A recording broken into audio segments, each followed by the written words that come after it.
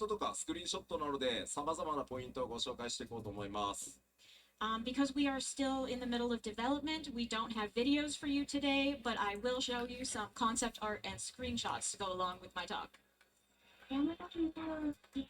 では、冒険の舞台に関わるところから始めていきます。Okay, let's start with some places really on the map. 皆さんにプレイヤータウンご紹介しようと思います。Okay, first, our new major hub city. これまでイシュガルド、クガネ、クリスタリウム、オールドシャーレアンと増えてきました。このドーントレイルでどうなるか。All right, so in our expansions thus far, we've increased these major cities. We started with Ishgard, we went to Kugane, the Crystarium, and Old Sharlayan. So where are we going this time? こちら、トラル大陸、ヨカトラルと呼ばれる地域にあるトライオラというのが新たなプレイヤータウンとなります。So our new major city is located in an area of Tural called Yok Tural, and it is called Tuliola. こちらそのアートワークなんですが、天野先生のねロゴでもこの姿描かれてます。As you can see in this artwork, this is the silhouette that you've seen in Amano's logo for us. これまでのタウン以上に異文化、多民族という特徴があります。This, more than the cities that you're used to, has an emphasis on diversity. ではアートワークとスクリーンショットを使って街の様子少し見ていきましょう。So let's take a look at some screenshots of what the town actually looks like.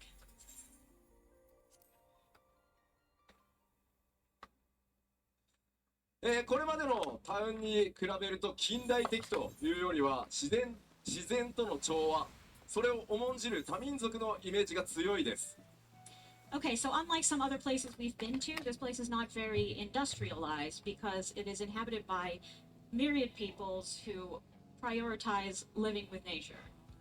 相当の2つの頭があるマムージャであるグルーンジャジャという非常に強く聡明な王によって統治されています。It is currently ruled by a two-headed Mamulja named Gulul Jaja, who is known for being both strong and wise.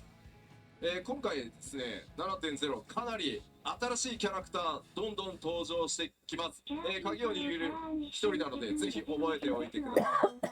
So this is just one of them. We will be introducing many characters in 7.0. 彼が座るこの玉座、この玉座に次に誰が座ることになるかというのを決めるのが王位継承レースということになります。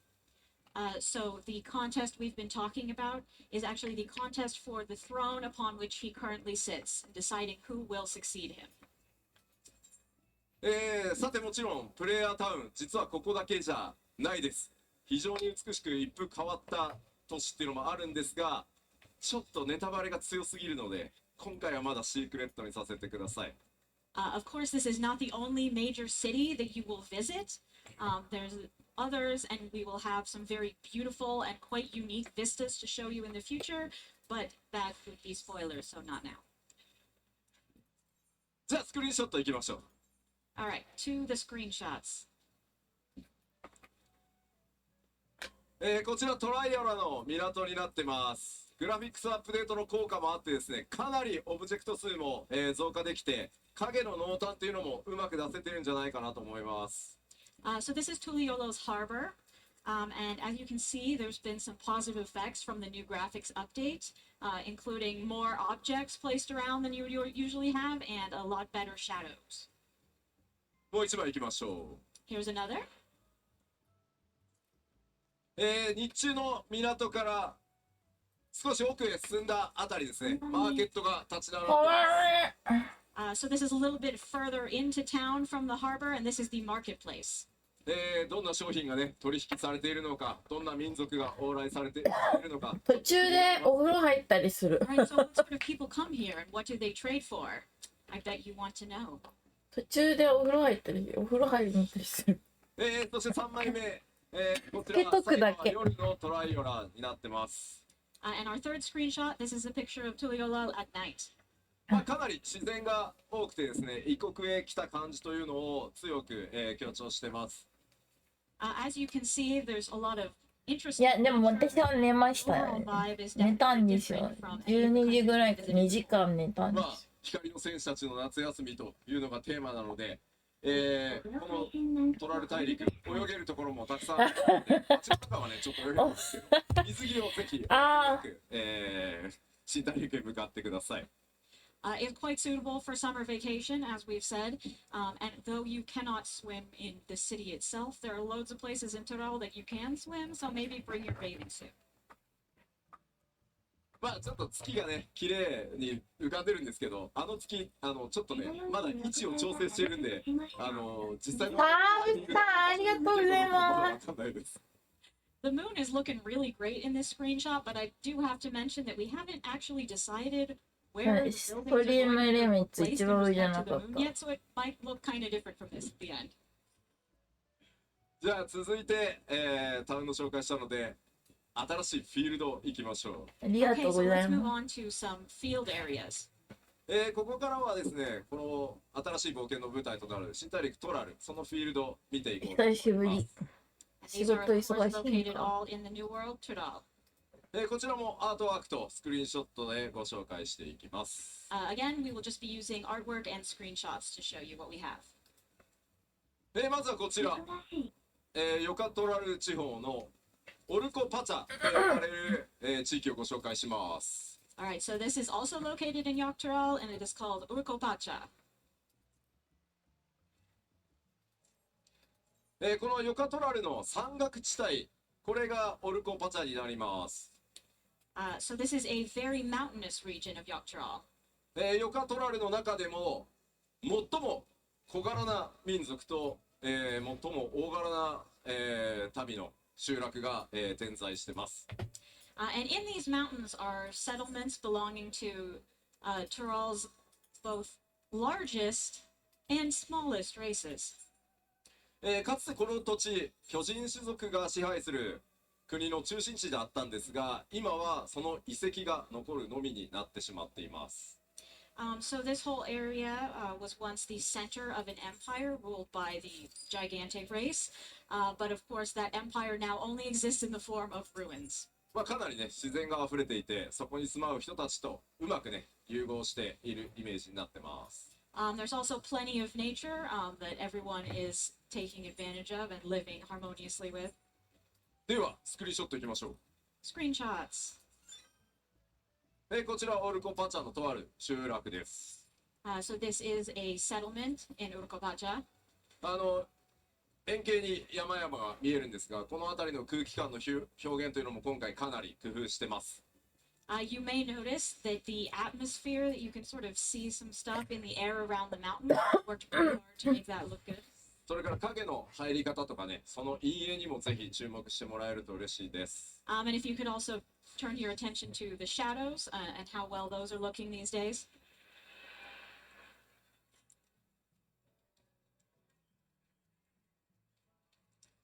続いて同じ集落の上面図からの、スクリーンショットです。やっぱりね、ちょっと異文化の雰囲気よく出てますね。So this is the same settlement from above, and you can definitely tell that it is home to a unique culture. 特にこの辺りの植物、左下の辺りは、今回のペンダント買ったっていろいろね、ツイート見世界て観を広げるための工夫ができるようになります。珍しいと思って。 And just really adding to the ambiance, we have these plants in the corner. 結構いい大きさ、いい大きさだった、大きかったってこと？ Excited to be able to add these features. いいね、いいねグ。ラフィックスアップデートは後でお知らせします。I will tell you more about the graphics update later. そして3枚目、こちあら雰囲気欲しいんだけどね、金属アレルギーがあってさ、金属アレルギーというか、ずっと使えない、ずっと、なんか、ちょこっとだったらいいんだけど、ずっと首につけとけないのよね。テクスチャーにね、改造がありましたね。Look at those buildings. Look at them. Look at them.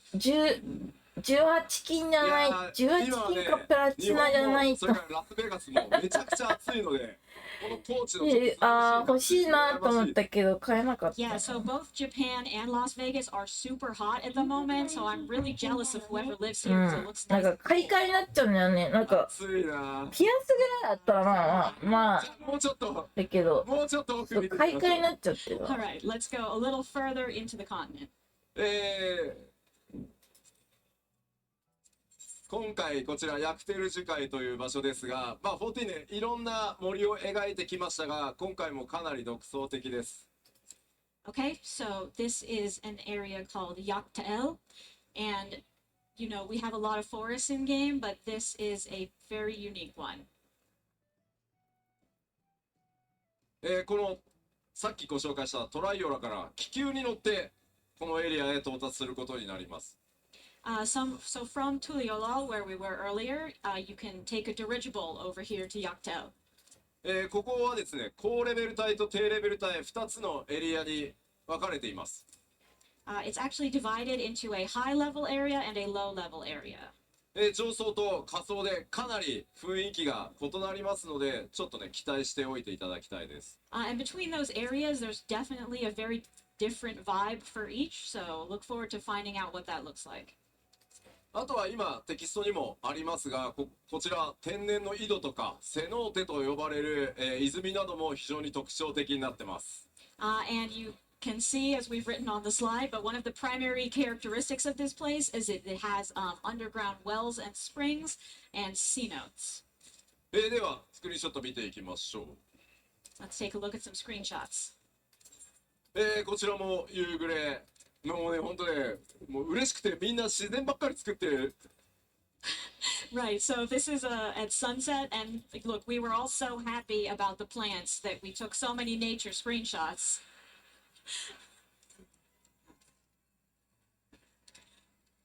ありがとうございます。まあ、なかなかね、この森の密度っていうのもこれまで出せなかったので、楽しみにしていてください。We've never been able to create such like a dense foliage in a forest before, so we're really excited for that. こちらはですね、今回食文化というものをかなり作り込んできてます。So yeah, we've done a lot to put all of those different varieties in there. こちらは上空から見たさっきのね、集落エリアの雰囲気です。And this is that same settlement we just saw, but from the sky. まあ、円形は深い霧に覆われていたり、昼と夜ね、気候によって雰囲気が違って見えるはずです。As you can see, we've got some fog, and the scenery changes quite a bit between day and nighttime. ではここで、このトラル大陸に住まう新たな部族についてちょっと紹介させてください。Okay, so now let's talk about one of the peoples that lives in Tural. これまでね、皆さんたくさんの部族に出会ってきたかと思います。We sure have met many tribes so far. 本当なんでナマゾウが一番真ん中にいるのか。Why does the Namazu get to be in front?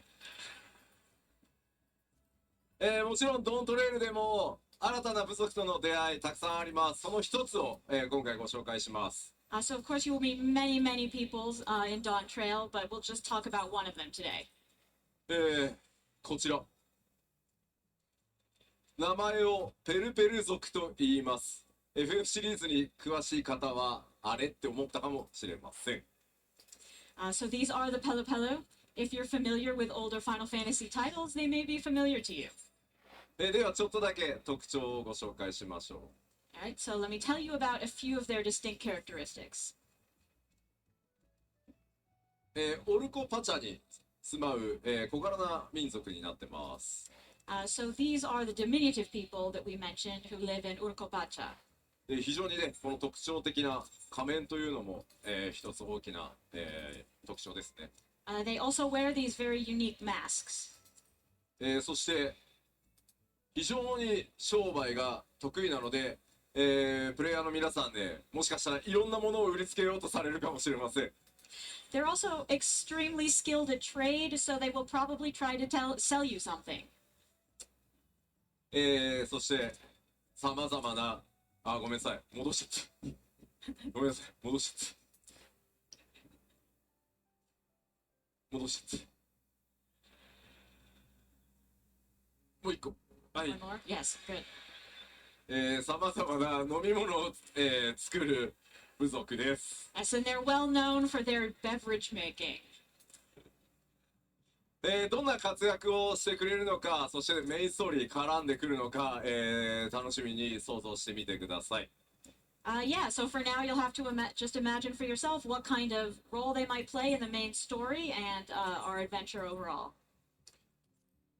というわけで簡単ではありますが、冒険の舞台であるトラル大陸、その一部ご紹介しました。Okay, so though that was very brief, that is a short introduction to Tural. まあ、明かせないね、秘密もまだまだたくさんあるんですが、すいません、フィールドなどの紹介は今回ここまでとさせてください。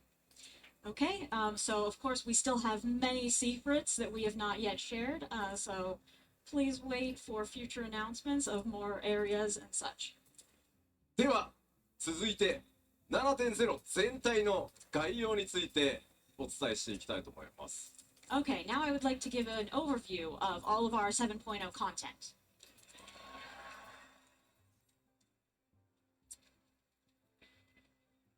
まあ全体像をね、最初のファンフェスなのでお伝えするということで、各項目どんどん進めていきたいと思います。All right, we've got a lot to show because we always go over all of it, so let's just zoom on through here. まず最初、レベルキャップの解放です。Of course, your level cap increase. ついにレベルが3桁になりました。We've reached the triple digits. いやでもこれもやっぱり長くね続けてこれないとここまで来ないので本当に皆さんのおかげです。ありがとうございます。 Of course, if we hadn't been making the game for so long, we never would have gotten this far, so thanks to all of you. もちろんですね、すべてのジョブに新しいアクション追加させていただきます。 Of course, we will also be adding new skills for all jobs. もちろんクラフターもギャザラーもレベル100になります。 And of course, Crafter and Gatherer will also increase their level cap to 100. さあ、レベルキャップが上がるということはこちらもあるはず。 Of course, when you increase the level cap, we also need...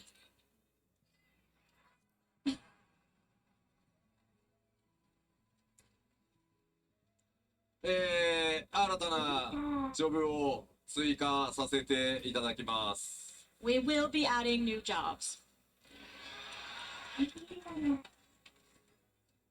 で、歴史だな。今回もですね、2つジョブ足します。 As before, there will again be 2.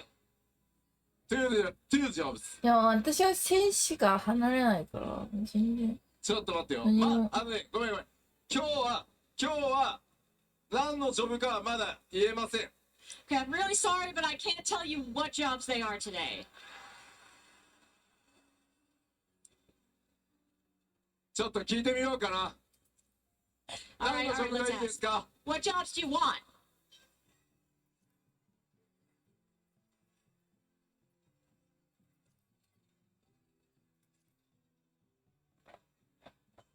なんかね、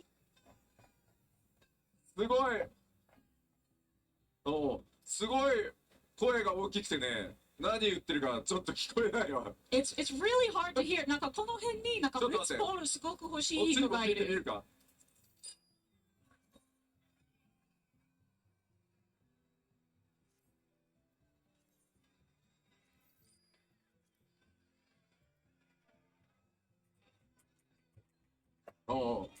ちょっと待って、ちょっと待って。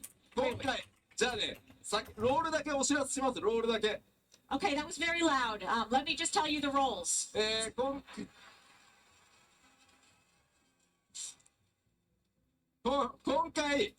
今回実装するのは2つのジョブとも DPS です。 Both jobs will be DPS. メレー DPS と One melee DPS. キャスターを追加します。Ranged magical DPS. ちょっと暑いから脱いでいいかな。 It's really hot. I gotta take off this overshirt.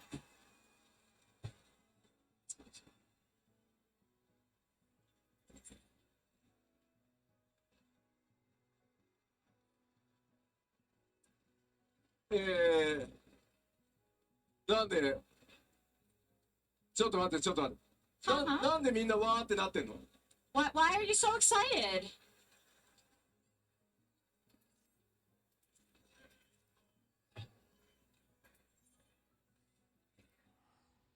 さあ、どんなジョブがやってくるのか、さまざまな想像を働かせて、楽しみにお待ちください。So while you wait, just try to imagine what kind of jobs we might have in store. 子供の頃よく見てたんですよね。Hope you can see this. I hope you can see well. さあ、次行きますよ。All right, let's move on. バトルコンテンツに関してです。This is about our core battle content. まず、これら基礎バトルコンテンツっていうのは今回も変わりなく実装させていただきます。Of course, all of our fundamental battle content is still there. そしてですね、新たなダンジョンというのも、これまで通り、同じボリュームでしっかり楽しんでいただけるように準備中です。Of course, we are preparing as many new dungeons as you've come to expect.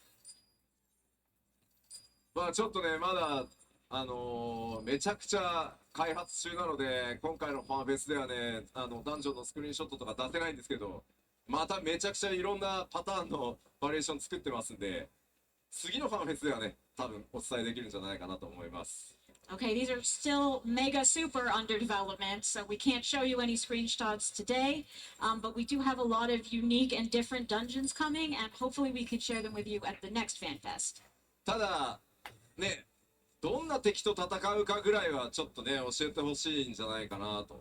We can tell you a little bit of who you will be fighting, though. まあ新たな冒険の大陸、そして新たなエリアがあれば、新たな強敵との出会いというのもあるかと思います。Of course, we're going to a new continent. We have new areas, so there's going to be new enemies to face off against. まあもちろん今回、いつも通りノーマルとハード、ちゃんとどっちもね、実装しますので、ぜひ楽しみにしてください。And of course, as always, we will be preparing normal and hard versions of these encounters. その一つだけ、ボス1個だけね、何もないとちょっと何もないのかよってなっちゃうんで、アート一つ持ってきたのでご紹介します。I would feel bad if I didn't show you anything, so we've brought out one piece of artwork of one of these new bosses.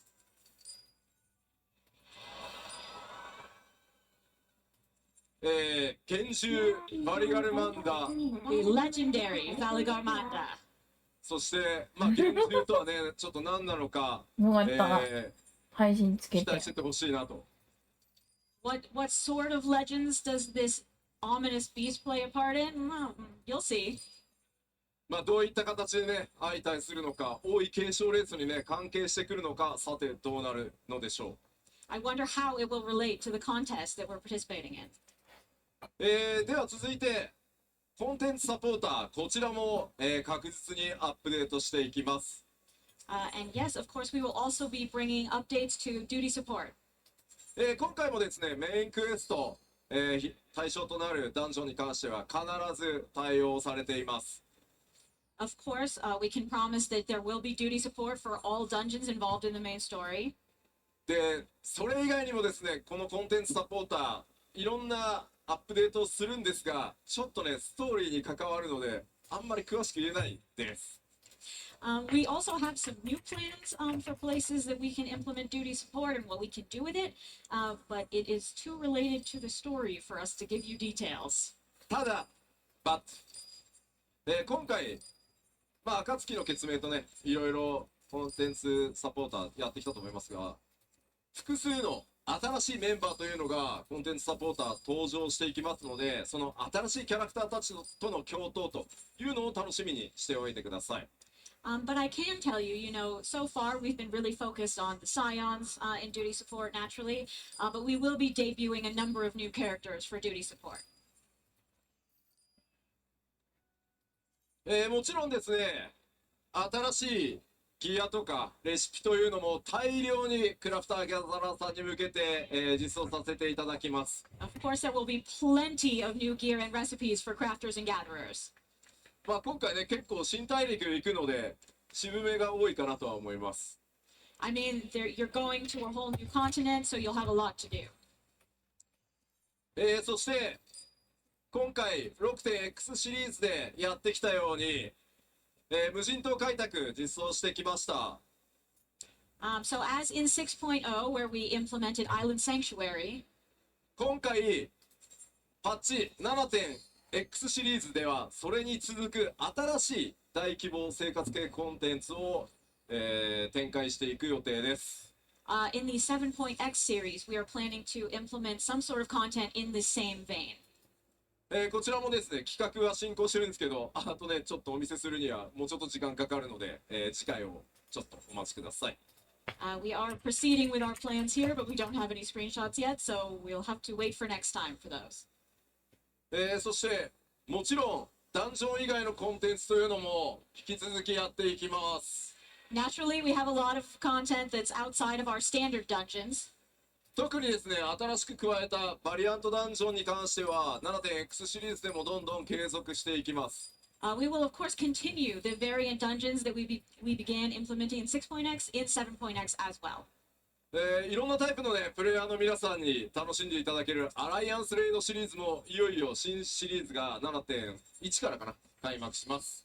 And from 7.1, we will have a new Alliance Raid series for all sorts of players to enjoy. エオルゼア12神をテーマにした今、ミス・オブ・エオルゼア、非常に好評いただいてます。So Myths of the Realm featuring the 12 has been very, very highly appraised. 次のシリーズはよりファイナルファンタジーらしいテーマで皆さんに驚きも含めてお届けの予定となっています。That being the case, our next Alliance Raid will be even more Final Fantasy-ish. さて、どんなシリーズになるのかあれこれ予想しながらお待ちください。What will it be? Think about it in the meantime before we reveal it. そして先日のパッチ 6.4 で完結したパンデモニウムに続いて新たな8人レードというのももちろん、7.0 からスタートしていきます。And from 7.0, obviously we have finished off Pandemonium, so we will be implementing a new 8-player raid as well. 来年の夏そしてね、最高難度を誇る Z シリーズについても新たなコンテンツをお届けしていきます。And there will be new ultimates as well.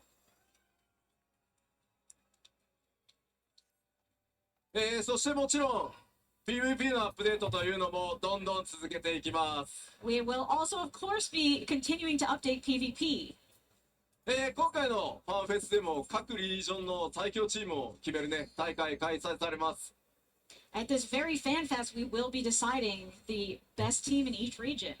クリスタルコンフリクトのアップデートとさらなるね、盛り上げだけじゃなくてフロントラインやライバルウィングスの調整、そしてフロントラインに新しいマップ、新ルールの追加など継続的にアップデートを続けていきたいと思います。Of course, we will be bringing new updates to Crystal and Conflict, but we will also be updating Frontline and Rival Wings with new maps for Frontline.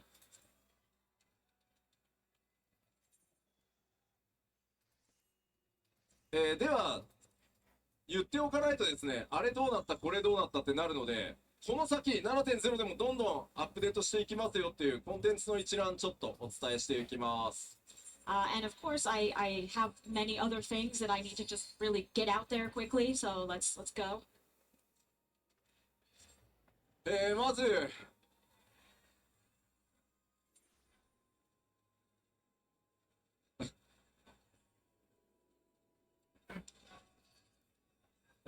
青魔導士のアップデートも継続してやっていきますし、帰ってきたヒルディブランドも 7.X シリーズさらに活躍してくれそうです。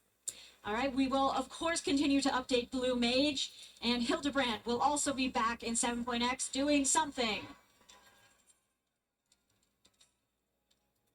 それからですね、ディープダンジョンに関しても新しい企画が進行してます。でもちろん、他のバトルコンテンツというのも検討していきますので、新しいコンテンツの開発というのもしっかり力を入れていきたいと思います。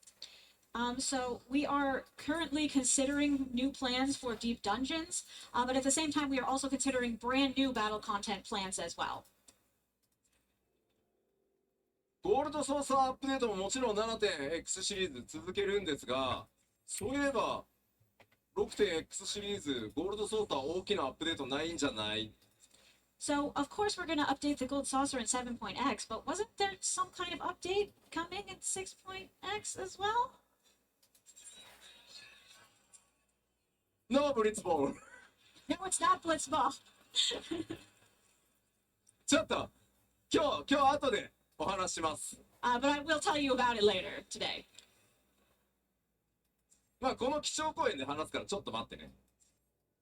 Even in this very keynote, I will tell you about it. So just wait just a sec. さて、各種コンテンツアップデート、まあとにかくいろんなものをこれまで通りたくさんどんどん継続してアップデートしますよってお知らせさせていただいたので、ここからは、システム的なアップデートというのをお伝えしていこうと思います。Okay, so we've gone over how we will be continuing to update content as we always do at as quick a pace as we can. So now let's look at some more system side updates. そのシステムのアップデート、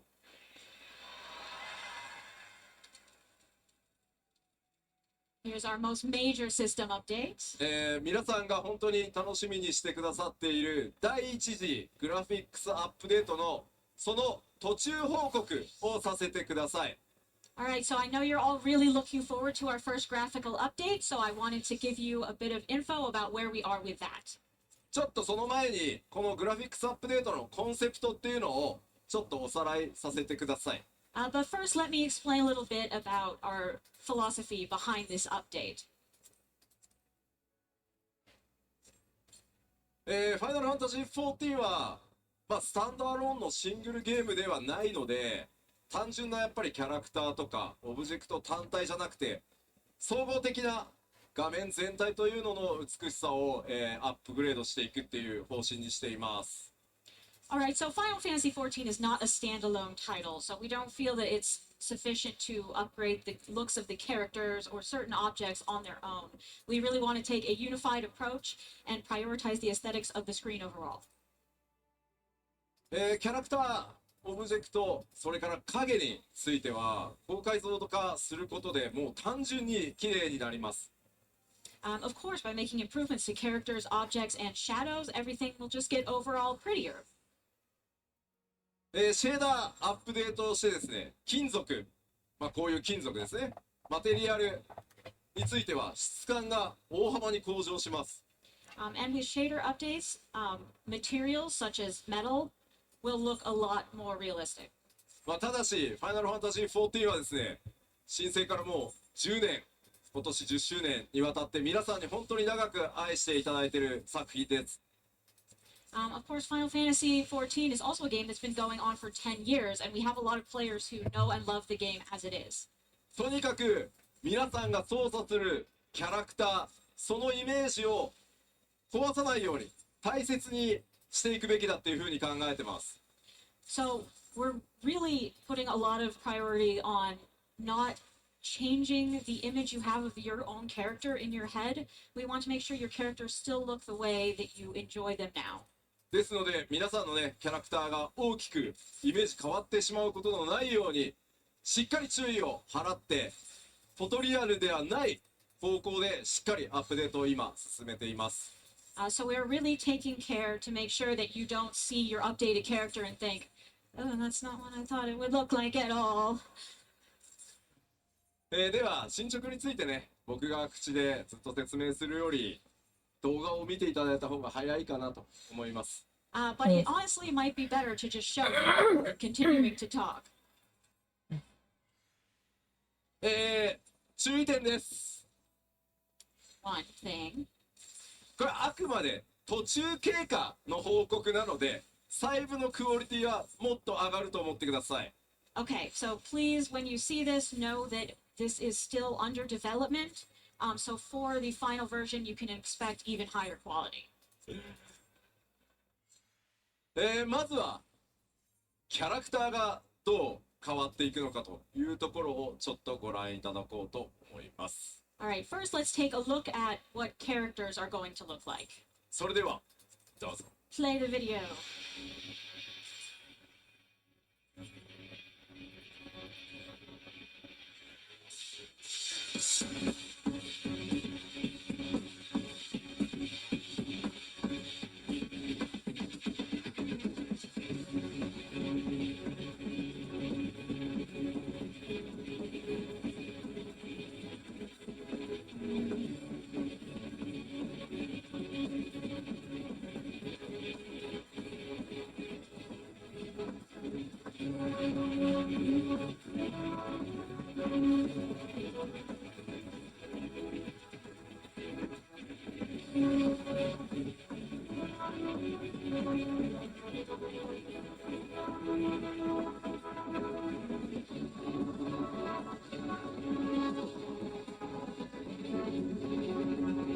すげえなんかいかつくなるな。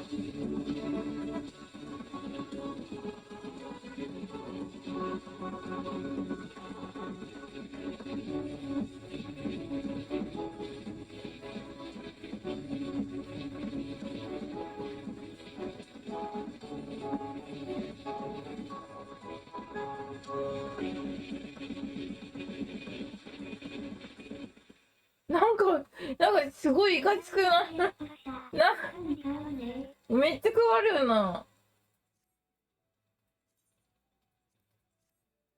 まあかなり皆さんのキャラクターのイメージが崩れないように徹底的に注意をしながら、作ってまいりました。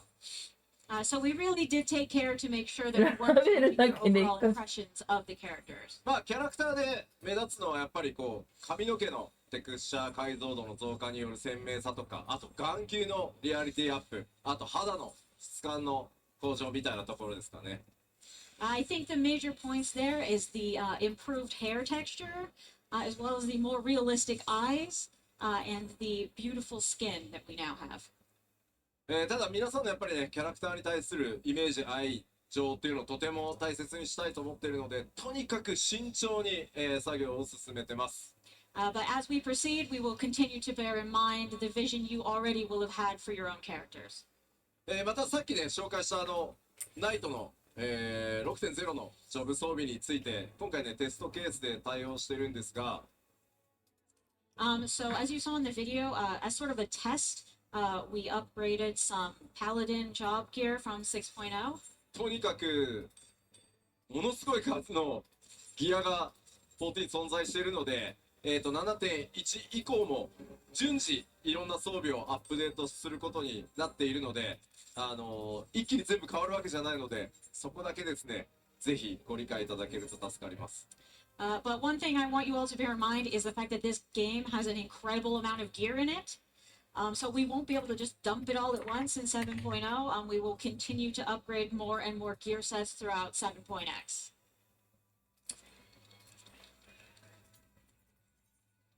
またもう一つなんですけど、One more thing. NPC たちもすごい綺麗になるんですけど、The NPCs as well, they will get a lot prettier. なんかめちゃめちゃ綺麗になるやつとまだ綺麗にならないやつがこういたりするんで、ちょっとしばらくは許してください。But this is also affected by the fact that we need to update this on an ongoing basis. So for a little bit of time, we may have a situation where you have like one really shiny, nice person and one sort of, oh, I didn't get updated person. もうねなんかねテレジとかはね綺麗にならなくてもいいんですけど、Or can we just leave Telegy as he is, like whatever? でもあいつプレイヤーの皆さんと同じアセットで組まれてるから、あいつはね綺麗になっちゃうんです。Unfortunately, no, he will get prettier because he uses the same assets as the player characters. なので 7.0 からの新しいエリアとか新しいキャラクターは全部対応していきます。で、2.0 からの主要 NPC、プレイヤーキャラクターを優先してやっていくので、逆に 7.0 と 2.0 の序盤からこうだんだん狭まってくるみたいなイメージでアップデートしていく予定です。So for the time being, of course, all these graphic updates will be applied to the new areas, new characters in 7.0. And we're also going to go back and apply them to areas and characters from 2.0. And then we'll sort of close in on the middle expansions from there. で、もちろんね、いろんな装備、順次対応していきますので、その点だけご承知おきください。But we will be continuing to update the gear, so please just be patient with us. 次なんですけど、今度はね、マップ、もうね、スクリーンショット出てますが、マップを見ていきたいと思います。And I'd like to take a look at the map areas as well, if we can look at the screenshot. マップはですね、ライティングの違いと、それから今あるこのメタル、オブジェクト系の違いというところが、分かっていただけるかと思います。So from this picture, I think you can see that when you're walking around, generally you'll find like better quality materials such as metals. こちらも動画用意しますので、早速見ていこうと思います。But we do have a video for this as well, so let's take a look at that. よーく見てくださいね。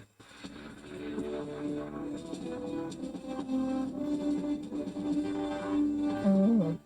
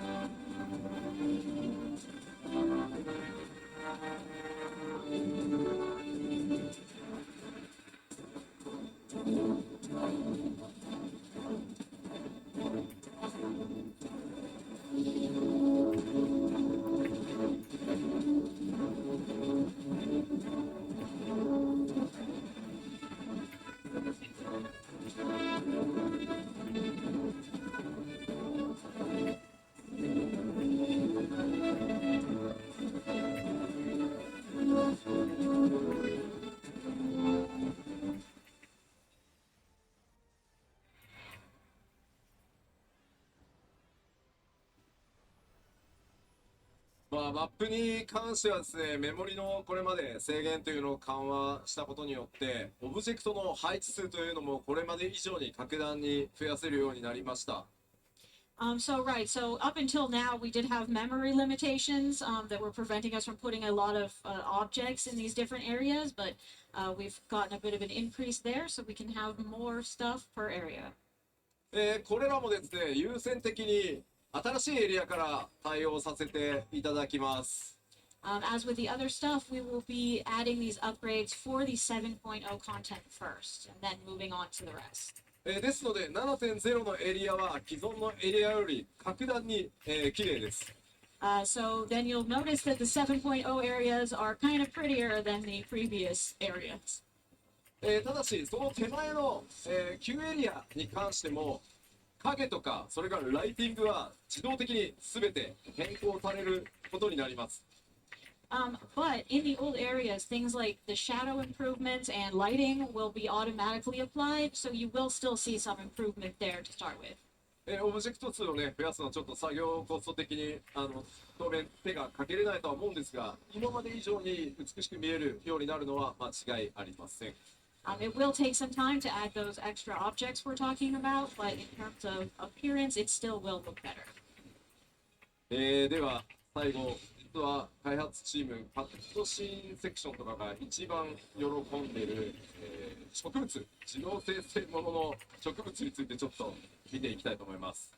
Okay, so now moving on to the thing that the development team is most excited about, particularly the cutscene team, that is plants, our auto-generated greenery. こちらもですね、動画ご用意してあります。映像の中でね、比較が出たりするので、ちょっと見比べながらご覧いただければと思います。So we do have a video again for this, so please take a close look and compare what we have. どうぞ。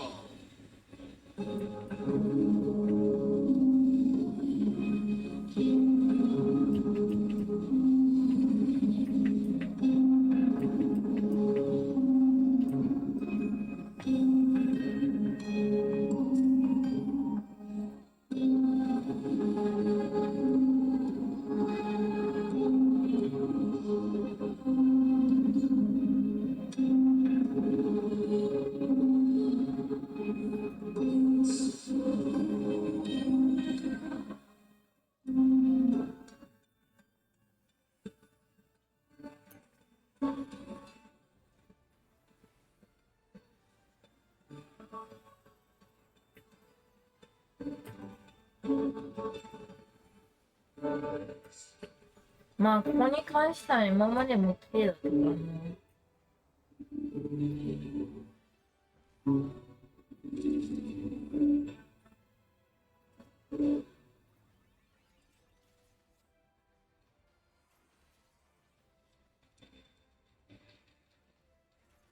もうさっきの動画の最後の方でもう右下ぐらいに草がアップになってたと思うんですが、So I think you might have seen the grass in the bottom right-hand side of the video. で皆さんもねスクリーンショットこう撮ろうとしたらなんかすごいジャキジャキの草ここにいるみたいな。And if you have that kind of grass, as you know, when you try to take a screenshot, you're like, oh, that's there. まあそういうのはなくなるのでスクリーンショット撮りやすくなるんじゃないかなと思います。But we won't have that problem anymore, so I think your screenshots will be a lot easier to take from now on. ただこのアップデート自動的にねこうシステムで、植えるこう草花のアップデートなので。So this update あ、 will ユシピ actually が消え automatically てる apply 私 to の the せい system. で。残念ながらブドウのポリゴン数は自動的に増えたりはしないんですけどね。Except, unfortunately, we can't also automatically increase the poly count that is available in this game. そこグレープって言ってもらわないと。Grapes. Grapes. We must mention the grapes. そう。オートマチックでグレープのポリゴンは増えない。I just need you to know that we cannot give any more polygons to the grapes.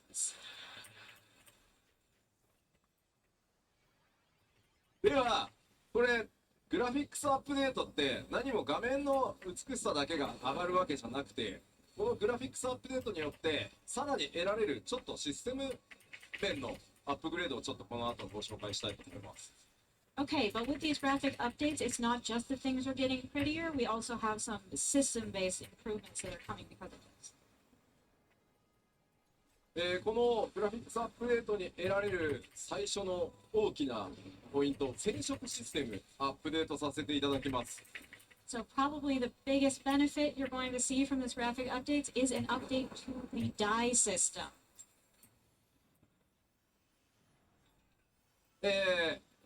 これまでも非常に多かった染色箇所を増やしてほしいなっていうフィードバックなんですが、For a while, we've been getting a ton of feedback from people saying, I really want to be able to dye more parts of my gear.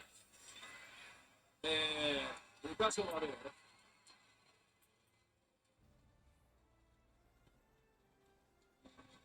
どういうこと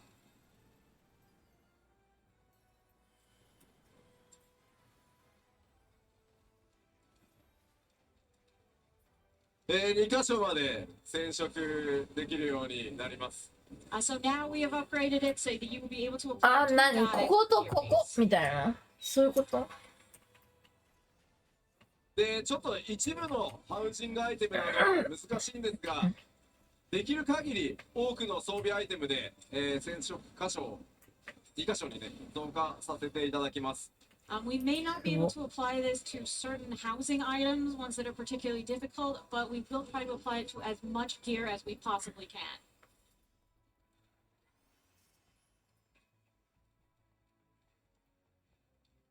こちらについてはですね、7.0 リリースのタイミングで全てのアイテムに対応するのはちょっと難しいんですが、できるだけ多くのアイテムを 7.0 で対応して、対応が間に合わなかったものは順次アップデートで、複数染色箇所対応していこうと思いますので、こちら順次もね、これもアップデートされると思っていただけると助かります。Okay, so as before, we will try to implement as many of these items in 7.0 as we can so they can be upgraded, but we probably will not get to all of them, so if your favorite gear has not been upgraded yet, know that it will be upgraded in 7.x. It's coming. そして続いてもですね、こちらもご要望多かったものです。Next, we have another thing that we've gotten a lot of requests for. メガネを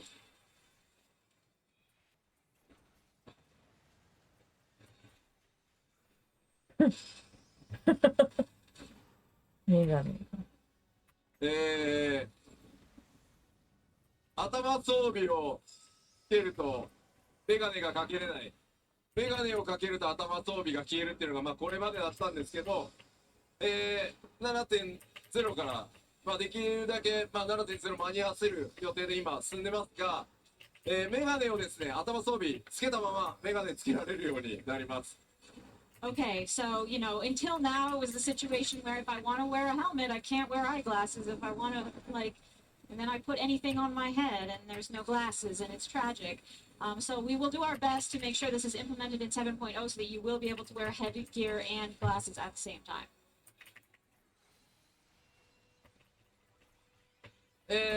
皆さんの中でですね、8人レイドとか、ゼとかよく行ってるよっていう人、どれぐらいいます？ How many of you frequently play 8-man raids or ultimates? 結構いますね。Wow, there's a lot. メガネを装備するっていうことは、やばい、新しいアクセサリー増えるのかしらって思うかもしれません。So those folks might be thinking, oh no, does that mean I need to have more accessory problems? 今回実装させてもらうメガネはあくまでファッションアイテムって扱いにするので、パラメータとかは一切ないですし、あまりチェストを使うようなこともないので、ただペーパードールからね装備できるようにはしますので、そこは安心してください。So for these new glasses, while you will be able to equip them on your character like gear, system-wise they are not treated like gear. They will not take up space in your armory chest, so do not worry. メガネ。そしてシステム的なアップデートもう一つ、こちらはですね、すいません、7.0 ではないんですが、今 7.x のどっかでアップデートできるように頑張ってる機能です。Okay, this last one we'll not be able to implement in 7.0, but we are going to plan it for 7.x. 大変お待たせしていますが、Sorry for the long wait.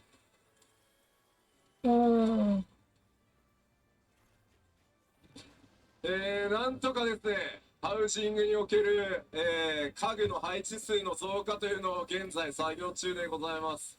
We are currently working on increasing the furnishing limit.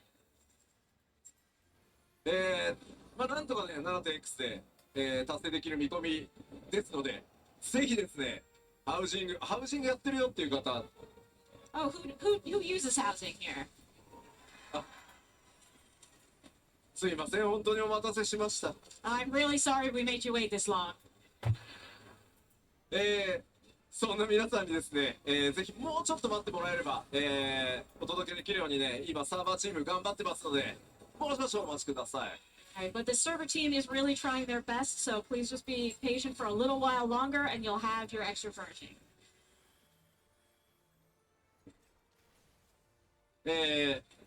ただですね、グラフィックスアップデートをするとですね、どうしても、それと同時にお伝えしなければならないことがあります。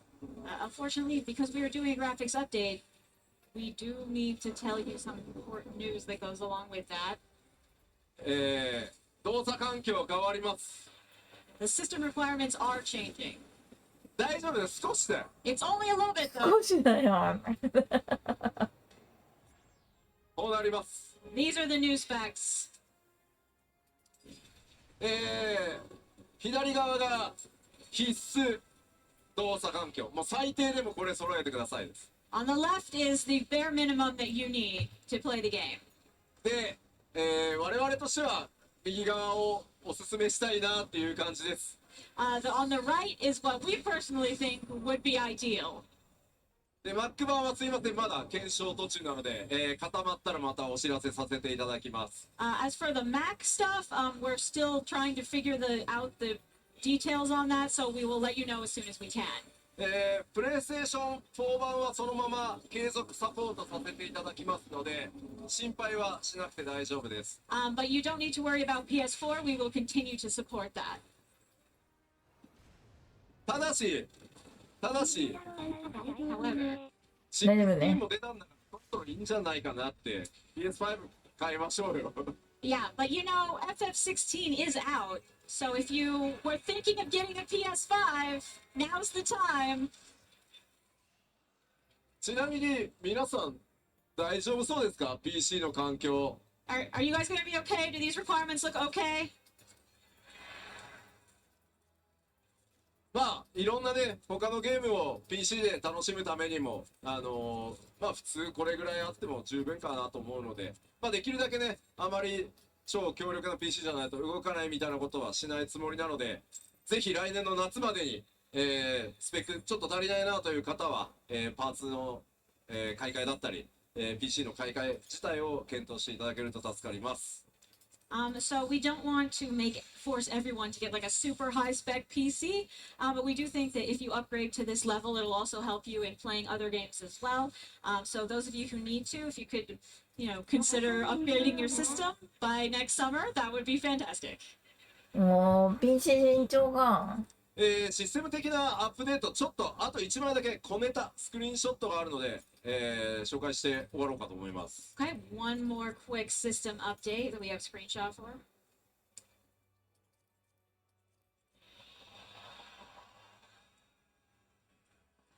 の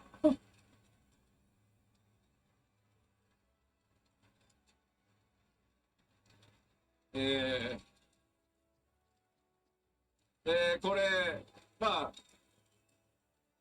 グラフィックスアップデートそのものではないんですけど、ちょっと面白いものを作ってますという報告です。So this isn't related to the graphics update, but we thought it was cool, so we'll share it. まだ UI もね全然仮の状態なんですが、皆さんがゲームの中でコンテンツ攻略などを打ち合わせできるようにホワイトボード機能というのを制作中です。Okay, so this UI is not final, but fundamentally this is an online whiteboard style feature that will allow you to meet up and discuss your plans when you're challenging various duties.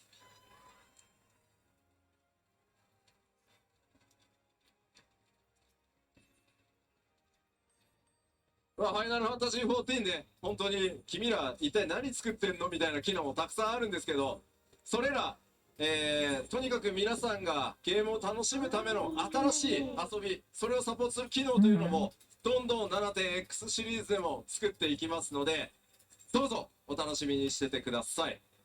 Final Fantasy XIV has a lot of features that might make you think like, well, that's a weird choice to add.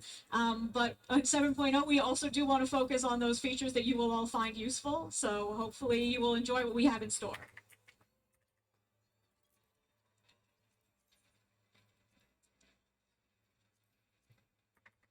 さて、気象行為もちょっとね終わりに近づいてきたんですが、今日お話しできる 7.0 や 7.x シリーズに関する内容はこれくらいです。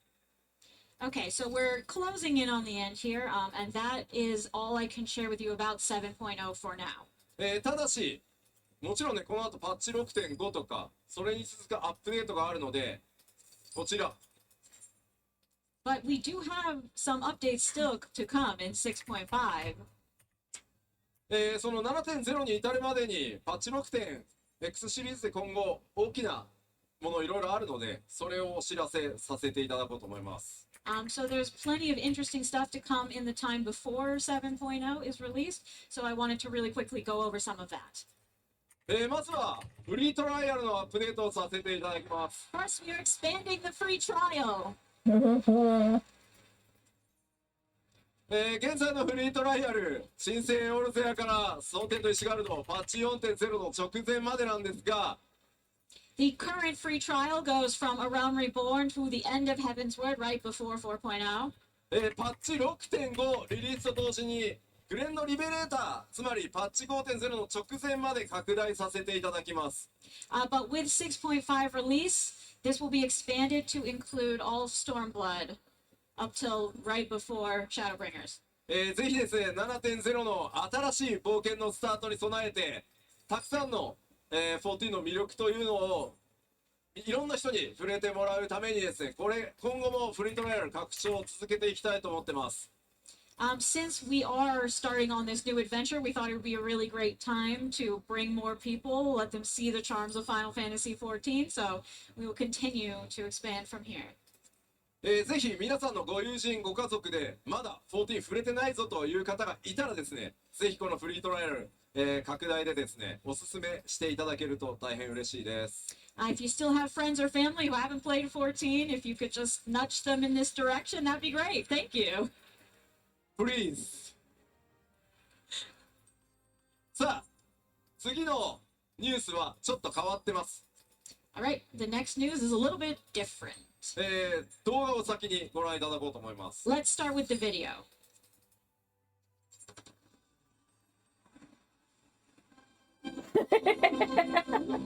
嘘だろ？コラボすんのかよ。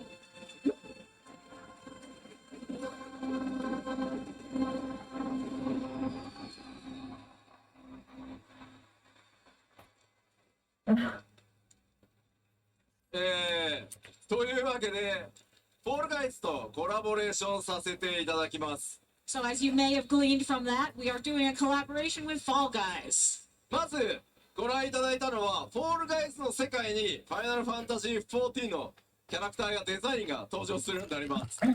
So what you've just seen is Fantasy 14 characters and designs coming to Fall Guys. フォールガイズにですね、ウォリアーズ・オブ・ライト・フェインパスというのが登場します。And they will be debuting the Warriors of Light Fame Pass. こちらですね、8月22日から10月3日まで、14のキャラクターコスチュームとかエモート、ビクトリーなどが、アイテム入手できるようになるそうです。Okay, so from August 22nd, you'll be able to get this, and it will have all sorts of costumes and emotes and such. パッチ 6.5 リリースまでの間ですね、ぜひこれを機会にフォールガイズもプレイしてみてください。So, you know, since we have the opportunity, you might want to check out Fall Guys between now and the release of 6.5 if you haven't already. そして思ったでしょ、なんだフォールガイズ側に行くのかって。And of course, are you a little disappointed? Are you thinking, well, what, are we just going to Fall Guys? でもクロスオーバーですよ。It's a crossover.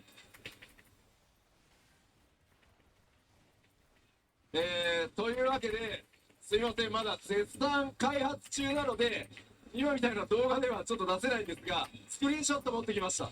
And so of course it's coming to 14. We are still in development, so we don't have a video of this, but we do have some screenshots. キャ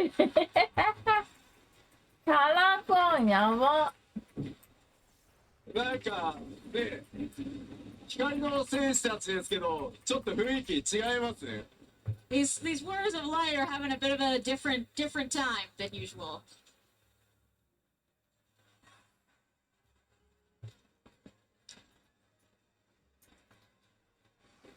ファイナルファンタジー14のゴールドソーサーにフォールガイズが疑似体験できるコンテンツを実装します。So we will be implementing some Fall Guys-esque content into the Gold Saucer.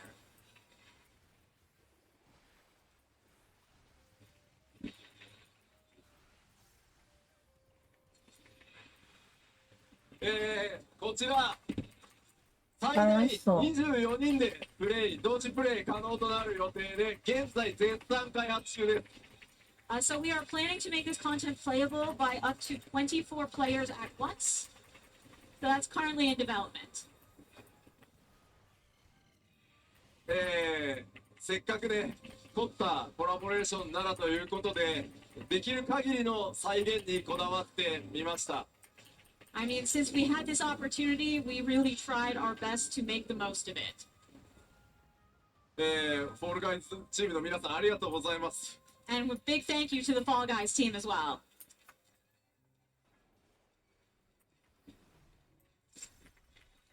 正式なパッチターゲットは調整中ですが、パッチ 6.5X 期間中にゴールド操作にてプレイ可能な予定です。We're not sure the details of exactly what minor patch it's going to be in, but it will come in 6.5x. ぜひぜひですね、こちらもお楽しみにお待ちください。Please look forward to it. さて、この 6.5X 中に、アップデートする重要なお知らせなんですけど、この基調講演、あと1個大きなお知らせが残ってます。Okay, we just have one last important announcement about what's coming during 6.5x for the keynote. その大きな発表の前に超特別なスペシャルゲストをお呼びさせてください。But before we make that announcement, I would like to bring in a very special guest. 僕の長きにわたる友人でもあり、そしてご自身が熱心なね、ファイナルファンタジー14のファンでもあります。This is my longtime friend and fellow Final Fantasy XIV fan, ビル・スペンサ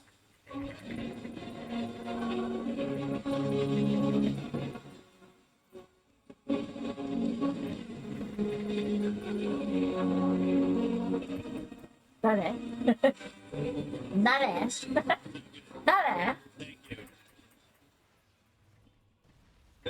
改めまして、マイクロソフトゲーミング CEO のフィル・スペンサーさんです。すごい大きな拍手お願いしま I'm す。 pleased to welcome the CEO of Microsoft Gaming, Mr. Phil Spencer.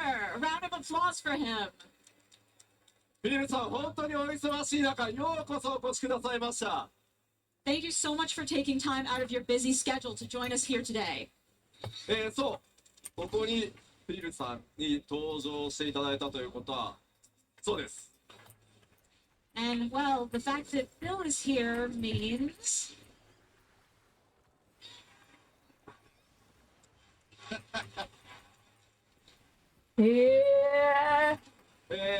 世界中からご要望いただき、本当に辛抱強くお待ちいただいて、本当にありがとうございます。we have received requests for this from all over the world, so we are really happy to present this today. ファイナルファンタジー14、Xbox バージョンがついに登場します。これ Final によっ Fantasy て、 XIV for Xbox. これによってですね、ファイナルファンタジー14のコミュニティはより強く、さらに拡大していくと思ってます。Because of this, the 14 community will expand and become even stronger.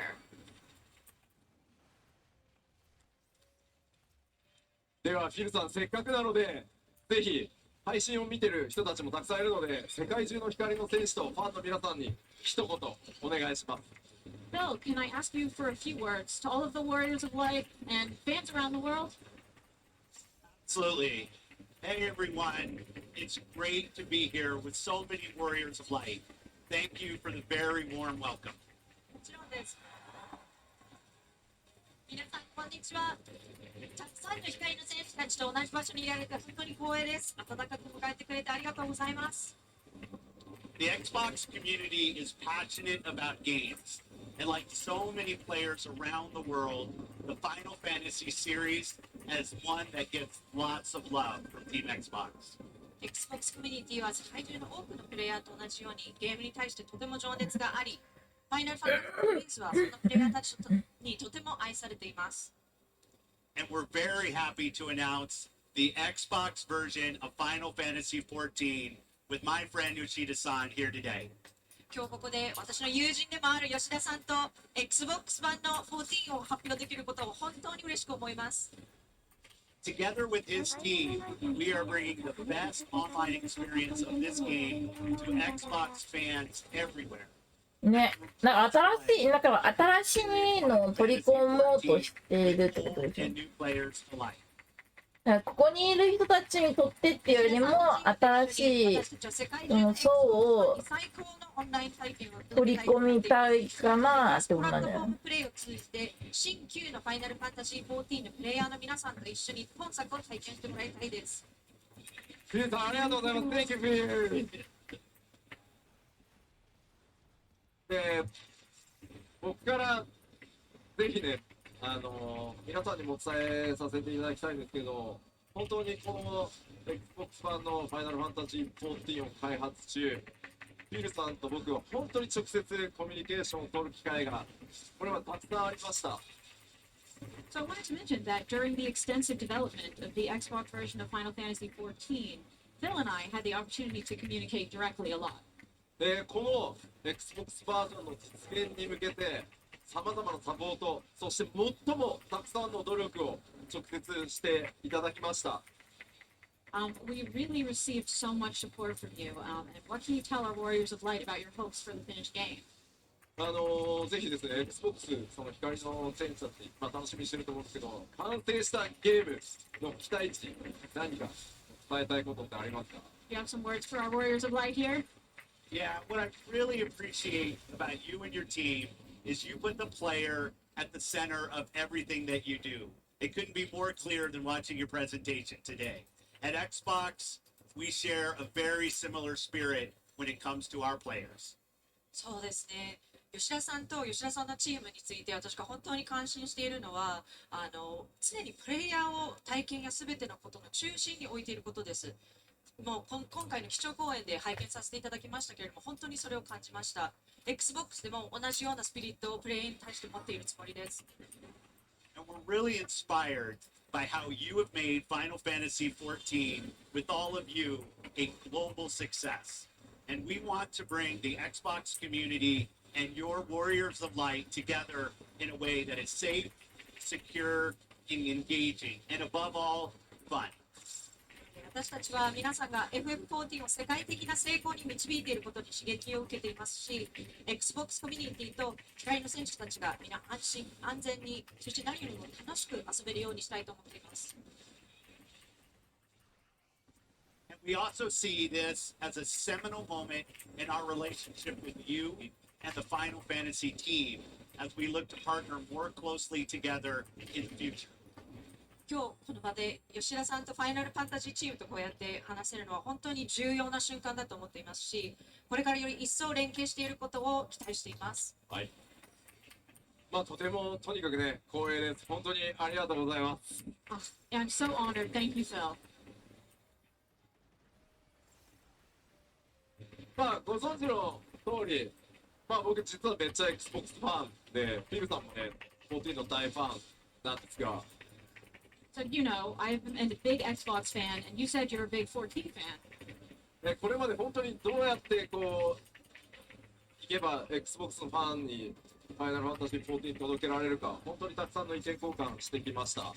We've exchanged so many ideas about how we can make the best 14 available to Xbox fans. だから僕はもう本当に友人として、でこの本当に Xbox 版を実現するためにどれだけ尽力してもらったかっていうのを一番知ってるのは僕悲しみの任天堂かな、悲しみかな、なんかスイッユーザーに参加してほしかった。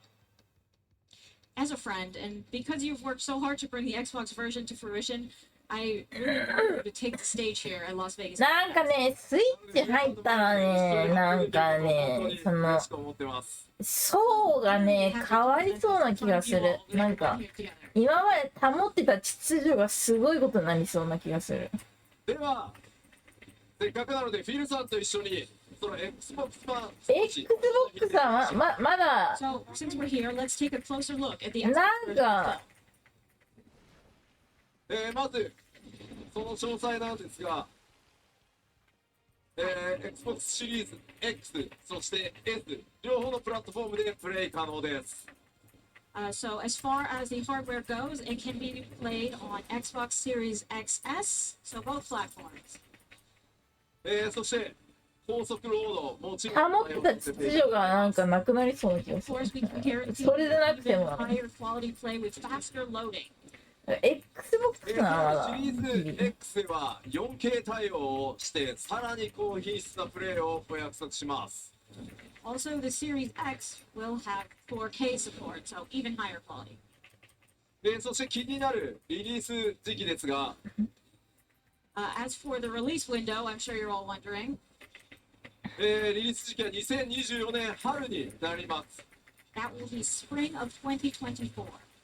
拡張パッケージ 7.0 の前、パッチ 6.5X 運営中にオープンベータテストを行います。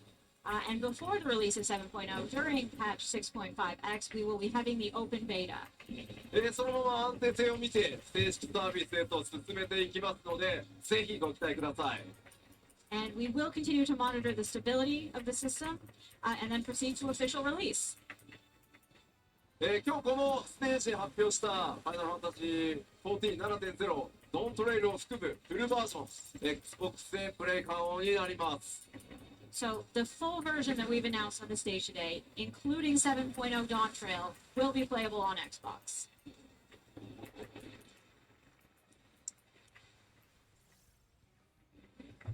他のプラットフォームと同じように Xbox 版もダウンロード版のみの発売となります。It will only be available as a downloadable version, just like our other platforms. オープンベータから製品版に移行すればそのままプレイできますので、ぜひオープンベータから参加してください。However, because of that, you can go straight from the open beta to playing the full release version, so we do encourage you to join the beta. フィルさん、改めて壇上でこう発表できて感想いかがですか？ Phil, once again, do you have any further comments you'd like to share? The entire Xbox team is excited to see how our newest Warriors of Light will use the full capabilities of Xbox Series X and Series S to help save Eorzea. And I'm excited to partner with you, Yoshida-san, and your studios as you bring this incredible franchise to global platforms to enable more players to connect and experience the joy of gaming together. 新たに加わる光の戦士たちがいかに Xbox シリーズ X とシリーズ S の機能をフルに活用してエオルゼを救っていくのが見るのを楽しみにしています。そして吉田さんとスタジオチームの皆さんと連携し、この素晴らしいフランチャイズをグローバルなプラットフォームで展開することで、より多くのプレイヤーとつながり、一緒にゲームの楽しさを体験できるようになることを楽しみにしています。Thank you, Phil.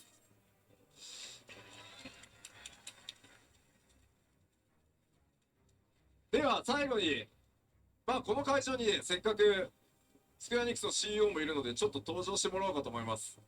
Well, since our CEO is here, why not just bring him out too? 桐生さん出てきてください。President Kiryu!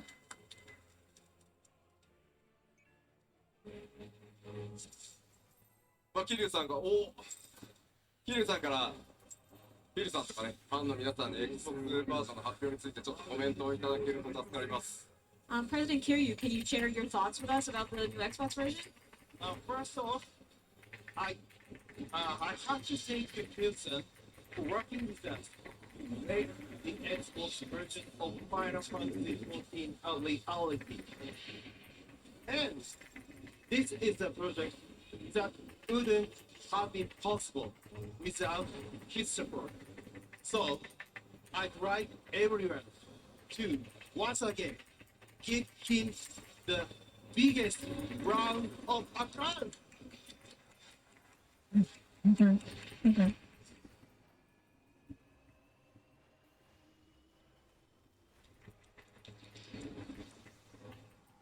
Thank you.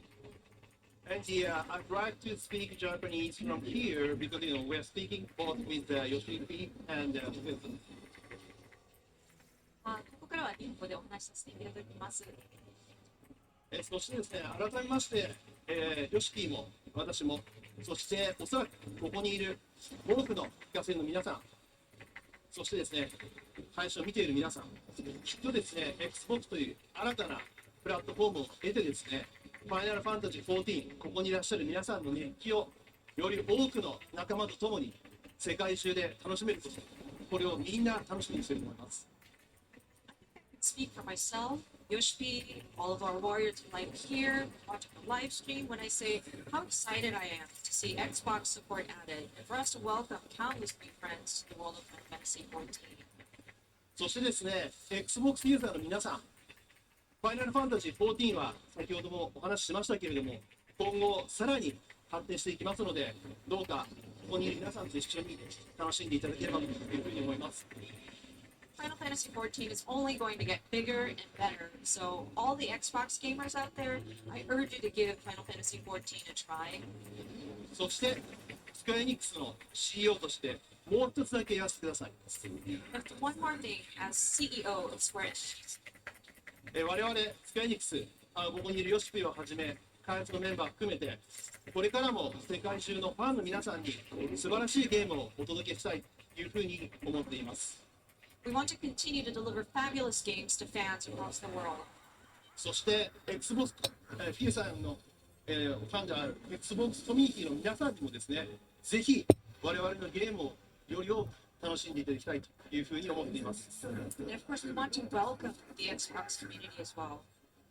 本日ですね、発表させていただいた、ファイナルファンタジー14の Xbox バージョン版、Xbox 版はですね、2024年の春には皆さんにお届けしたいというふうに思っていますけれども、これを皮切りにですね、世界中の Xbox のプレイヤーの皆さんに、当社スクエアエニックスのゲームをできるだけ多くお届けできるように、楽しんでいただけるようにしようとして、ぜひ頑張っていきたいというふうに思っています。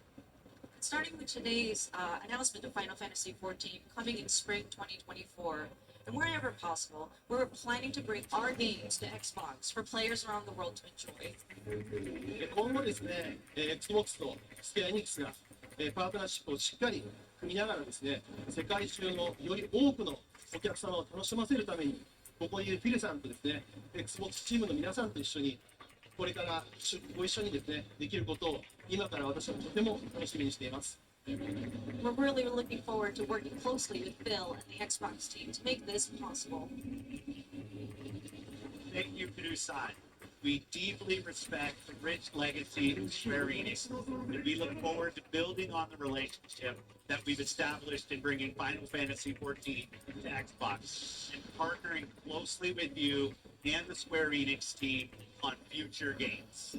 ヒデさん、ありがとうございます。私たちはスクエアエニックスの素晴らしいレガシーを深くリスペクトしていますし、このファイナルファンタジー14を Xbox に導入することで培ってきた関係をより強くして、今後いろいろなことにおいて、桐生さん、吉田さん、そして本社から今後リリースされていくタイトルにおいて、スクエアエニックスチームの皆さんと密に連携できることを楽しみにしています。はい、ありがとうございます。ぜひよろしくお願いします。今後も Xbox の皆さんとお仕事していくのをとても楽しみにしてます。I'm extremely thankful, and we are committed to working with Xbox going forward. じゃあせっかく来ていただいたので、ちょっと握手を3人でしてもいいですか？ Well, while we're up here, let's shake hands.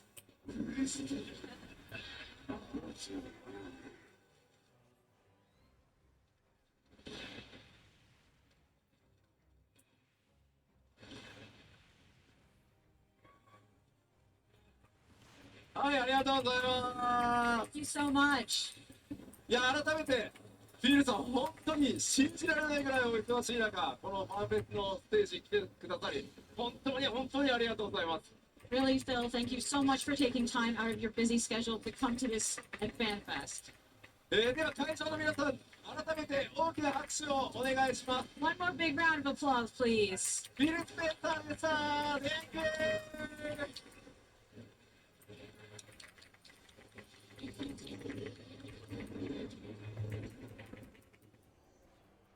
いやー、ようやく発表できてほっとしてます。I'm so glad we finally got to reveal that. キムさん、初めてこの物理ファンフェスのステージに立ってみて、いかがでした？ So, President Kiryu, this is your first time at FanFest in person. How is it? いや、もう最高ですね、一言で言うと。For the lack of a better word, this is the best experience ever. さて、気象公演なんですが、今日のところお話しできることは全てお話ししました。Alright, as far as the keynote goes, I have told you everything I possibly can today. 7.0 そしてさらなる大きなお知らせは、As for further announcements on big upcoming stuff, including 7.0, 次のファンフェスロンドンでさせていただこうと思います。 please tune in to FanFest in London.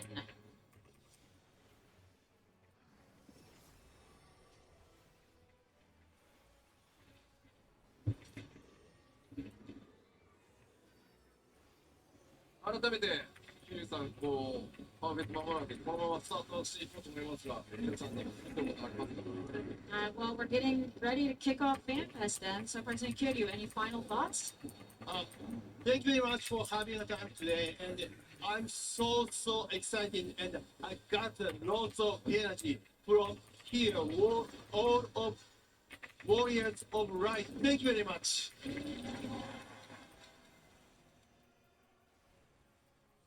さあではこのままオープニングに移りたいと思いますので、 Alright, 近くに来ている開発運営チームの皆さん、ステージへお願いします。 so let's move on to the opening ceremony, which means we need the development team out on stage.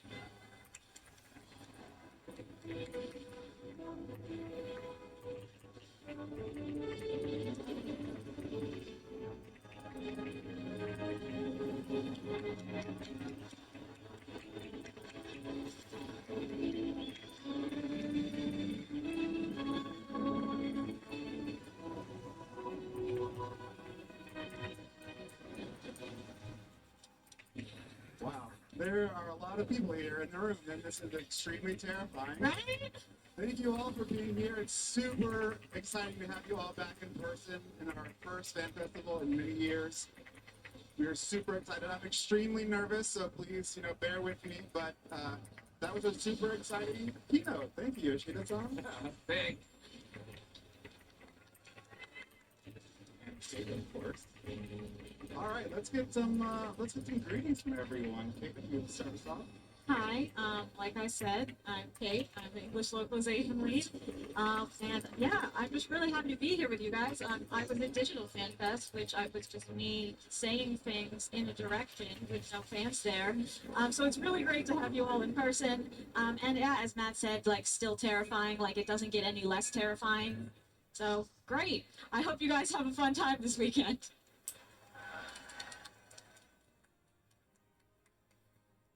Hello, everyone. Michael Christopher Koji Fox. I guess now because she's lead, I'm localization supervisor. I also, do lyrics and, some lore book stuff and purveyor of 4 puns. Yeah. Every now and then. 5 years in between physical fan fest is way too long. I'm really excited to be back in Vegas to reconnect with a lot of old friends as well as make a lot of new friends, hopefully. Most of the heavy lifting for this show is going to be done by Kate and Amy, which I'm super grateful. Thank you so much. Thank you so much. Which is going to give me a lot of time to be on the floor with you guys. So if you see me, grab me, say, hey, balls. Oh, you're gonna get mobbed, dude. Don't actually grab him. That's dangerous worse. Politely wave at him. If you have any questions, I'm happy to answer them. Just one note, I will be answering no questions about teenagers, mutants, ninjas, and or turtles. No questions, sorry.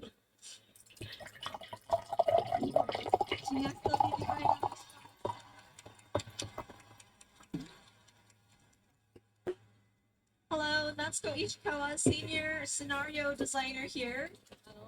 いろいろ言うことはあったんですけれども、皆さんがトレーラーで暁のメンバーにおーって言ってくれたのを聞いてたら嬉しくて忘れちゃいました。I was trying to plan my speech when I got up here, but when we were watching the trailers and everybody was cheering for each of the scions that showed up, everything just kind of went blank.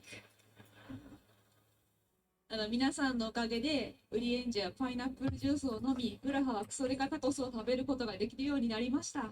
But thanks to everybody, Graha and Urienje can now enjoy some pineapple juice, and Grahatia can enjoy his giant tacos.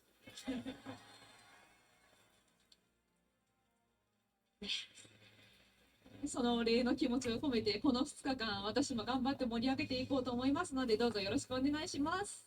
But yeah, as my token of gratitude, I'm going to spend the next 2 days with you guys trying to give back to the community.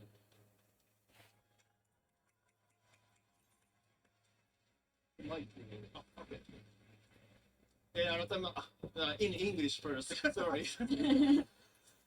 I want to thank you, the all of the warriors right in here, and also the watching online for the supporting Final Fantasy 14 decade, and also the such a kind of big things I've never experienced. So I'm really glad for all of you, and also please support the Final Fantasy 14 and our team. Thank you very much.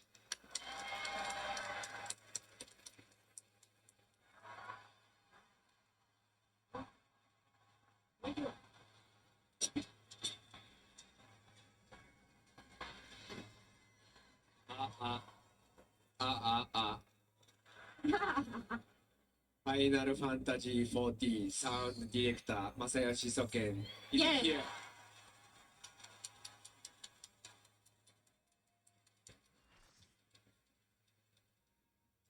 We have a big concert today.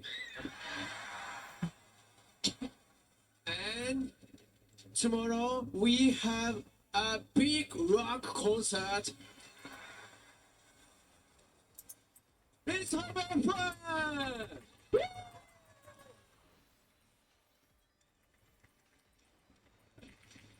Alright, hi everyone. My name is Toshio Morochi, aka Foxplum, your global community producer here. So I am extremely happy to come back here again after nearly 5 years, I would say. So this is actually fourth fan festival having in Las Vegas, but it's very much first time having it in midsummer. So yeah, I knew it's very hot in Las Vegas in this season, but I did not expect this hot. Yeah, so to be very honest, I'm already dying. But yeah, at least I can't do that at least for next couple of days, 4 days to go for sure. So let's make it even hotter visually. Thank you. で放送をご覧の方に簡単に日本語でご挨拶しますと、夏のラスベガスはこんなに暑いかねということで半ばやられておりますが、頑張りたいと思いますので、どうぞよろしくお願いします。Thank you very much.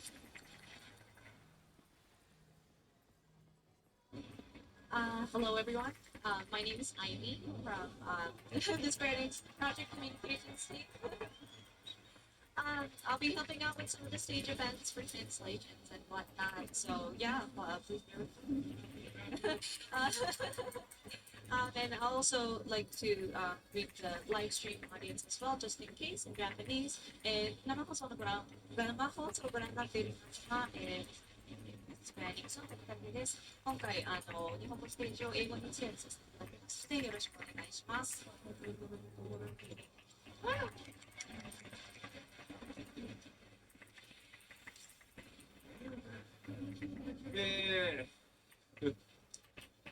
僕がスタートらしいんで、最後僕から開会宣言をしたいと思います。Right, we're starting with me. So we're going to do our kickoff now. 気象公演、本当に久しぶり、皆さんのこんなにたくさんの前でやるのが本当に久しぶりだったんで、めちゃくちゃ見えて緊張してたんですが、本当に皆さんのおかげで楽しくやることができました。Yeah, so it's been a really long time since I've done a keynote in front of you all as a live audience, and I was super nervous. But actually, y'all were great, and I had a lot of fun, so thank you so much.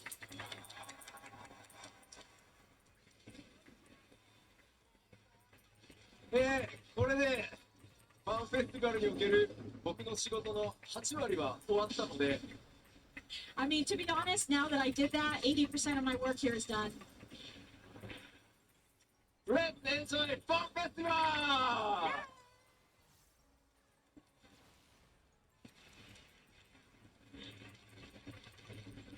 流す曲を出すと。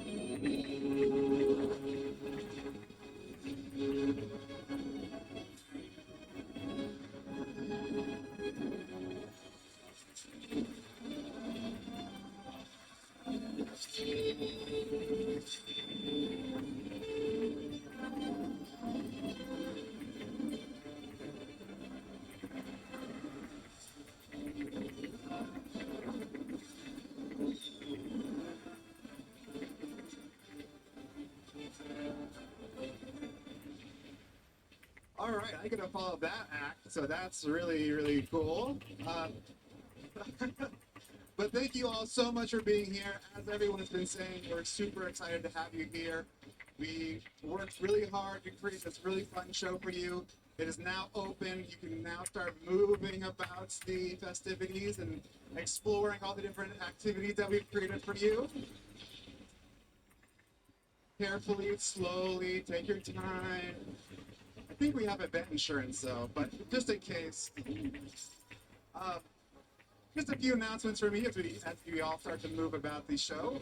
As we mentioned online, we recommend that you download our event mobile app so that you can do some really fun activities such as some live quests. We have some really cool digital badges for you to earn, so make sure you have your mobile phones, keep them charged as much as you can. And if you ever have any questions, our show staff will be available to help you. Just look for the cute Loperates in the yellow outfits with the bushy tails on their butts, and they will help you out as much as they can. So don't be shy. And I'll just quickly go over the stage events for day one. Up next, we have a Realm Revisited at 1 p.m., hosted by I and Danielle from the community team. Lots of fun memories from the past 10 years of FF14 to cover, and of course, lots of memes, which is what we're all here for. Following that immediately, we'll have the beginning from the end, the annotated Endwalker, hosted by Naoki Yoshida and Natsuko Ishikawa. So make sure you don't miss that. It is our first 2-hour dev panel. So make sure you stay hydrated, you have snacks. And for anyone who is a newer player, there will be massive spoilers for Endwalker. So if you're in the room, あと100。 plug your ears for a while or put some headphones on. Just be mindful there will be some extreme spoilers. After that, we'll have Glamour to Life, a cosplay walk from 5 p.m. to 6 p.m. We have a ton of amazing costumes that you may have been seeing on the show floor. Make sure you take pictures with everyone. We're going to be having a kind of a fashion show throughout the runway here. We hope you enjoy. And then finally, to cap off the night, we'll have our amazing piano concert performed by Keiko. A great way to close out day one. Of course, we wouldn't be here without the support of our amazing sponsors who help make our event possible. Thank you so much to Intel and iBuyPower for providing the PCs that power not only our Battle Challenge, but also our main stage events like the Crystalline Conflict Regional Championships. And we also had ViewSonic providing some awesome monitors again for our Battle Challenge and our main stage as well. And of course, Logitech has been a key partner. They continue to be a key partner for us, providing all the peripherals that you'll be using to play games throughout the show. And you may have seen that we have a machine-sponsored quiet room upstairs. So if you ever find yourself needing a little bit of quiet time, the quiet room upstairs is kind of decked out in machine gear. So I recommend you check it out if you kind of want to take a break. And finally, thank you so much to Secret Lab for supplying your Titan Evo gaming chairs for us to be using on the main stage. They are very comfortable, and we truly appreciate everyone's support.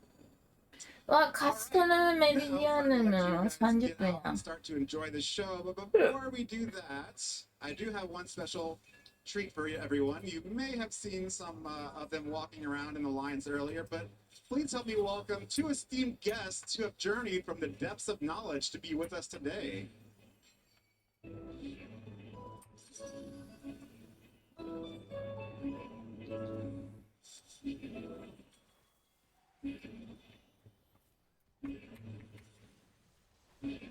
Thank you, kind sir. We are humble gleaners, taking a brief respite from our research and travels to ask for your assistance. Indeed, we come with tidings of exciting quests that await you. Throughout this hallowed hall, you shall find us stationed, ready to share our stories and bestow challenges upon you. The quests we set forth are no trifling matter, but the rewards will be worth the endeavor. Seek us out at various corners of this vibrant gathering. We shall be standing below designated quest marker signs. You will need the camera on your cellular device to complete these tasks, which unlock badges of valor, each a testament to your prowess and scholarly acumen. Now go forth, adventurers. Let the enjoyable tales of Fan Festival be woven into your own. Wow, I thank you so much for that enthusiastic quest kickoff. I couldn't have said it better myself. I practiced, but as they did mention, please have your mobile device. Get ready to get out there and have some fun quests. You'll find gleaners throughout the show floor, and you'll be able to earn prizes by taking your photos to our redemption table to earn some cool digital badges and some physical fun goodies. So, with that said, let the adventures begin. Thank you, everyone.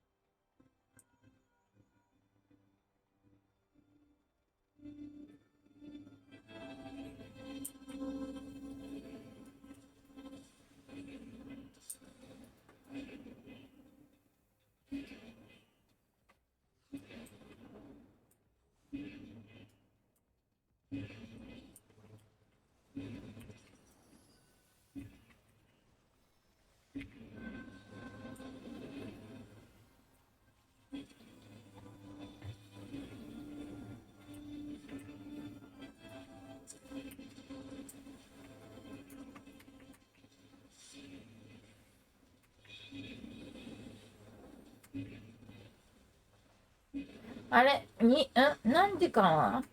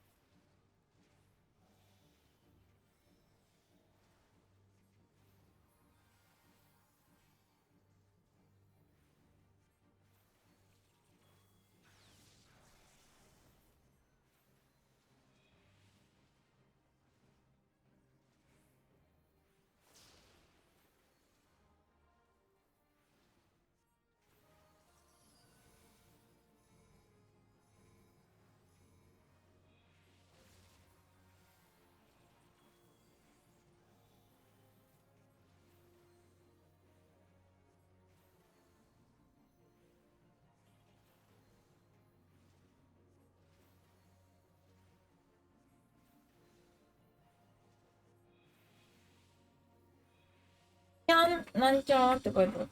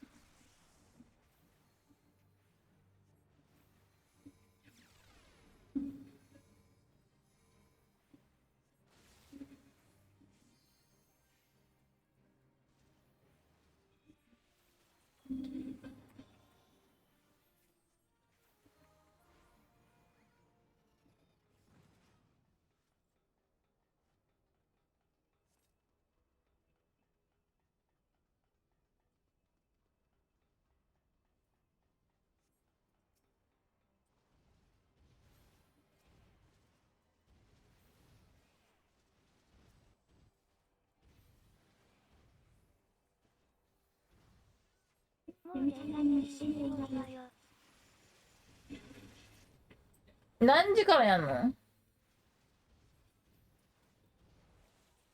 次。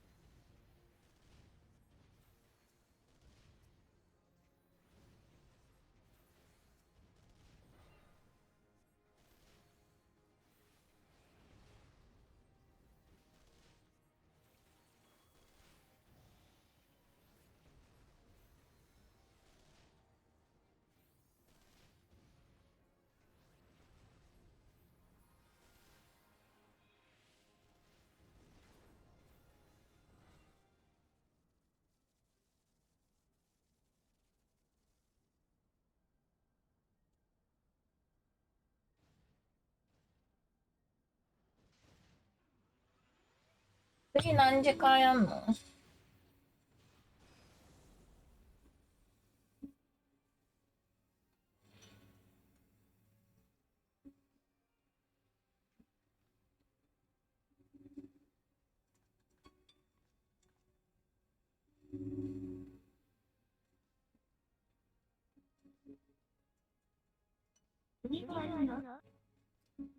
あるでしょ。あるよ。ずっとあるよ。ヨシピ出てくるかわかんないけど、いろいろあるよ。あるはず。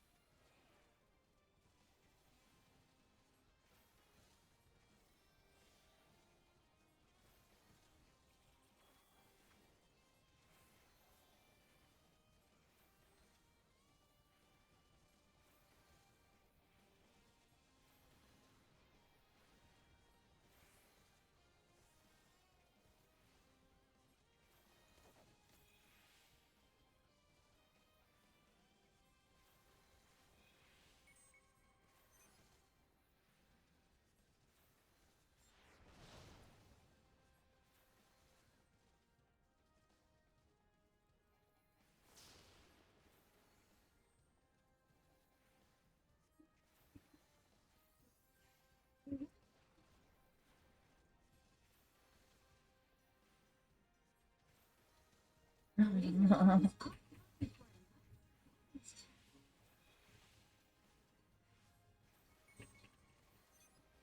spread your arms to open the left and up. One more time. Make long arcs with your arm from side to side. Use a little stretching your sides. Now with your other arm.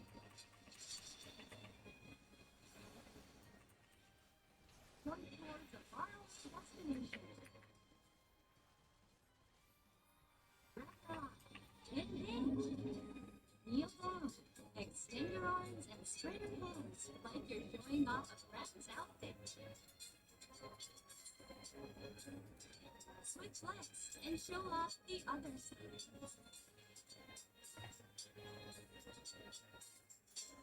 Now it's time for a new high score. あと50。 Wind up your arm and punch. Give him another one with the other arm. Here comes Shiva. Strike your favorite pose and freeze in place.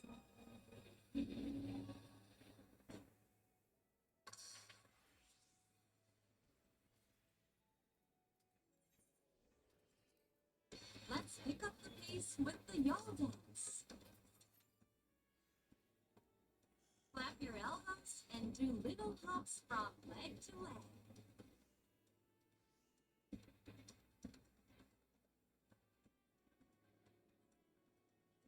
Build up fighting spirit with the sun dance. Move your body as you stomp your foot.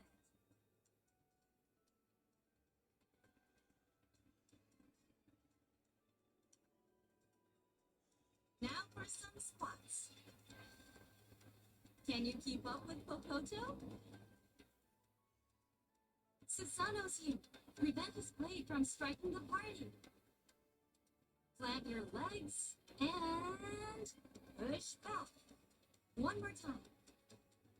Stand firm and push back. You've done well, But can you keep up with the Mandervilles? Swing your arms as you rock your body back and forth. A full body exercise is the key to staying gentleman.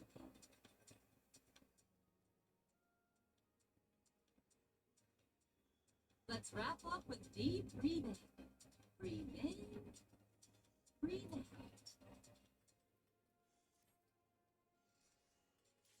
Great work! Now get out there and show them what you've got.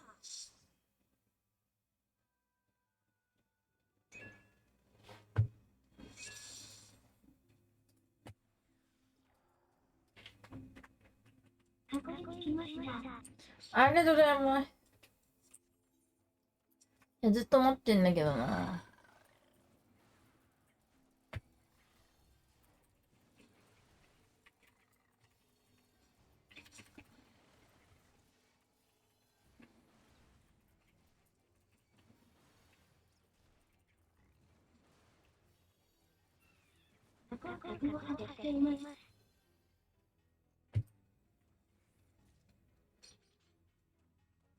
囲われる覚悟はもうとっくにできているんだ。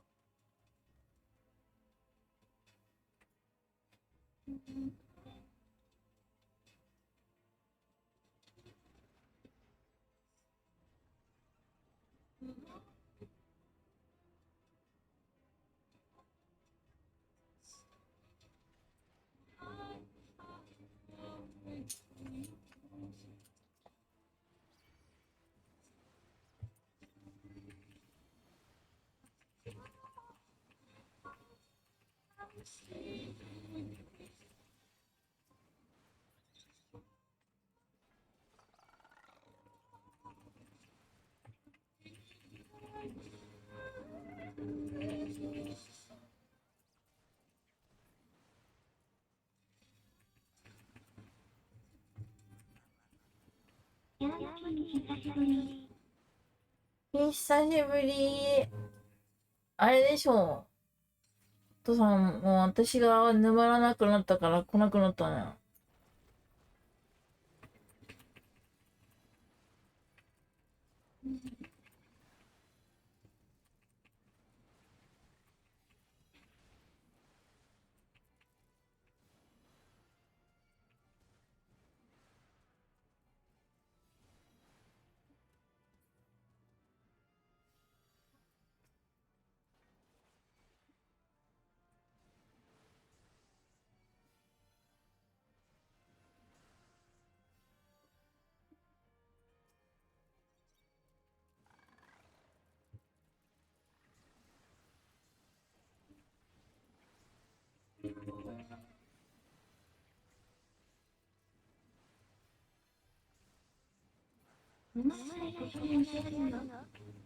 沼らないことあるんだよ。それがなんか一発ぐらいでクリアできたりとかさ。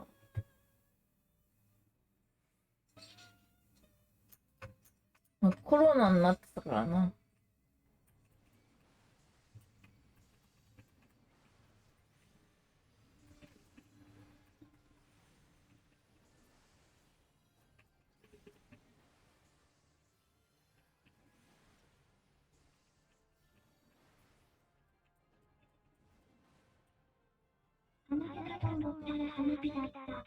私も、うわ、鼻毛やと思って見た。そしたら鼻ピア。同じこと考えてる人絶対いる。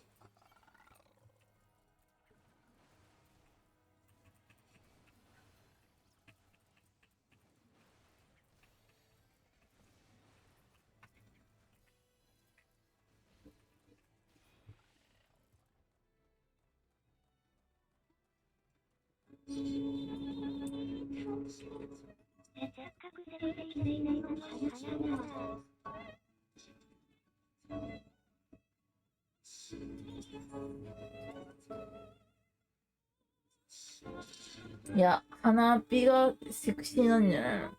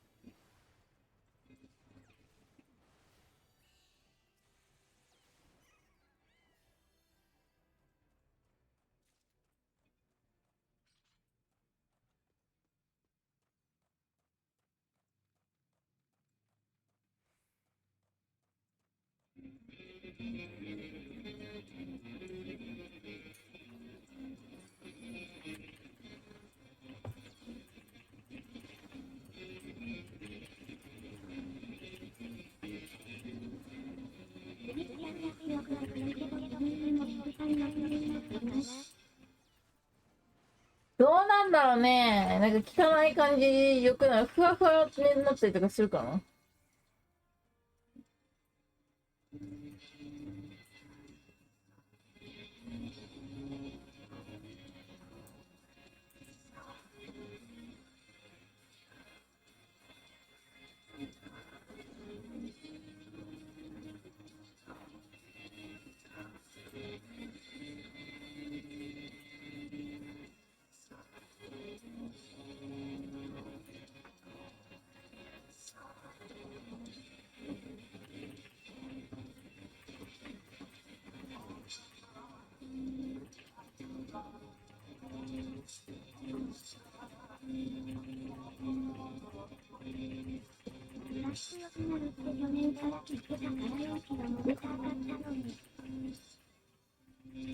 いいんじゃないの？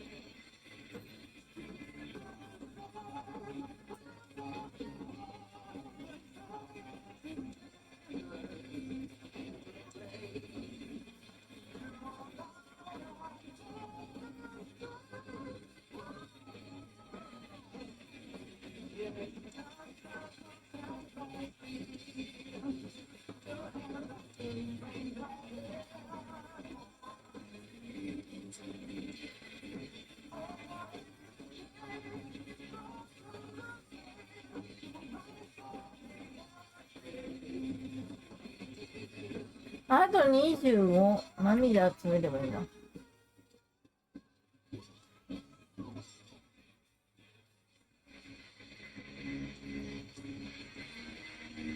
レベル90ダンジョンか。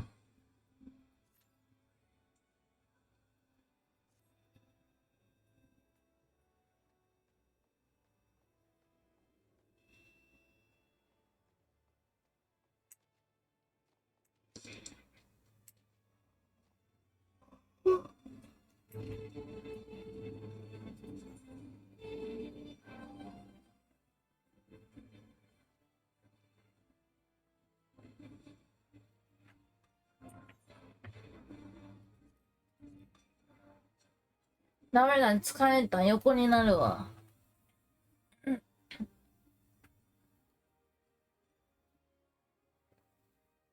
あ、みんなすまんが、私は配信をつけたまま横になるよ。携帯どこ行った？あった。ふぅ。タヌキはいるから。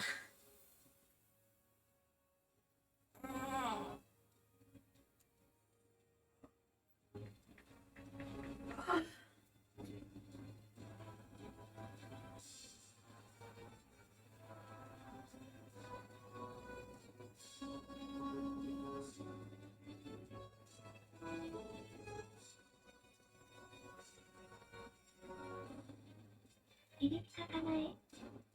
いびきはかからないね。いびきかいたらかいたね。よくない？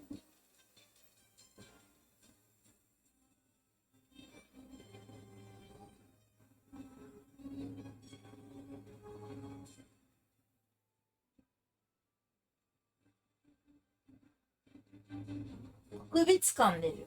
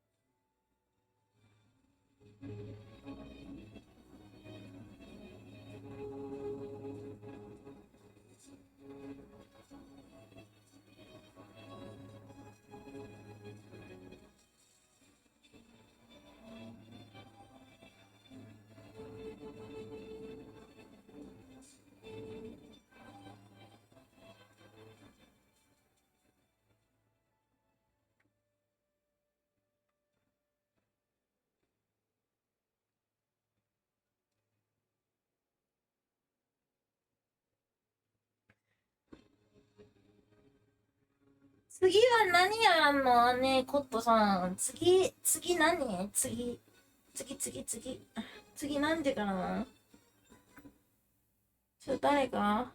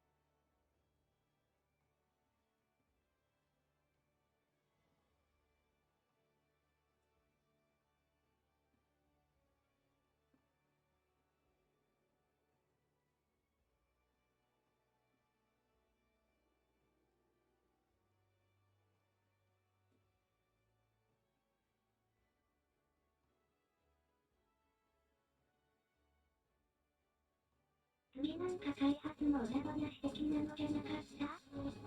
そうなんだ。そうか。トイレかお風呂かどっちにしようか。トイレ行けた話だ。ちょっとお手洗い行ってくる。お手洗い行ってくる。マイク。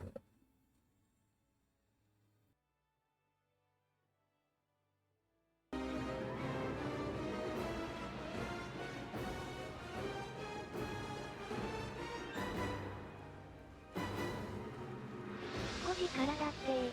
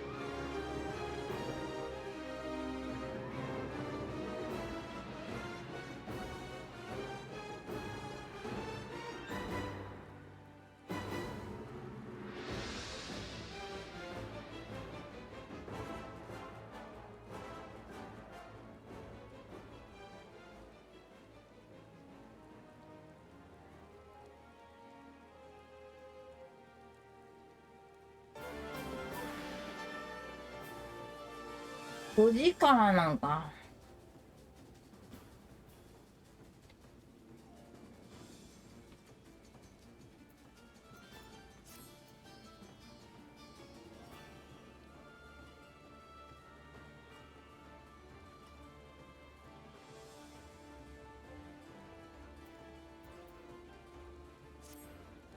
お風呂入りたいな。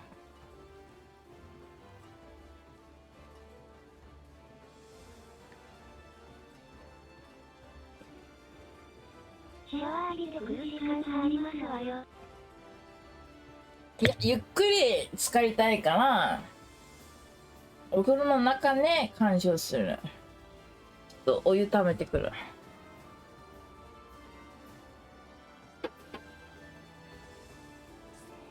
お風呂配信。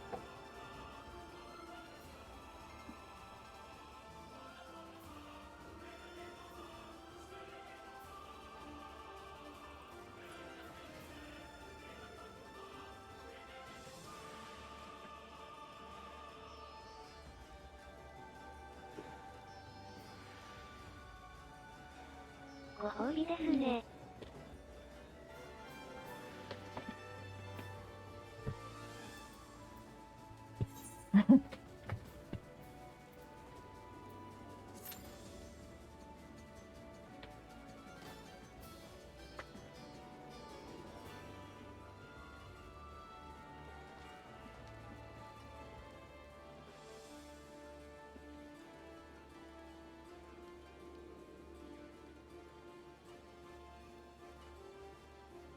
お風呂中っていうのが流れるだけよ。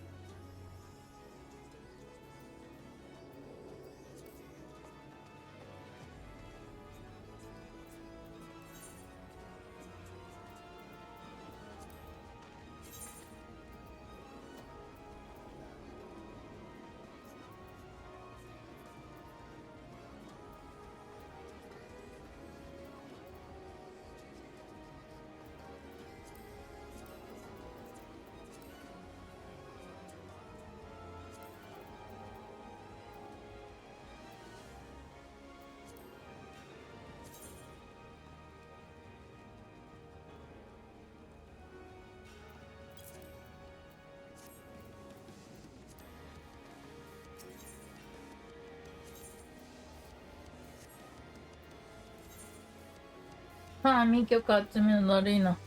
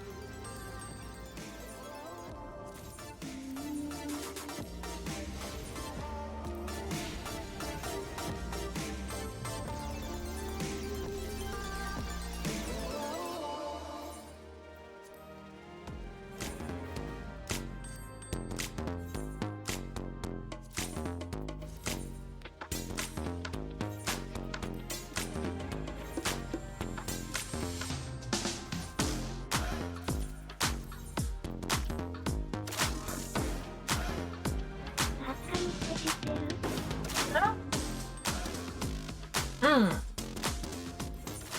出るよ。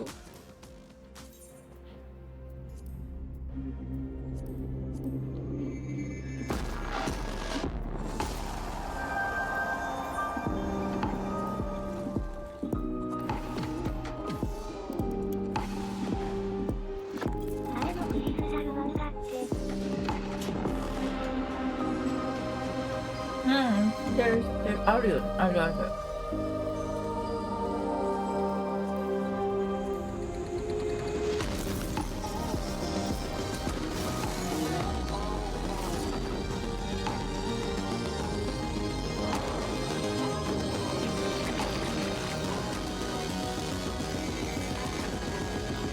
良さそうで安いから買ってみようかな。でも使い勝手あんま良くないんじゃないかな。どうなんだ。よく北海道店とかに出てくるタミかな、タミあるよね。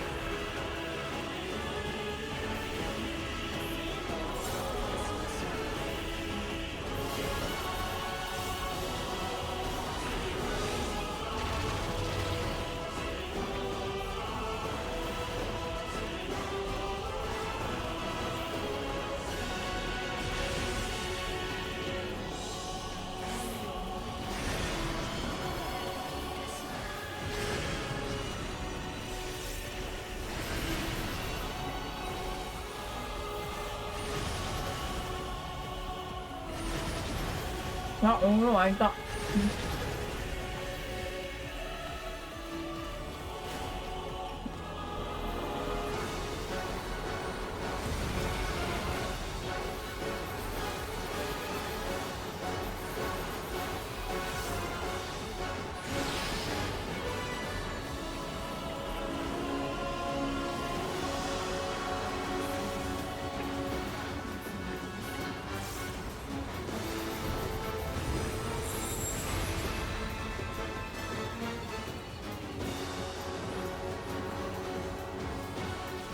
なんか、お湯、頼んでこう。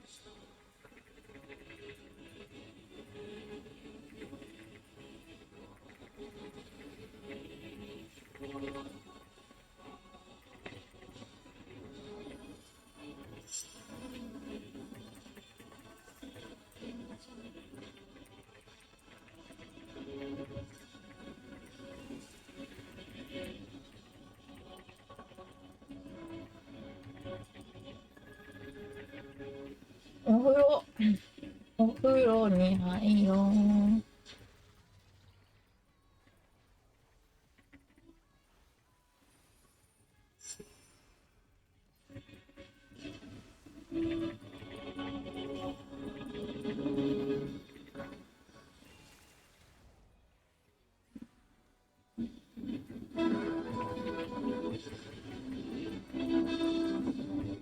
なんだこの金色の選手は。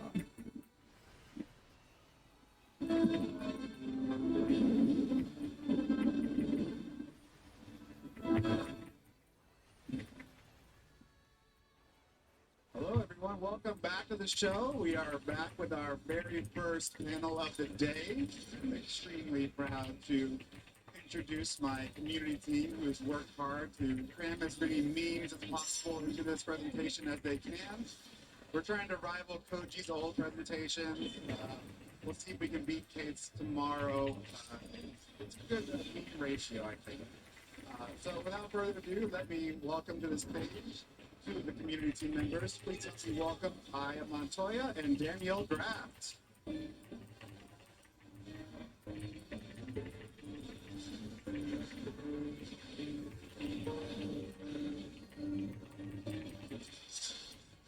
All right, take it away. Enjoy the show. Thank you, Matt. So, welcome back, everybody. Welcome back to the Fan Festival stage here in Las Vegas. So, off of Dawn Trail, I feel like Final Fantasy 14, the players have been eating well today. And I know it's lunchtime, so very well, very well. All right, so before we kick things off, I'm going to introduce myself one more time. My name is Aya, also known as Seeker, and joining me is my illustrious co-host, Danielle, or Okiomi. We're happy to have you here today! Yeah. All right, so we're actually going to go ahead and get things started by introducing other members of the community team. So, this is our team. It comprises of これ終わったら私はお風呂入ってきます。 Matt Bayonne Hilton, Anthony Caraway, aka Zexos, and then myself, Okiomi, and of course Sam or Voltanite. Yeah, these amazing members. Very amazing. But our team works on a lot of different tasks here today, so we're going to go over those really quick. For those not familiar, the NA community team tasks include, but are not limited to, reading the official forums, researching player feedback, speak days contests, community live streams, and a lot more. Yeah, and actually, Matt asked us this during, or he told us this during our interviews. He was just like, we wear a lot of different hats, and a lot. Quite a few hats indeed. Yeah. But yeah. quick to jump into things now, shall we? We are going to jump right into things today. So we have a fun little game for you all. We learned about what lies ahead, but do you remember what came before? Yep, do you? Is the question. We're going to play a really quick game here today. We're going to ask which came first. We're going to start with an easy one, though, because, you know, we got to give you a freebie. Maybe. Did the seventh Umbral Calamity Which come first? was You might not know that first? it's Final Fantasy 14 1.0 or A Realm Reborn. Is it A or B? A? A? Okay. I heard like 1B, so. I mean, maybe those. This is kind of an easy one, but you essentially get the point, yes? Mm-hmm. Yeah. So if you guessed A, because I heard the majority of you did, then you would be correct. Final Fantasy 14 1.0 released. The game included a compelling story, some pretty cool graphics, but maybe not as good as the ones you saw today being revealed. Sid, because what Final Fantasy would be without Sid? I mean, it's weird seeing him without his beard. Really weird. We also had some villains, because, you know, you need that as well. And I mean, illuminating calamity overhead. Some of you might remember. And, yeah. Oh, sorry. Yes. So yes, a realm before. You might recognize these flower pots. Does anybody recognize it? Can I see some hands?嘘なんで I see some hands in the audience.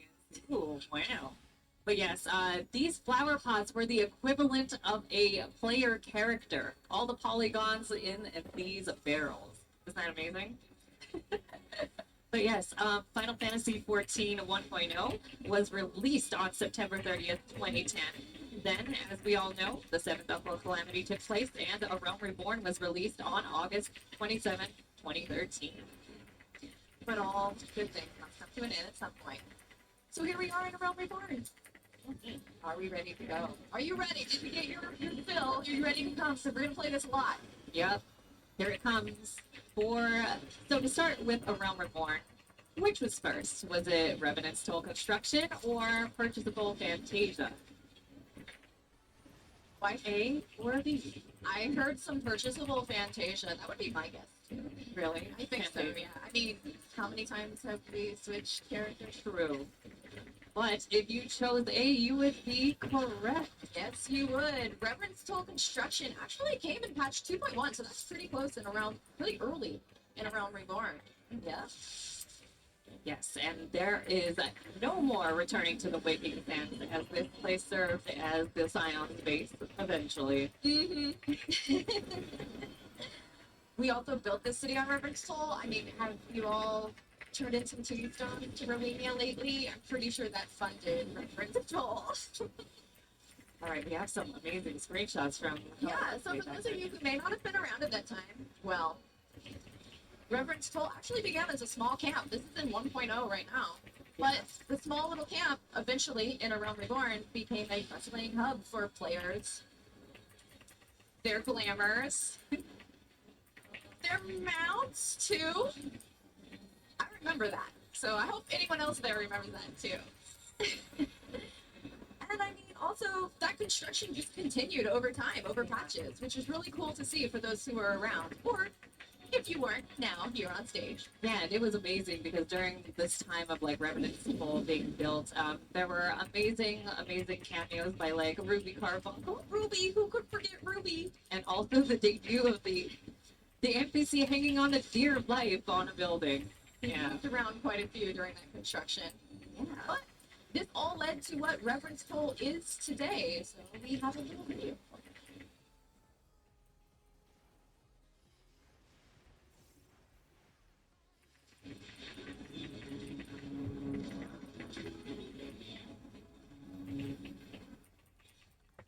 All right. But we have to go over the other one now. Yeah. We went over Reverend's Toll. We have to go over the Purchasable Fantasia. I heard a lot of people guessing that, but it actually came in 2.4. Yep. And that you can use this to change your character appearance or your patron deity to Nofika or Nofika. How do you guys say it? How do you say it, Okiomi? Don't ask me how to pronounce something because I will not. I would say Nofika. Okay, Nofika? I say Nofika. Nofika. Okay, well. But not only that, we're like 99% sure this is our most popular item on the store, but we don't know for sure. I feel like it was replaced by something like momentarily, but then it's still like Maybe it will get replaced by the new Fan Fest items. oh, maybe. I don't know. But next up, we have a new question for you all. Could you guess which came first? The wolf skin or I seem to Have misplaced my keyboard. it's quite the auto translate. What do you all think? PvP? Yeah. What is that? What is that name? What is it? Is it what are they called? Fresh meat? Fresh meat. Let's look into that, shall we? Yeah. If you guessed wolf skin, you would have been correct. It was patch 2.1, so that was actually around when Reverend Troll was getting construction as well. Yes, and the Fold was the first instance PvP arena, which was awesome. Yeah, and not only that, but all character names were displayed as fresh meat. So if you were around back then, you may have had your character name changed just for a little bit. So, Get that hype. yeah, and from PvP, there was a lot of amazing content that first came, and I think we actually had a screenshot of the Fold when it was first The introduced. Fold, me too. It was a circular arena. Who's been in the Fold? Oh, I see a lot of hands. Oh, okay. Yeah? And we actually got some amazing rewards from PvP, still getting updated and stuff as well, but I feel like this is probably one of the most hyped sets. I use the Scholar set a lot. I use the monk set a The lot. Monk set? I'm a deer. What are you? I am a hawk. A hawk. They're best friends. But yeah, speaking of PvP, we have the Crystalline Conflict Tournament Finals happening tomorrow, so don't miss it. It's gonna be a blast tomorrow. But we have to go over the other. So Yes. I seem to have misplaced my keyboard. This is quite an interesting one. It arrived in patch 2.35. Yes. But how did we get here? Like, I how seem did to we get here? have I don't know. How do you suddenly lose a keyboard? But yes, the Japanese version is actually I'm not using a keyboard, and there's also we're chewing the fat. Yeah, quite the auto translate. Who's used auto translate? What's your favorite one? I use thank you a lot. Yeah. Yes, please. Yes, please. But I mean, if you have the auto translate, we could maybe. You want to try? Yeah. So this is pretty much a simulation of how a conversation using auto translate would go. I'm ready. Are you? I am.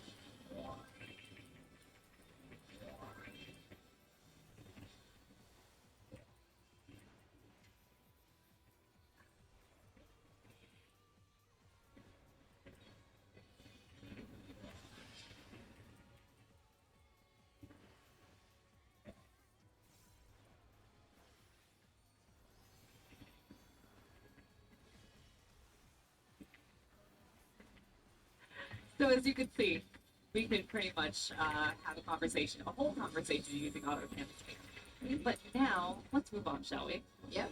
We have to ask. Which came first? Yes, the Glamour Prism or the Mandeville Dance? Let's hear it. Is it A or B? B. I heard a lot of B, but I also That's heard a lot A of over here. B. See, I heard A over here, but I think B. Could we hear that again? Oh, I heard A that time. Well, if you said A or B, you would technically be right because they both came around the same time. Sorry. Yeah, this is the only time we're gonna do that to you, so promise it won't happen again. Yep, the Glamour Prisms actually came in patch 2.2 alongside the Mandeville Dance, but we can talk about Glamour Prisms a little because who doesn't want to talk about Glamour Prisms? Yes, and this was added with the Glamour system, and as a lot of people know, You know, it is the true end game. I'm sorry, but we're gonna have this debate right now. Yeah, I hear that. yeah. Ooh, there used to be a ton of specific types and grades of Glamour Prisms for specific types of gear, and they are. Hold on, let me see if I can get this properly going. They include alchemy, armorcraft, clothcraft, smithing, goldsmithing, leatherworking, and woodworking. That's a lot, and not only that, but there were grades. 1 through 5. 1 through 5? How many inventory spaces are we up at now? We're not going to talk about that. But yeah, you might be wondering, why can't I hold all these prisms? But this was actually changed later on in patch 4.2 when it became a singular glamour prism for all your glamoring needs. Except when you dispel them. That's still another one, yeah. It did. But since we tricked you earlier, I'm sorry that, like I said earlier, that was. あと15。 We definitely have to go over the meta. お風呂入ってきます。お風呂。 Favorite dancing mode. Is it yours? Yes. It is. Among the favorites. Among your favorites, what are the other ones that we have? I mean, some of the other ones were the first ones, such as Step Dance, Harvest Dance, and Ball Dance. What's the audience's favorite? Oh, I heard of Bee's Knees. I would, oh, you know, we didn't have Bee's Knees, but that's a good one. Oh, I heard Vanderbilt too. Oh, okay, okay. But we actually have a little throwback for you all to see both the glamours and the dances of A Realm Reborn. Let's check it out.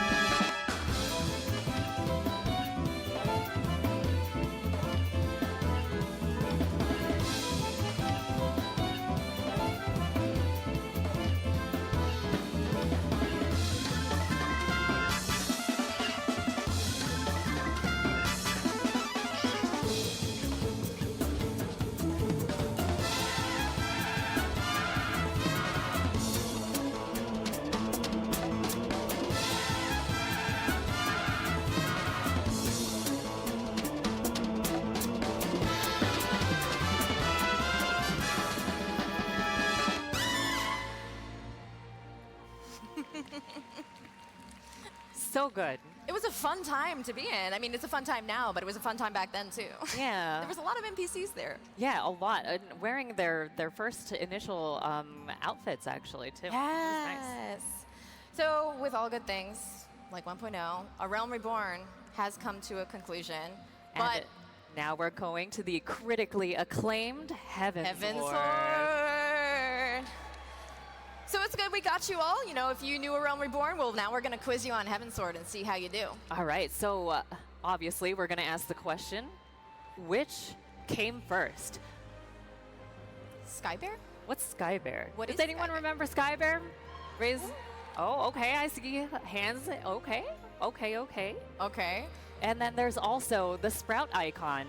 So, between these two, which came first? Skybear or the Sprout icon, A or B? I heard a lot of A, but I also heard like one rogue B over there. But I mean, it's the Sprout icon, right? Like that had Yeah. to have come early. How did that come in Heaven's Ward and not in A Realm Reborn Right? or even 1.0? It's amazing. But To show Skybear, you must first learn of Skybear.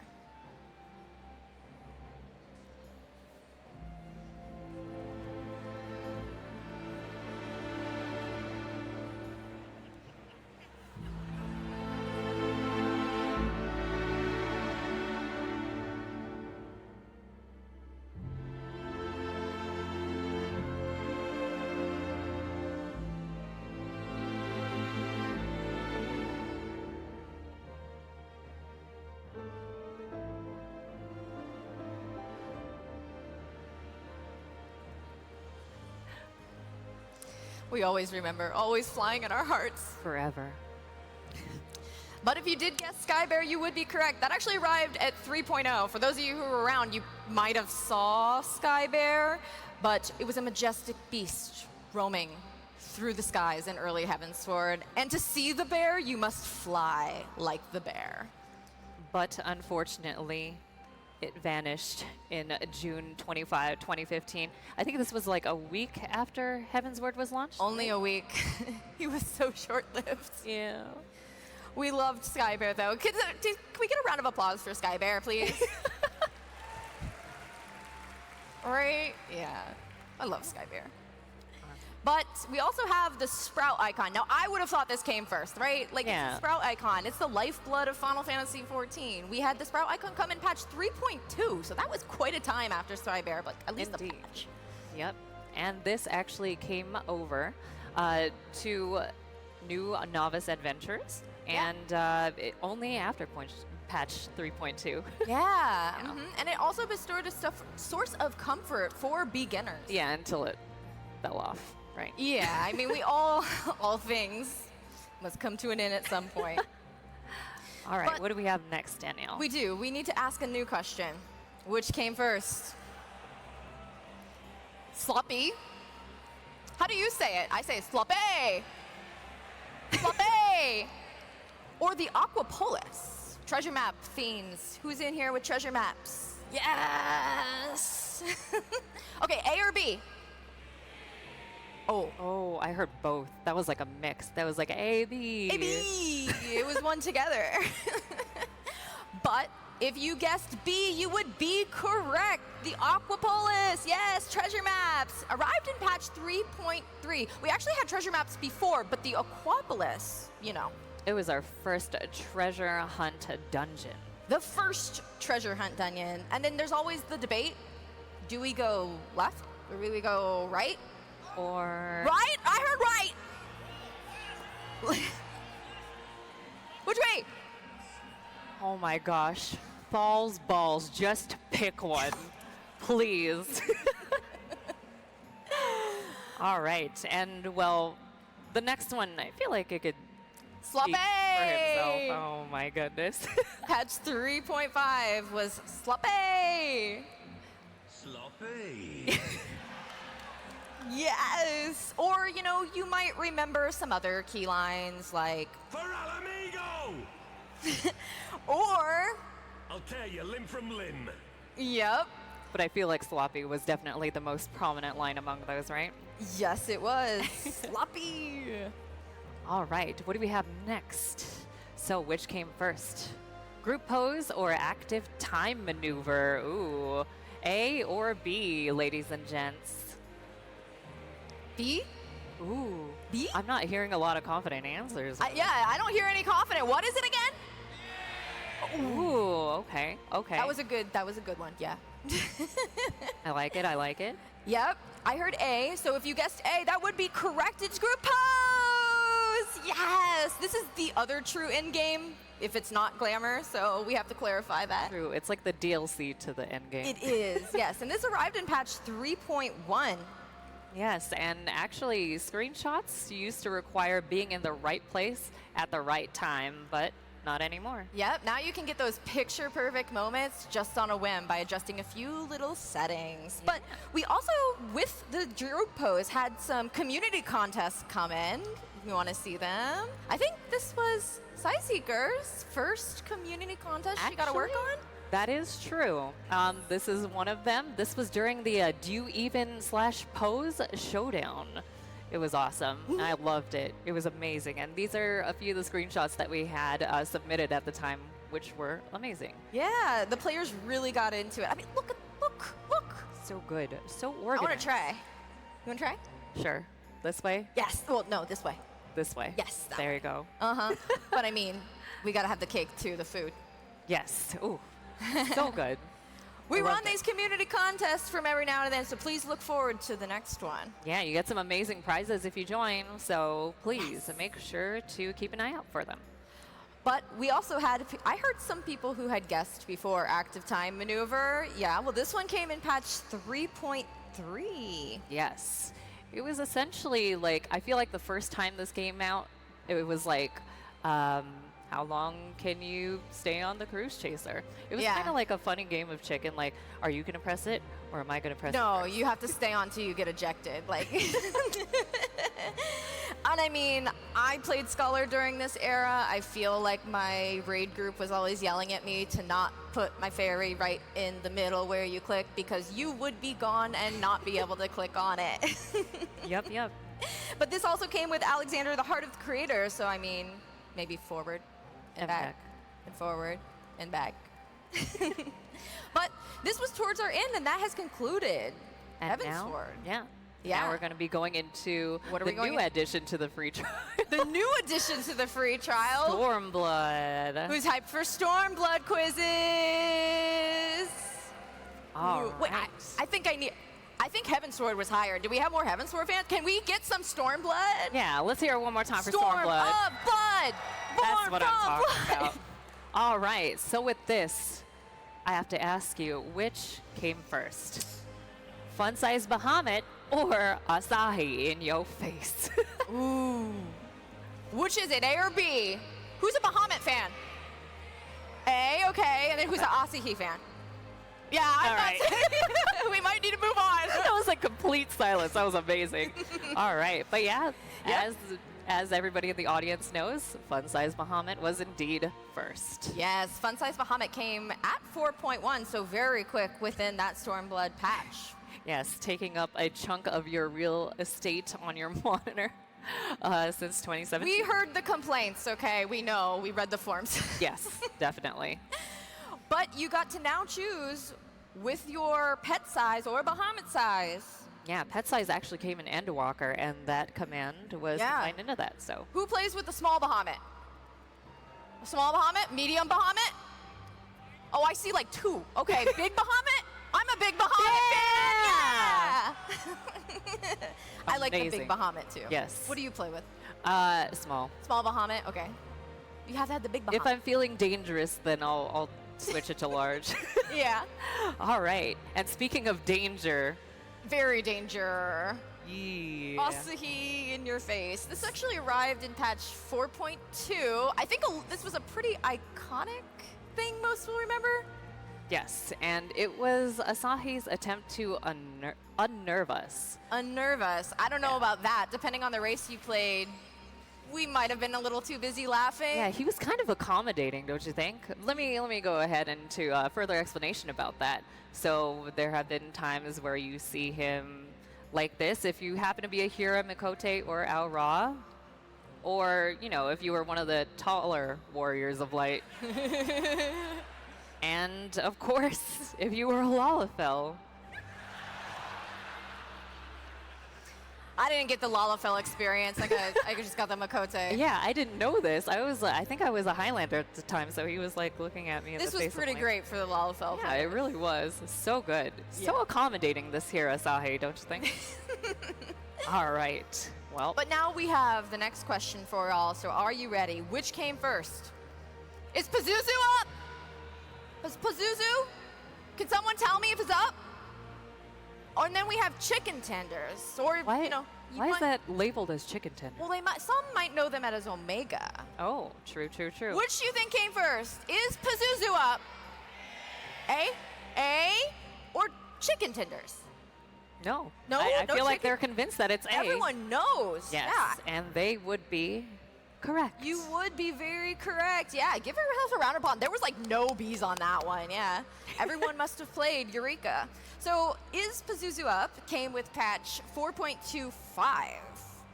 Yep. Yes, and players had to essentially work together to make sure they could spawn Pazuzu, actually. Yeah, they made sure that all the spawn conditions, that was really fun to watch too as a community, tried to figure out every single Fate's spawn condition. Yeah, I think they were like defeating shadow wraiths, which only spawn at night, and then during Gale's weather, right? Yeah, So one more good time for good measure.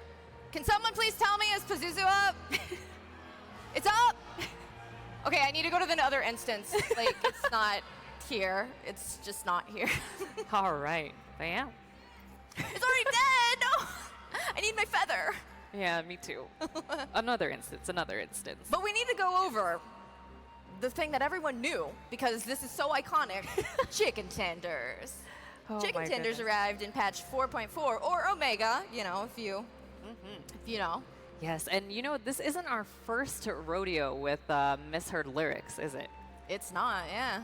Does anybody remember like the chaos of Pantocrator, especially if you raided during this time? I think it's in the Omega Protocol also. Fun time. It is, but I mean, who could forget? Oh, also, can you tell your starboards from your larboards? What is it, starboard? Okay, but I'm the tank now, and I'm calling starboard Oh my to go goodness. left You know, for your right. I feel like no matter what, I got hit. Did you get hit? Did you get hit? Which is it? I don't know. Yeah, but that's pretty much there, and oh my goodness. Memories. All right. So now we have which was first. Now I know Aya loves this. Oh yes, I love this. So which came first, The Great Hunt, starring Rathalos from Monster Hunter, or Duty Actions? Ooh. I heard an A though too. I heard like a C somewhere. What? A C? Who Where'd that called come C? from? All right. Is it because you carve in Monster Hunter? Let's That go would ahead and check it probably. out. All right. But But yes. if you guessed B, you would be correct. Duty Actions came in patch 4.0. I think this one's pretty memorable. At least it's very memorable for me. Yes. Yep. It was first introduced as a resisting the primal Lakshmi. Yeah, and it was actually used in various other content ever since, a lot such of- as repelling giant fists and charging up a shield in the battle with Omega and using the Omega Jammer as a shield. Yeah, Chicken or Fingers came you back. know, blasting enemies to bits for materials with the Aetheromatic Auger, Quick, the bun's got a gun. or wielding heavenly shields and swords in the battle against Agrius in the Orbone Monastery. Yeah, I remember that one.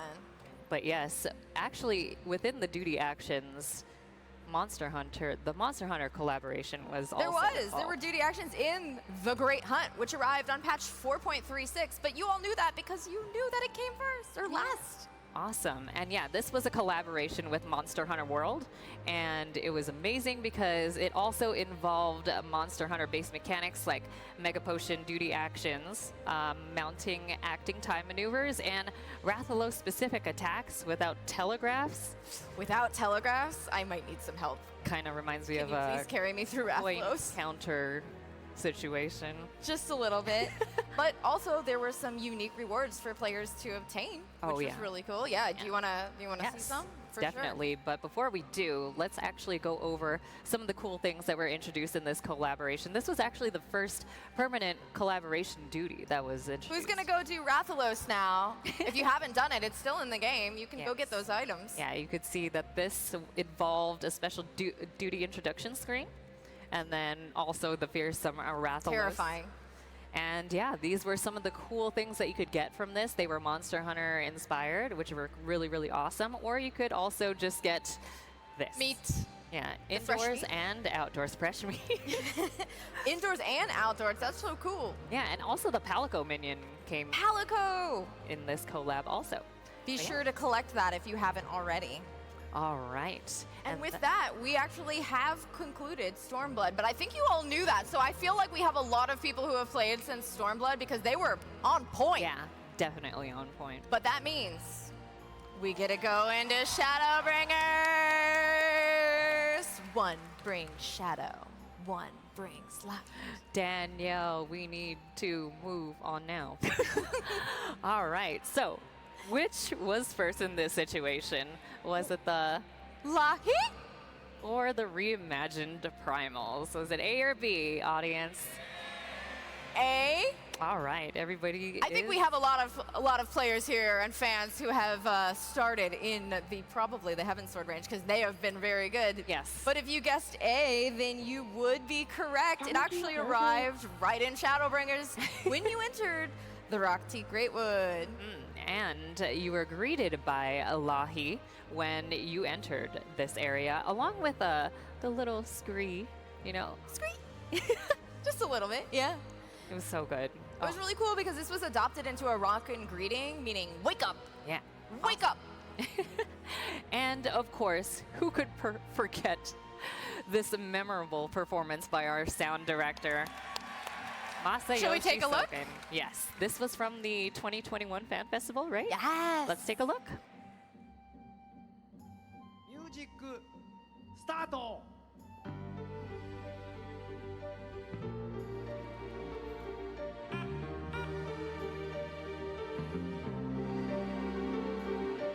ナヒトゥネラレリウラヒトゥネラホラトゥネラレリウラアヒトゥネラレリウラヒトゥネラホラトゥネラ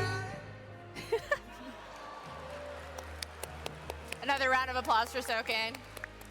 Very memorable. Yes, and you can actually watch the rest of that performance on the 2021 Fan Festival website. So Yes. you want to check it out. Yep. But we have to go over the one that you all knew didn't come first, the reimagined Primals arriving in patch 5.05 in the Eden Raid series. Do you remember when we had this dialogue option? It was like, with my memories to guide the summoning, what could possibly go wrong? What could go wrong, but I think we might want to... Yeah, let's show you. すごい鳴きが聞こえた。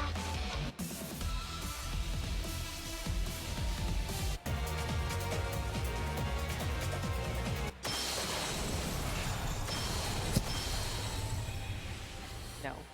I think that sound clip might be Slightly... embedded in our hearts. Yes. Forever. My goodness. Yeah. I don't know what happened. We just kind of misremembered what these primals looked like in our Yeah, imagination. Exactly. Why did Leviathan have 2 heads? That was like my biggest, wondering. All right. But yeah, let's move on, shall we? Yes. Please. So, what came first? The trust system or big fat tacos? Big fat tacos, A?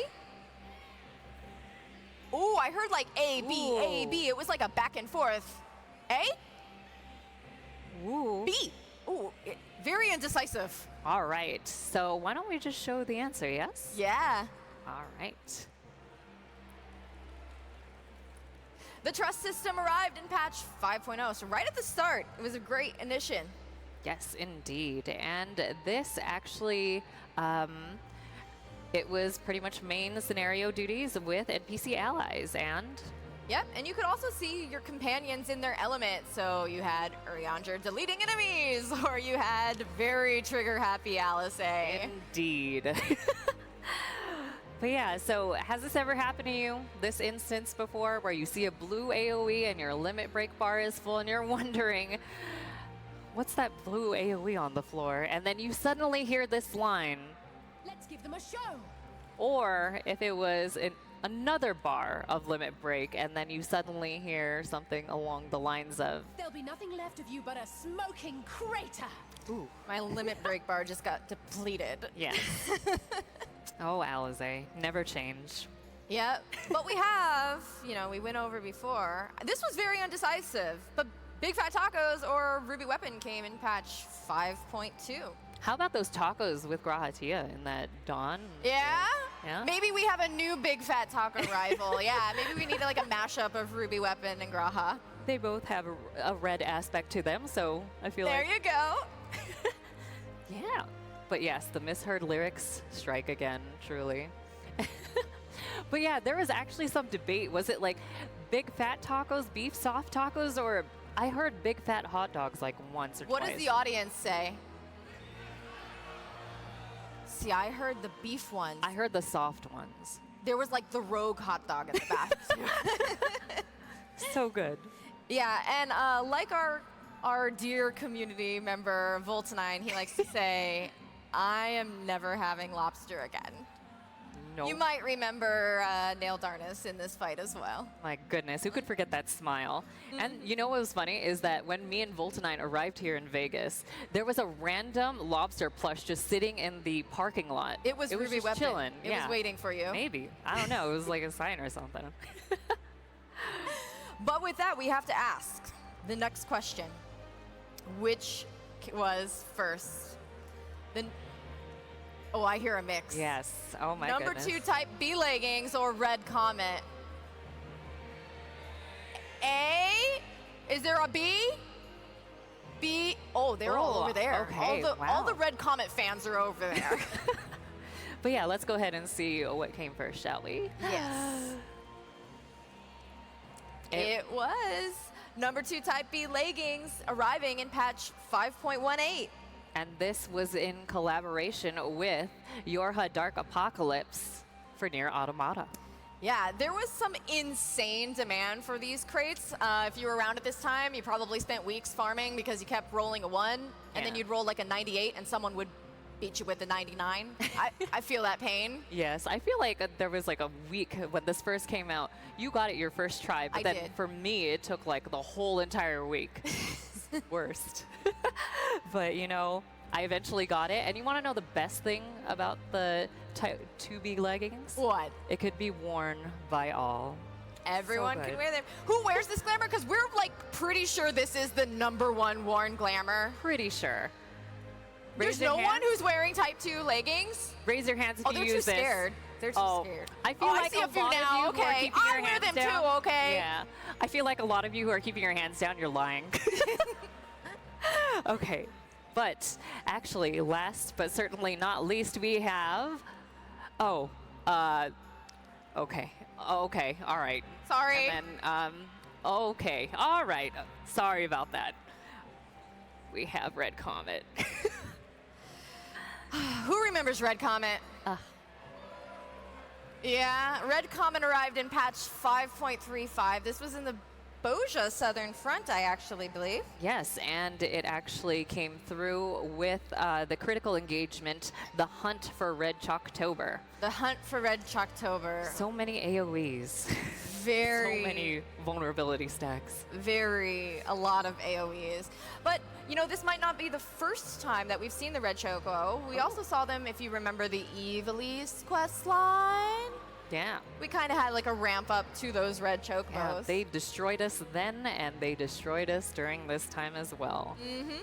But yeah, that just about wrapped things up because we are here at Endwalker. And since we're still going through our adventures in Endwalker, this brings us to the end of our little game. So we thank you all so much in the audience, or if you're watching at home, for joining us down this trip on memory lane. And if you're eager to hear more about this expansion, we hope you'll tune into the next stage event, a developer panel with Natsuko Ishikawa about Endwalker's story, beginning from the end, the annotated Endwalker. It's going to be a good one. Make sure you stick around. Yeah. Also watch Duty Commence. What? Oh. Please watch Duty Commence. Well, thank you so much. Let's give one more round of applause for Aya and Danielle. And as Danielle mentioned, please do watch Duty Commenced. If you enjoyed the memery here on display, they do get up to a lot of fun on the show as well. So please make sure you tune in. And as they mentioned, up next in about 20-ish minutes, we will have our next panel. So make sure you get a snack, go to the bathroom if you need to. It's going to be a 2-hour, our first ever, I think, 2-hour development panel. And just again, another reminder, and I will remind you again, there are huge Endwalker spoilers. So I'm sure everyone in here is totally caught up. Someone's on the free trial, I'm sorry. Please make sure you plug your Loperate ears. All right, one more round of applause for our two panelists. Thank you so much. And we'll see you back here at 2 p.m.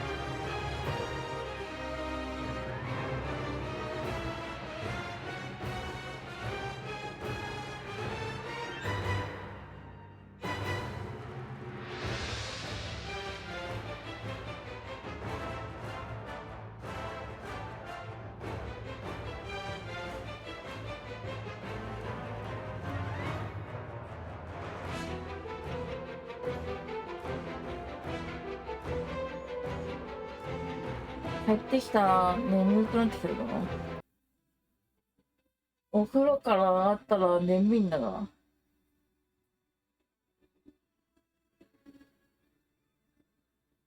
たぬきの行水してきた。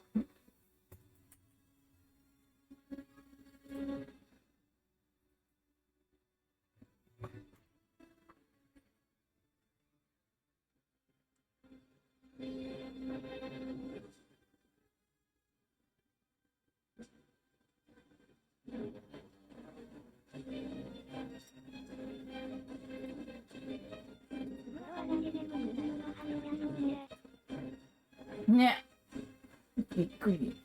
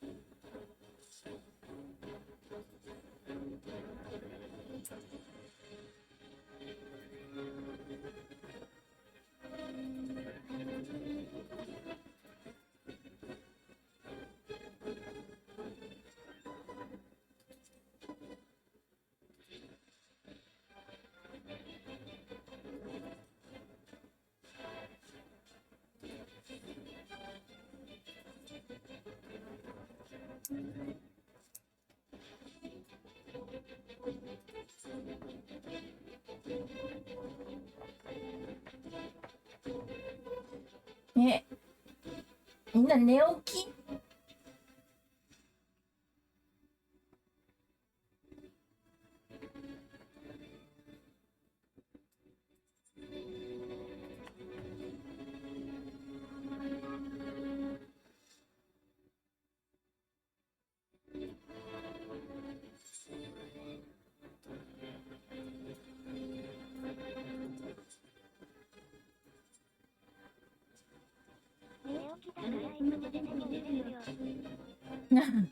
私も一応寝起きは寝起きなんだけど眠い。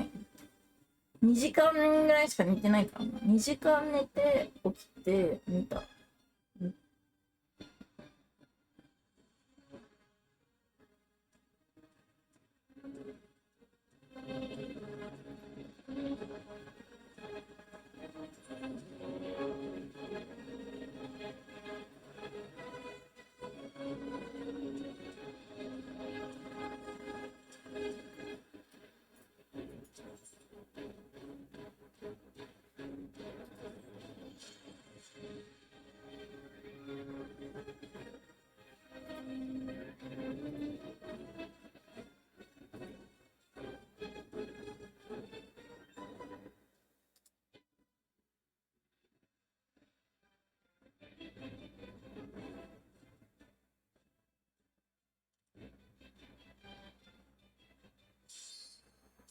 血圧上げてく。血圧上げてく。うえー。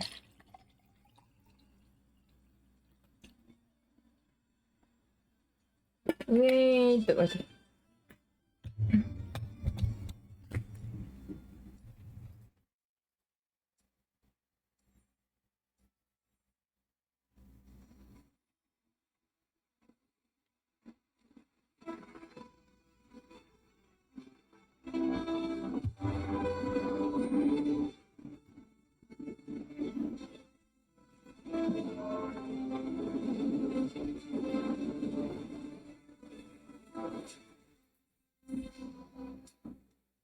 Good afternoon, FanFest. How are you feeling?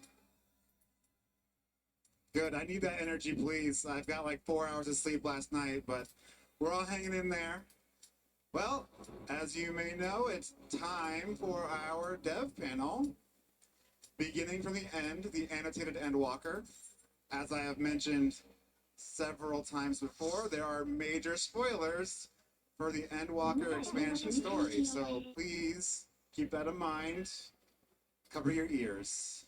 All right. ね。わかる。 With that out of the 悩 way, んだ please help me welcome to the stage our 4 panelists. Please help me welcome Naoki Yoshida, Natsuko Ichikawa, Kate Swanar, and Aimi Tokitake.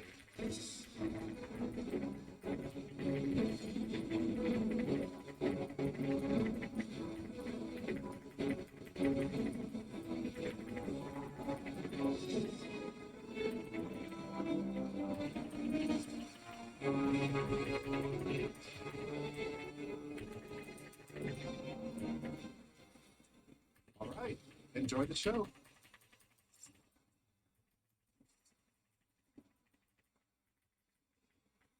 さあ、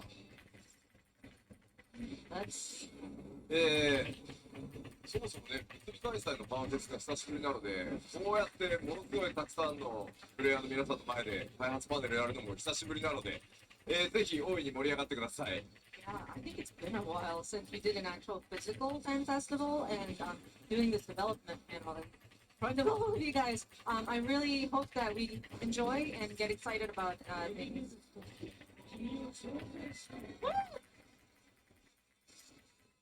今マットからもありましたけど、ちょっと注意点です。 So as Matt mentioned, we do have one caveat to make. エンドウォーカーまで、パッチ 6.0 までのめちゃくちゃでかいスポイラー出まくるので、 So just to reiterate, we will have heavy spoilers from everything up to Endwalker 6.0. まだ 6.0 メインストーリー終わってない人は目と耳を閉じて、 So if you haven't finished all the way up to the end of 6.0 Endwalker main scenario quest, you may have to cover your ears and close your eyes. で配信をご覧の皆さんもぜひご注意ください。 Same warning goes to those watching us on the live stream. そしてですね、まあ先に一人ずつ自己紹介をしてもらいましょうか。 Okay, so let's do a quick round of introductions first. All right, I'll start. Hello, I'm Kate Swinar. I am the English localization lead, and today I will be translating for Chelsea.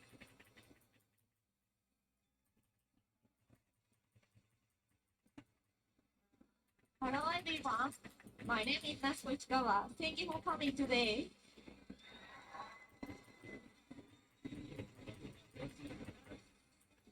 Hello again, this is Aimi. I'll be helping translate for Yoshida-san. 改めましてプロデューサー兼ディレクターの吉田です。よろしくお願いします。 Once again, thanks for having me, producer and director of Final Fantasy XIV, Naoki Yoshida here. じゃあ早速その中身に入る前にちょっとどんなパネルなのかというのだけ簡単に説明しちゃってもいいかしら。 So before we jump into the actual meat of the panel session, I'd like to just give you an overview of what we want to talk about today. Please do. 今回その 6.0 のストーリーを、振り返りつつ、どちらかというと本当に細かくストーリーってどう作られていくのか、それに伴って例えば英語側のこう翻訳っていうのはどう組み立てていくのか、で注釈っていう細かい表現を交えながら、実際こうストーリーのライティングしてみたいなとか、どう物語って作られていくんだろうみたいなところを注目してご覧いただけるパネルになるかなと思ってます。 So of course, we'll be looking back at the story up to 6.0, and we'll be digging deeper into how the story is being created, how it applies to the different English localization portions of it, how is it comprised, how is it built, and then we would look at the different annotations or notes that are added to some of the scenario portions to see what the intent behind writing certain parts of the story is going to look like. で今日メインはなっちゃん、石川夏子に話をしてってもらいますので、ぜひ応援してあげてください。 But of course, our main speaker here is going to be Natsuko, or Natchan if you want to call her Natchan. So we'll take it away. じゃあ早速なっちゃん自己紹介がてら担当してきたストーリーとか軽く自己紹介しましょう。 Yeah, start with what you have worked on first, Natchan. いいですか？はい、どうぞ。ということで、改めまして、シニアストーリーデザイナーの石川です。As I mentioned, I'm the senior story designer, Natsuko Ishikawa. 進展にあたって、14チームの開発、14の開発チームに合流して、10周年ということなので、ちょうど10年ほど14のシナリオの制作に携わっております。So I actually joined the 14 team. 気になるゲームわかんない。なんかあるかな It's actually been almost exactly 10 years for me. 大きなところ。ありがとうございます。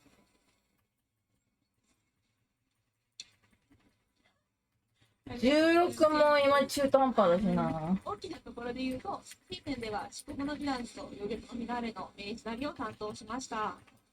So just talking about the more major of my recent works, I did the main scenario for Shadowbringers and Endwalk. 楽しかったですか Did you like it?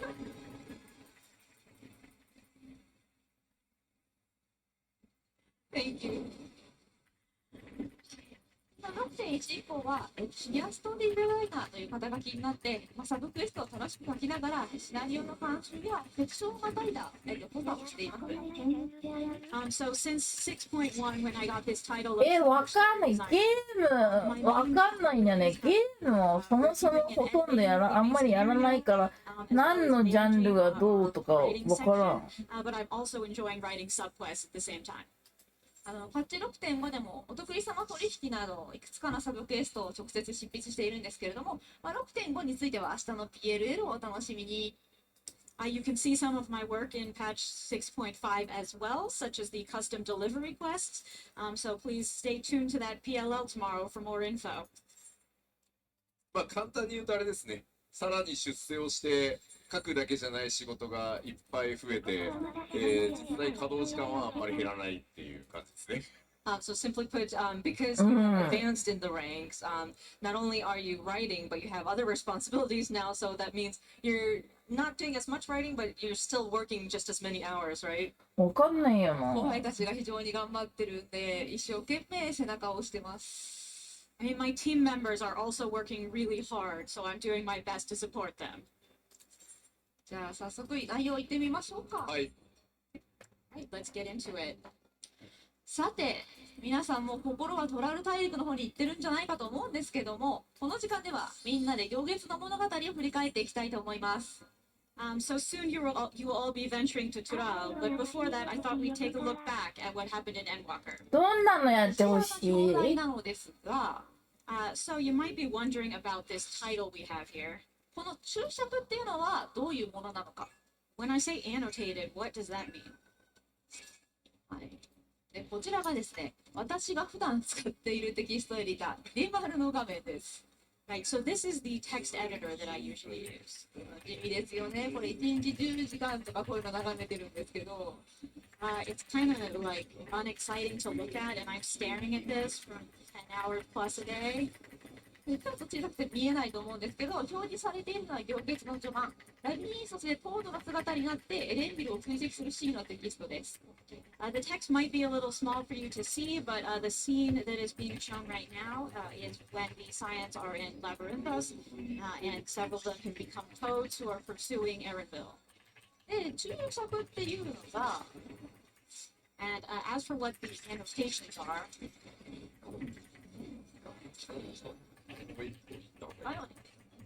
はい、この部分ですね。adds these red highlighted portions here. ここでは、ソードになっているアルフィル大勢が大体どんな内容のことをケロケロしているのかを記載しています。And in this case, these annotations are telling us what Code Alfino and Code Alize are actually supposed to be saying. こういった翻訳者や演劇系をする人と認識共有のために書き込んでいる情報を注釈と呼びます。So what we call annotations are basically notes for the translation team, the animator, other people who need to know, so we can all understand the context of what's going on. まあ実際その注釈ってまあ今なっちゃんが説明してくれたんですけど、まあ簡単に言うと、例えばまあなっちゃんはこうメインストーリーライターとしてロク先生のメイン書いてますけど、単純にセリフだけを書いてるわけじゃなくて、例えばこのセリフは実はあのシェイクスピアのあの作品のあの一小節を引用したセリフですみたいな注意書きを翻訳者さんに伝えるために書いたりします。So yeah, just to supplement here, when we talk about annotations, for example, of course, Natchan is writing the script as the main story writer for a particular section, but she's not just simply writing dialogue in her text. She would make notes about this section actually references Shakespeare's this piece of work, this section, this paragraph, this line, and kind of providing that sort of extra context.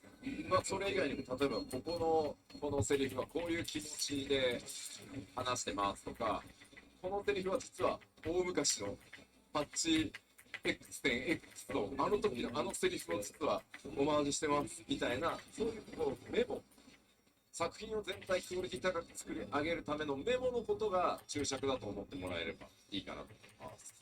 Additionally, whenever there's a certain piece of dialogue that we want to convey a certain emotion, we note that as well. Or if we want to reference previous patches, if we want to reference like patch X.X, if this was this particular dialogue that happened in the past, and it's sort of paying homage to that, we would note that as well. So it's kind of the process of adding that sort of notes so that we can raise the quality of the dialogue and the writing that we provide. さあ、いっぱい、めちゃくちゃいっぱいあるんですけど、まあ、今回はそんな注釈の中からいくつかの内容をピックアップして、それで行列を振り返ってみようというパネルになっております。So as you might guess, there are tons and tons of these annotations, but I've just picked a few today that I thought might be interesting to look at. では早速、まずは旅の始まりのこのシーンから。Let us begin from the beginning. じゃあ動画をご覧いただきましょう。So we'll be taking a look at a video. Playback, please. まあ、マイクラか。クミンもね、面白そうだね。クミンは何でできるんだろう。A fate on the horizon that cannot be divined. The future undefined and in flux.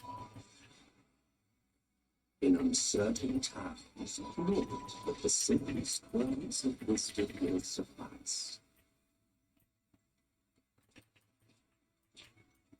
That which lives is destined to die. Love leads to loss. Every beginning has an end.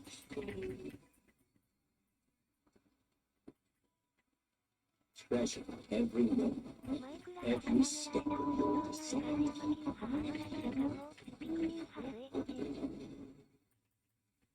あー、そっか、スイッチ持ってないんだな。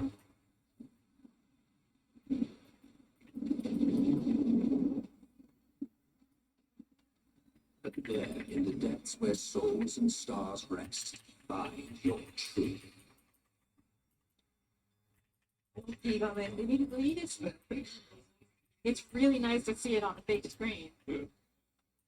はい、ということで、以上、オールドシャーリアンに向かう船の上で聞くことになるエメドセルクのナレーションでした。So this was, of course, Emmett Selk's narration when you are on the boat to Old Charlian.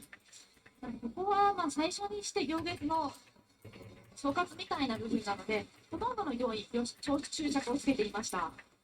Obviously, this is the very beginning of Endwalker. It's like your first taste. So pretty much all of these lines had some kind of note on them. その中で、この2箇所。やったことないからわかんないけど、嫌いではないはず。まずセルフォンについては、これを喋っているエメトセルフがどういう状況なのかっていうのを注釈で入れていました。So on this second line here, I added a note about, all right, so Emmett Selk is narrating, but where is he? How is he doing that? ウルティマトゥーレに到着した際のナレーションに気づいた方もいらっしゃると思うんですけれども、行月のナレーションはエメトセルクの正解からの実況中継です。So you might have noticed this from the narration in Ultima Thule, but Emmett Selk is narrating from the Ethereal Sea. だから彼が覗き見れないエルピス編だけ実はナレーションがありませんでした。Which is why, of course, the only section where this formal narration by Emmett Selk doesn't happen is in Elvis. だから、ただ、覗き見てないとしても、正解で魂が現れたことによって、エルピスでの出来事はしっかり思い出しています。At this point, when he's in the ethereal sea, obviously his soul has been cleansed of the fake memories implanted by Kairos, so he now remembers the truth of the final days. ちょっと聞いてみたかったんだけど、エメとセルクって正解からさ、こうまあ実は昔エルピスで会ったことがあるっていうのを思い出したエメとセルクが見ながら彼の旅を追ってるのは間違いないんだけど、独り言なのか、その隣にヒトロがいる前提で喋ってるのか、あれどっちのつもりで書いたの？ちなみに。One thing I did want to ask you, Natchan, when Emmett Selk is kind of doing his ホ narration, ラーはやってる、やっ when he てんの recalls 見せ memory た from こと when he な was い in か Elf, も。 it's てか like, ホラーやったこ and とないかも。 I was wondering, he's narrating this, but then is he kind of revisiting his sort of memories and kind of talking to himself, or is it implying that Kiplo Davis was like with him? 疲れた。基本は演劇好きの彼がこう、演劇好きなりにつらつらと自分の心の中で思っていることなんですけれども、Well, for the most part, right, Emmett Selk is a very theatrical character, so in a theatrical fashion, he's sort of ホ soliloquizing. ラーとかやるのも面途白そうだ。中でヒトロダイウスがゾディアークの魂から解放されて合流してからは一緒に喋ってます。ウォッチパーでホラー映画見ない。ホラー映画見るのはありかも。でも、そんなに怖いはないかもしれない。なんか、別に何 Didn't mean to interrupt there. リングとか一人で全部見れる。で、までもたリングはホラーじゃないのかな。私たちとなっていますが、これは同じく正解から育成を見守っているベイメンスのことになります。Right, so one of the ways that this situation is communicated in Japanese is that in Japanese it has the word we in it. And there was a note that this is referring to Vina, who is also in the ethereal sea. So you have this idea that they're both there together. で、私が書いたその注釈を受けて、直接 we と言っていない英語でもある工夫がされています。Of course, English did not use the we directly, but instead played on this note that we were given. じゃあせっかくなんでケイトさん説明お願いしていいですか？ Can you explain that to us, Kate? Yes, I can. Okay, so there are a couple things going on here. So for one thing, the we in Japanese is incorporated in this very nice way where you realize that he's saying like, oh, the we of us now, sort of like he's in this separate location, but we were afraid that if we stuck that into the English without like a really long explanation, it would sound like, yeah, we don't know what the future is. And it's like, are you my friend now? Like, what do you do? It would be very out of character for him himself. So instead, we took this thing that you were designed to understand the noise there later, but not at this point. At this point, you're just supposed to be like, huh, that's interesting. So what we did is we instead incorporated that nuance into the entirety of the speech. So, click hitotsu onegaishimasu. So if you look at these middle lines here, you can see that some phrasings are a bit more Vena-like, and some of them will be echoed in her later lines. So when you look at this scene in retrospect, you can tell, okay, he's not only speaking for himself, he's speaking for all of the ancients in the ethereal sea. すみません、ありがとうございます。つまり、続くセリフにベイネスっぽい言い回しを入れるっていう形で対応してくれているということですね。はい。では、次に、このブロックの最後のセリフも見ていきましょう。Now let's look at this very last line here. ここは、週末の経緯も思い出しているエメとセルクの言葉なので、このセリフも2つの意味を持っています。Given that this is the Emmett Selk who knows the truth of the final days, this line actually has two meanings. 1つ目の意味は読んで字の通り。The first is probably what you would immediately guess from reading it.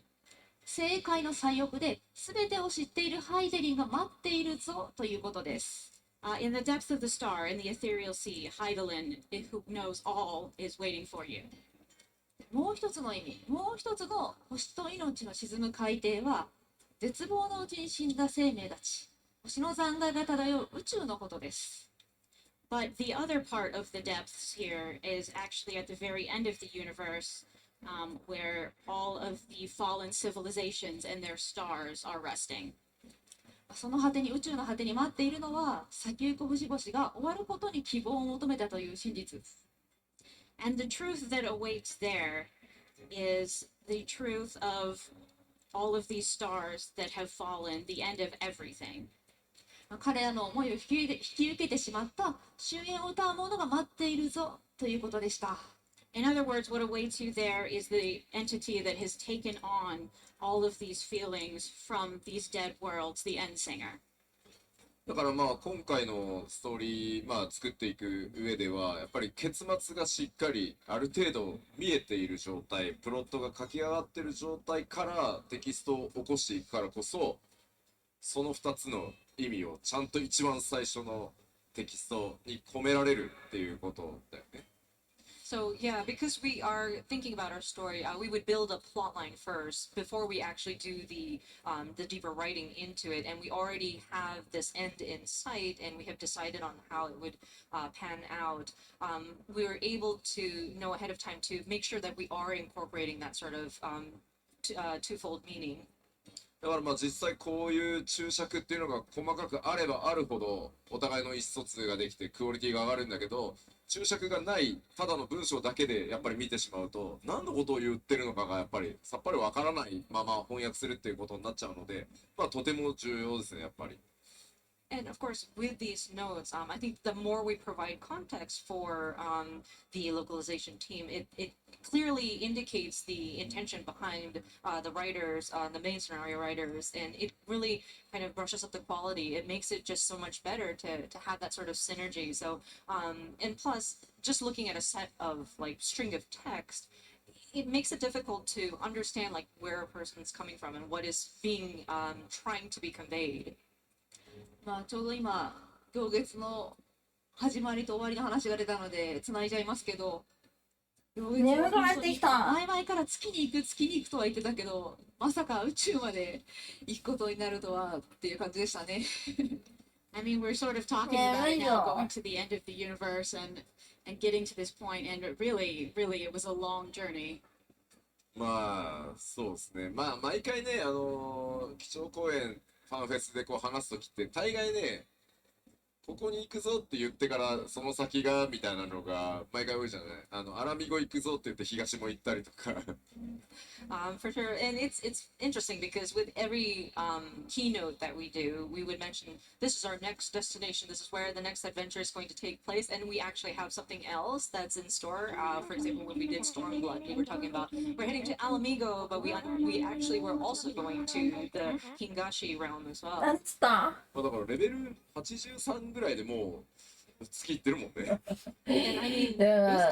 すごい風呂上がりのいい匂いの金太郎さんですかってなんかすごいなんかセクハラチックな発言なんだよ。好きな時に好きなだけ寝れる健康的な生活大事だよね。まあこの後風呂上がりのモフモフです。大丈夫かな。いい匂いの金太郎さんですか。ちょっとセクハラチック。Maybe we can all explain it as like a multiverse. みんなだって嫌でしょ、急に14がマルチバースになったら。No, then we'd cause problems for everybody in the audience if we just were like, oh, it's a multiverse. まあでもほら共同世界がもうすでにそんなようなもんだからさ。But I mean, we have our different shards and the realms. じゃあまあ冒険の舞台はまだまだいっぱいあるぞということで。あります。Well, in other words, we definitely have a lot of places our adventure can still take us. Yep, for sure. じゃあ、はい、すいません。パネルの内容に戻りたいと思います。はい。Let's bring it back around a little bit. さて、次はちょっとまた違う種類の注釈について。All right, I'm going to talk about a different kind of annotation here. 全く別のところに書かれているセリフを踏襲していますよという内容で注釈を入れたところをいくつか紹介したいと思います。And these are some sections where I had annotations to the effect of we are referencing a line from another place. はい、じゃあさっきのナレーションに引き続きエメトセルクのところから。So continuing on from our theme, we have some Emmet Selk here. こちらはウルティマトゥールに花をわさーっと咲かせた後に彼と別れる間際のやりとりになります。So this is in Ultima Thule after all the flowers are blooming, and this is when you are 休日は欲求に素直に従う。それが仕事への活力につながる。本当それな。みんな寝るわ。これが何を踏襲していたかという。配信つけっぱなしの方がいい？それとも配信聞いた方がいい。四国の方ですね。の第7話、消えゆくハーデスの語りです。So you may or may not remember, but the seventh Tales from the Shadows was about Hades. 秘話のこのハーデスの最後の語りは、シェイクスピアのテンペストのエピローグから来ています。And there is a very distinctive part in that short story that is very strongly referencing Shakespeare's The Tempest. なので、行月のエメトセルの分かりもその内容をちょっと踏まえた言い回しになっています。And thus, he is using a very theatrical and somewhat similar thought pattern here at the end of Endwalker. メトセルク周りにはちょいちょいシェイクスピアをお借りしてるんだけど、これには2つ理由があって、Actually, M itself tends to use a lot of Shakespearean ideas or references, and there's a couple reasons for that. 一つが松野康美さんがリターントイバリーシュの際につけたソルテイは演劇が好きという設定があったから。The first is the setting that was developed during Return to Ivalice, which is that the Solas family really enjoys theater. あとは浩二さんが主題歌とかいろんな歌詞にシェイクスピアの表現を取り入れることが大好きなので、そこから決めました。The other one is the fact that Koji in his song lyrics and whatever else he's doing just loves to reference Shakespeare, so it bled over into this. ただそこは結構ケイトさん苦労してるらしいので、明日のパネルで戦ってください。Yes, that does cause some trouble for the other translators, so we may speak about that at the panel tomorrow. 当時シェイクスピア好きよね。Yes, Koji for sure likes Shakespeare a lot. さっき楽屋で高校生の頃は嫌いだったからだけど、今は好きだからもっと勉強しとけばよかったなって思ってるって言ってました。Yeah, we were talking in the break room earlier. And actually in high school, I hated Shakespeare, but now these days I've developed a continue to study it. はい、ということで、もう一つ暇を受けたセリフですという著作を紹介したいと思います。So, and then here's another reference to the short story. こちらですね。ストルダイウスが語る当時のアジムの、相変わらずのエピソード。So yes, this is the very representative of Azem episode that Hythlodaeus is relaying. こちらは漆黒秘話の第7話に登場したエピソードでした。This also appeared in the Seven Tales from the Shadows. ブドウのために火山に突撃する話だったんですけど、今日はもう皆さんもブドウを持っているんじゃないかと思います。Yes, I mean, this was a tale of Azem going to great lengths, even to jumping into a volcano for some grapes. So be grateful for your own grapes. ちなみにローポリブドウ結構開発チームみんながね言ってくれるから開発チームでも結構人気になってまして、those grapes are actually really popular with the dev team as well. アーティストさんが北米から持って帰ってきてほしい、トランクに詰めて持って帰ってきてほしいって言っていたので、ちょっと後で相談したいと思います。なるほど。So some of the artists and other people would really like us to take some stress balls. They were so well recreated. Yeah, so they would like us to pack some up and bring them back in our suitcases apparently. So we're going to have a chat about that later. I fear for my life. Okay. いやローポリブドウね、ローポリゴンのブドウはさ、特にね、海外のね、光の戦士の皆さんがね、面白いって言ってくれたから良かったようなものの。Of course, those low poly grapes, I mean, I'm thankful that the players actually took it with a grain of salt. They had such wonderful humor and they realized, oh, this is cool, this is neat, and they picked it up like they were curious about it. 本当はダメだから。Yeah, that would probably be unacceptable from a game developer perspective. 光の戦士の皆さんがね、優しくてよかった。I'm so glad that the Warriors of Light were so kind to the. Thank you. Thank you. Thank you.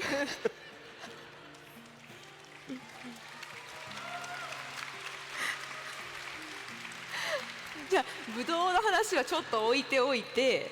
Alright, so setting the grapes aside for just a few minutes. じゃあ続きもう一個秘話を受けているところをご紹介したいと思います。Okay, just one more reference to a short story here. こっちはここに今映っているのはウルティマツーレに旅立つ直前、大繁盛商店の開店を待つ間にビックスたちと雑談をするところです。So this is the part before you depart for Ultima Thule, where you are speaking with Biggs and Wedge in front of Tataru's boutique. で彼らは天の果てに旅立つ光の戦士にこんなことを言っています。And to the warrior of light who is about to set off on this journey across the universe, this is what they have to say. でさてこれに何て返しましょうか。And what is this referring back to? どっちにします？ Which would you choose?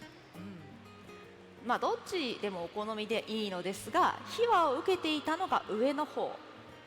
It's fine to choose whatever dialogue option you like, but of course the top one is a reference. これは、第8例祭の先でビックス3世がグラハにかけられていた言葉と重なっています。So these are actually the words of Grahatia during the 8th Umbral Calamity. 漆黒秘話の第8話ですね。In the 8th Tales from the Shadows. これはしれっと入れていたので多くの方が特に意識せずに選んだのではないかなと思います。I feel like a lot of people probably chose this option not even realizing it was a reference. 意図せずに光の戦士が発した言葉がたまたま未来にビックスがかけられた言葉と同じだったという状況が生じることを私が見てにっこりするための仕掛けです。Personally, I put this in there because it really entertained me, the thought of the Warrior of Light not knowing what they're doing, essentially saying the exact same thing that Graha would say in the future to a Biggs. でせっかくグラハの話が出たのでちょっと続けてみると、and since we are on the subject of Grahatia, さっきのちょっと話題に出た漆黒秘話第8話といえば、ビックスたちが夢や希望を星の輝きに例えていました。So in that 8th short story, the Biggs and everybody are sort of likening dreams and hopes to the shining of the stars. 彼らと行動を共にしたグラハもその例えが好きな様子です。And actually, Grahatia, who did work with them, also really likes that metaphor. このセリフを筆頭に何度か使っています。And that is used many times in his lines. でそれを念頭に置きつつ、お次はグラハとある人物の対比について見ていきましょう。So while we have that in mind, let's look into a contrasting pair that we made between Grahatia and another character. こちらは行月の終盤、エーテルシュクタイルの改良を進める中でエクスアダマントを開発したのはアモンだったんだという話をしているシーンです。So this is getting towards the end when you need to ensure that the Aether Burner will be working, and you find out that it was actually Amon that invented the refined adamantite. エクスアダマントによって遠くの星に到達できるといいなという内容ですが、So basically, of course, what Grahatia is expressing here is it would be great if we could use that same adamantite to reach the stars. ここの星っていうのもやっぱり希望という意味がかけられています。But for Grahatia, stars mean hope itself. 塔の開発者であるアモンが聞いたらめちゃくちゃ嫌がりそうですよね。But you know, Amon, who invented this stuff, he probably really would not like that way of thinking. 彼とグラハは共にアラグ文明が残したものという立場でありながら正反対を向いてもいます。Grahatia and Amon are in some ways both responsible for carrying Allagan culture into the future, right? But they have very different viewpoints. なので対比させて書いているセリフも多くて、それについていくつか注釈を入れていました。And for that reason, I wrote a lot of lines that sort of make them a contrasting pair, and I'd like to introduce a couple of them. 例えばこちら。For instance, this one. 正解の最奥でアモンの魂と決着をつけた時のこと。So this is in the Ethereal Sea when you have overcome the soul of Amon in your grand battle. 彼はヘルメスとしての記憶をこんな風に感じていると言っていました。And this is what he has to say about his memories of his time as Hermes. さて、これがグラハの何と対になっていたのかというと、こちらです。What Graha line can this be compared to? 吉田さん、動画のああ、ごめんなさい。 We have a video. じゃあこ We have こ a video for this. もう真剣にクリックをあなたのこうセリフに合わせてやることに集中してたら動画だった次。I was so fixated and concentrating on, okay, click next, click next. I forgot that this was going to be a video. Let us play back the video. じゃあ動画お願いします。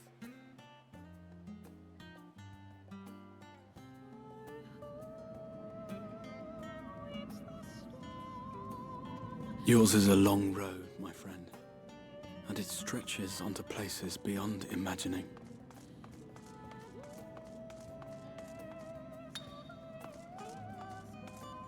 With your every step, these grand adventures shall grow more distant and faint.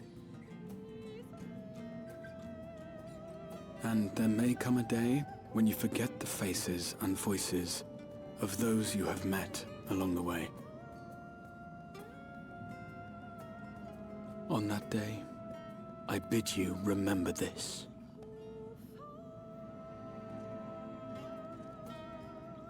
That no matter how far your journey may take you, you stand where you stand by virtue of the road you walked to get there.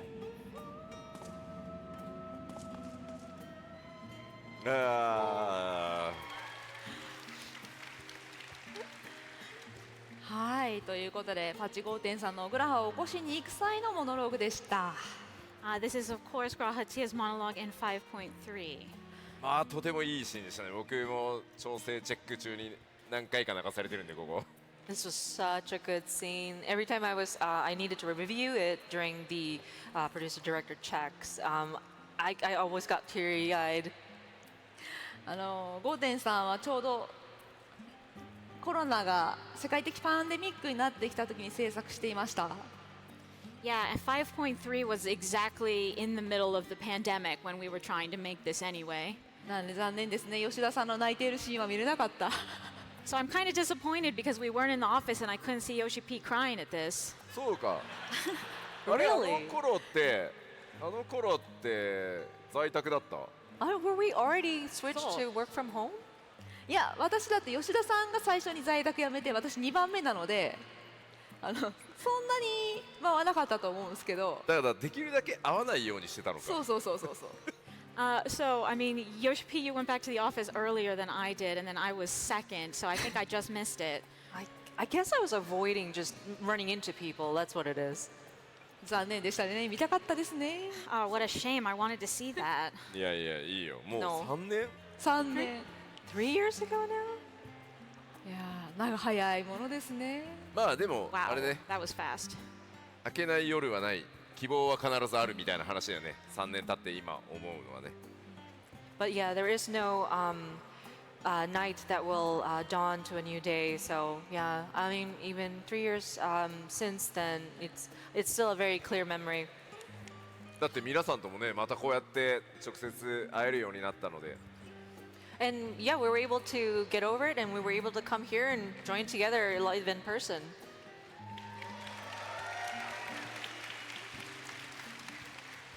いきますか、じゃあ次。はい、じゃあ、で、改めて。そこを改めて見るとってとこですね。はい、改めて見てみます。Alright, so let's take a look at these again together.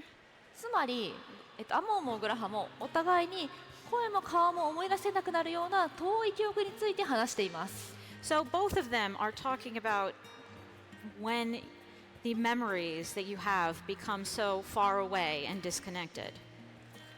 グラハ推奨校はそうやって記憶が薄れたとしても全ての出来事は今日のあなたに続いていると言っています。However, Grahatia, the Crystal Exarch, believes that even when your memories become faint and they start to become lost to you, all of the stuff that happened to you is still a part of you. じゃあアモンは何と言っていたか。But what about Amon? さっきの彼の最後のシーンに戻ってみると、if we return to his final scene here, つながってるもんが畜生と言っているんですね。He is very frustrated at the idea even that these old memories might still be connected. 2人の主張はどちらでも間違いではなくて、それぞれの視点から見て正しいものだと思います。Neither of them are really mistaken. It's just that they're looking at this from very different perspectives. ただ、アモンは関係ないって言ってるけれども、やっぱりヘルメスの記憶を知ったからこそ考えたこともあると私は思うんです。But personally, I think that no matter how much Amon wants to believe that Hermes' memories are unrelated to what he's doing, they did in some way influence even this very thought pattern. アーテリスに終末を引き起こす計画もそうじゃなかったらそもそも立てられなかったはずなので。For instance, why would he have ended up wanting to destroy Theris if he hadn't had some sort of influence from those memories? 彼自身もそれを分かってないわけではないと思います。I think even he understands that on some level. こちらはサベネア島での独り言。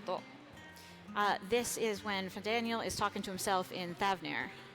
こんな風に感じていながらも、でもこの心もこの判断も自分だけのものだと叫んでいたんだと思います。This is while he was sort of feeling internally that he actually could not escape those memories, and he really still wants to assert, though, that he is an individual despite that. ちなみにこの魂の性分という話もさっきのエクスアダマントのところでグラハが指摘しています。This similar talk of souls that Fandaniel is doing actually does appear in Graha's speeches as well. アモンにとってみては自分で言うのすら忌々しいのにグラハに指摘されるの尺だろうなって思います。I mean, it's a bit weird of me to say this, but I really felt that this line of Graha's was moving. はい、ということでアラグな2人の対比を見てみたんですけれども、Okay, so we've looked at some of these comparisons between these two. アラグ帝国の全容もいつか書き換えてみたいよねでたびたび話題に上がりますよね、吉田さん。And honestly, you know, they're all really Alec related, and it makes me wonder, when are we going to get to learn the whole story of the Allegan Empire? Yoshida-san? 日本の光の戦士の間ではファイナルファンタジー14のストーリー上でなんか厄介なことがあると、大体アラグのせいっていうミームがあるんですよ。So amongst the Japanese players, whenever there's some inconvenience or something that story-wise, there's some kind of snag that we hit, we have a tendency to lore or explain it away as, oh, it's probably those darned Allegan cultures or the Allegan old Allegan in the Allegan Empire. なんか北米ではないんですかね、その何かがあるとアラグのせいにすればいいみたいな、そういうミームみたいなのはないんですかね。I'm wondering, are there memes in North America as well? Like we kind of blame it on the Allegans? Yeah. 結構あるみたいです。結構ある。そうなんだ。いや、そのファイナルファンタジー14通してこう至る所にこうアラグ帝国の痕跡があるじゃない。So of course, yeah, when you look at different aspects within Final Fantasy XIV, you do see elements that kind of refer to like the remains of Allegan technology, Alleg, whatnot. だからロアも含めて結構ちゃんとエピソード実はね作られてるところがめちゃくちゃ多いんだよね。So we actually do have like different background stories, including some parts of the lore that have described those different episodes that relate to those elements, those Allegan elements. だからいつかねアラグがメインになるなんかね拡張はやりたいなみたいな気はあるんですよ。And of course, I would love to eventually have an expansion pack that's kind of dedicated to delving deeper into the different sort of elements of the Allegan Empire. みんな聞いた？みんな聞いた？今の覚えておいてね。You heard that. You heard that. Remember that. でもね、みんなね、またアラグかって言うと思うんだよね。But that said, I'm sure people will kind of think about, well, really the Allegan? We're going to talk about the Allegans again? なっちゃんが書くんだったら考えてもいいよ。But Natchan, if you're willing to write the story for this, I can definitely consider it. 私が後輩を育てた意味とは一体何だったのか。Oh, I don't know about that. でも私ね、最近ディープダンジョン、オルトレール化でアラグの話を書かせていただきました。I mean, I did, though. I did write some Allegan stuff in the most recent Deep Dungeon. ストーリー自体はすごく短いんですけれども、クリアした後にちょっとボスの説明とかも聞くことができてですね、そこでアラグ側から見たは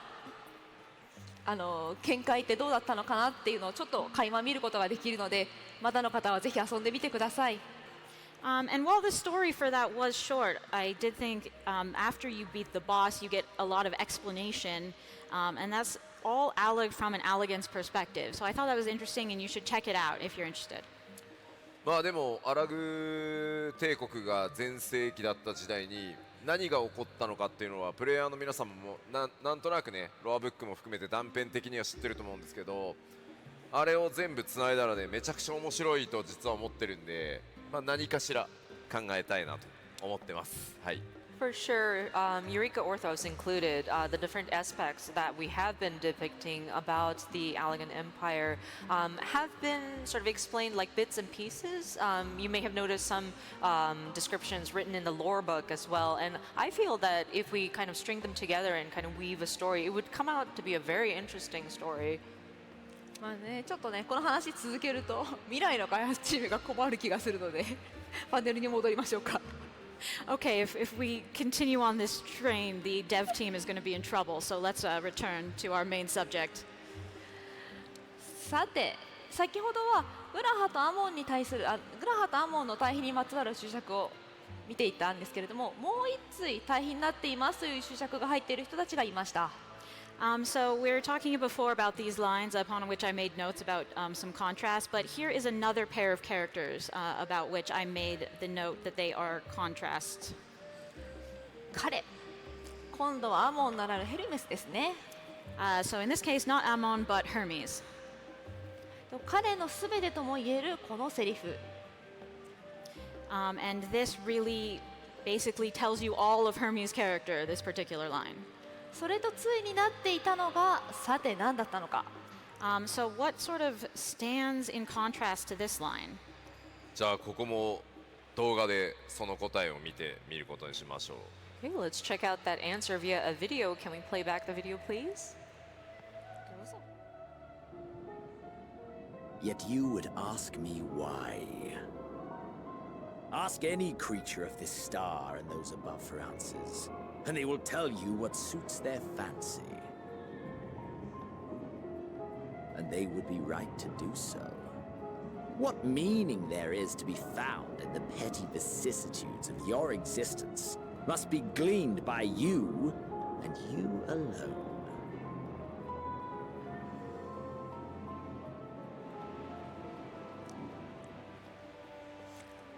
はい、ということで対になっていたのはゼノスのセリフでした。And that was Xenos. あら、ゼノス人気高いな。I'm surprised that Xenos is popular amongst this crowd. ゼノス好きな。あらら。Oh, man, you like him. ありがとうございます。Thank you. では今のは光の戦士がエルピスから帰った後、週末に見舞われたマグナグラケースで再会した時のセリフでした。So this is when the Warrior of Light has returned from Elpis and has met everyone on the Magna Glaciers. まあね、ゼノスといえば登場からずっと自分勝手で自己中心的な人物です。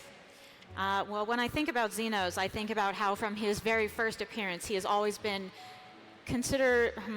focused solely on his own ends. ただ悩めるヘルメスの後に見ると、これもある種の答え、強さなんだなっていうのを改めて感じます。But when you sort of look back at Xenos after hearing Hermes' reflections, you see that perhaps this is one way to answer Hermes' question, and it is a strong answer in its own way. まあね、この後これで周りをめちゃくちゃ怒らせるし、アリゼにボロクソに言われるんですけどね。Of course, immediately after that, he gets told off by Alize, but でもなんだろう、ここのそのヘルメスとそのゼノスのセリフの対比は多分プレイヤーの皆さんでもめちゃめちゃ気づいた人が多かったんじゃないかなと思います。I do want to chime in here on this dialogue here with that contrast between Hermes and Xenos. I'm sure a lot of players have taken notice of this. 僕よくその日本だけじゃなくて全世界の光の戦士の皆さんのファンの皆さんのツイッターとか SNS 見て、まあ、どう解釈してるのかなっていうのをよくサーチするんですけど、ここはね多分一番多かった。So yeah, sometimes I look on social media to see what kind of interpretations our Warriors of Light make on like Twitter or other social channels, and it was interesting because I did notice that a lot of fans have kind of noticed this contrast and they've pointed it out. なんかこうそんな質問をね自分じゃないやつに答えを求めたってそんなもん誰かの理屈しか返ってこねえよってまあゼノスが言うわけじゃないあそこで。So basically, Xenos is saying, well, you're trying to get answers from somebody that's not you, but that's somebody else's thinking. なんかそれを逆にこうヘルメスにだからヘルメスはダメだったんだよって言ってる人が結構多くて。So taking that in mind, people started to kind of point at Hermes, saying, well, that's why you didn't succeed because you didn't search for the answer yourself. いいシーンだと思いましたここは。But it was such a great scene here. まあね難しいですよね。でもゼノスの生き方も多分やり方によってはすごい強いけどやっぱり周りを怒らせたり嫌われたり、アリゼが言っていた通りだからお前はいつまでも一人なんだよってところだとは思うんですよね。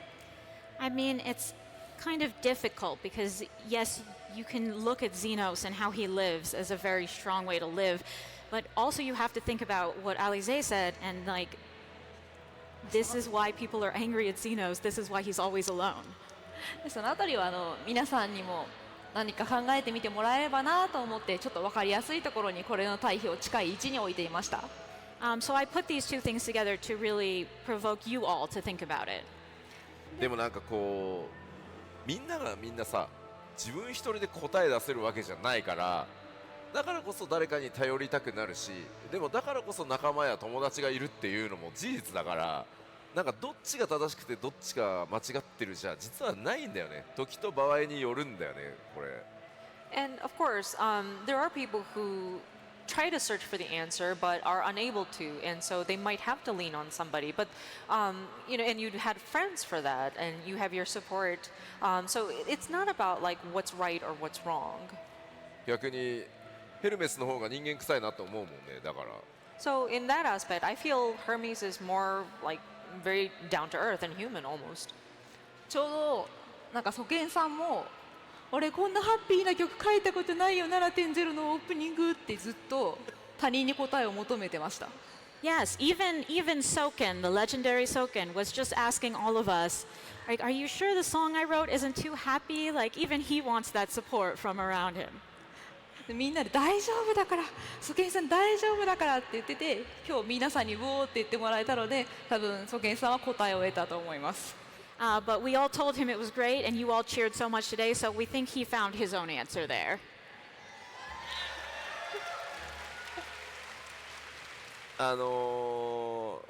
まあちなみに光の戦士の夏休みだから振り切っていこうって言って本当ね俺こんなハッピーな曲書いたことないって言いながら途中でギターギャーンって鳴ってるの分かりますよねでも。And by the way, we were mentioning about how this is going to be like a summer vacation for our Warriors of Light. So we tried to swing all the way in that direction as possible. So while Soken was kind of whining about, well, I've never written a happy song like this, you know, you can hear the guitar, like just how happy the guitar is in that riff. ちなみにね、最後の方シャウトがブワーって入ってますけど、誰がシャウトしてるかわかります？Oh, and there was a section where there was like some kind of shouting in there. I want you all to guess who did the shouting in that song.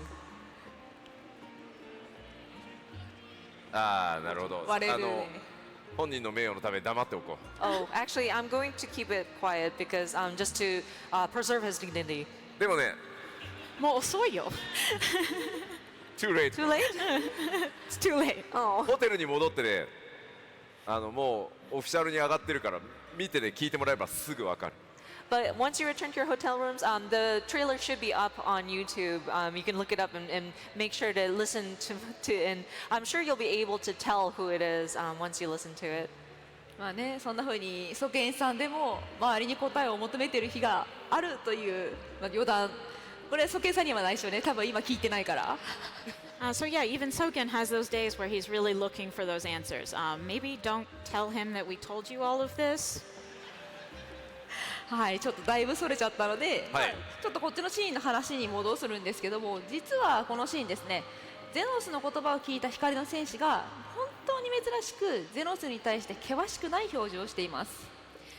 So right, returning to this scene, you will notice that the Warrior of Light, in a very rare move, is not giving Xenos a very stern glare in response. This is a completely different reaction. こういうハッとした表情ですね。This is your look of surprise. まあ一方でゼノスはいつも通り自分の主張をベラベラしてるだけなので、ハッとされていることに気づいてさえいない。On the other hand, Xenos is just talking and going on the way he normally does, and it doesn't seem like he's even noticed the surprise reaction he's getting.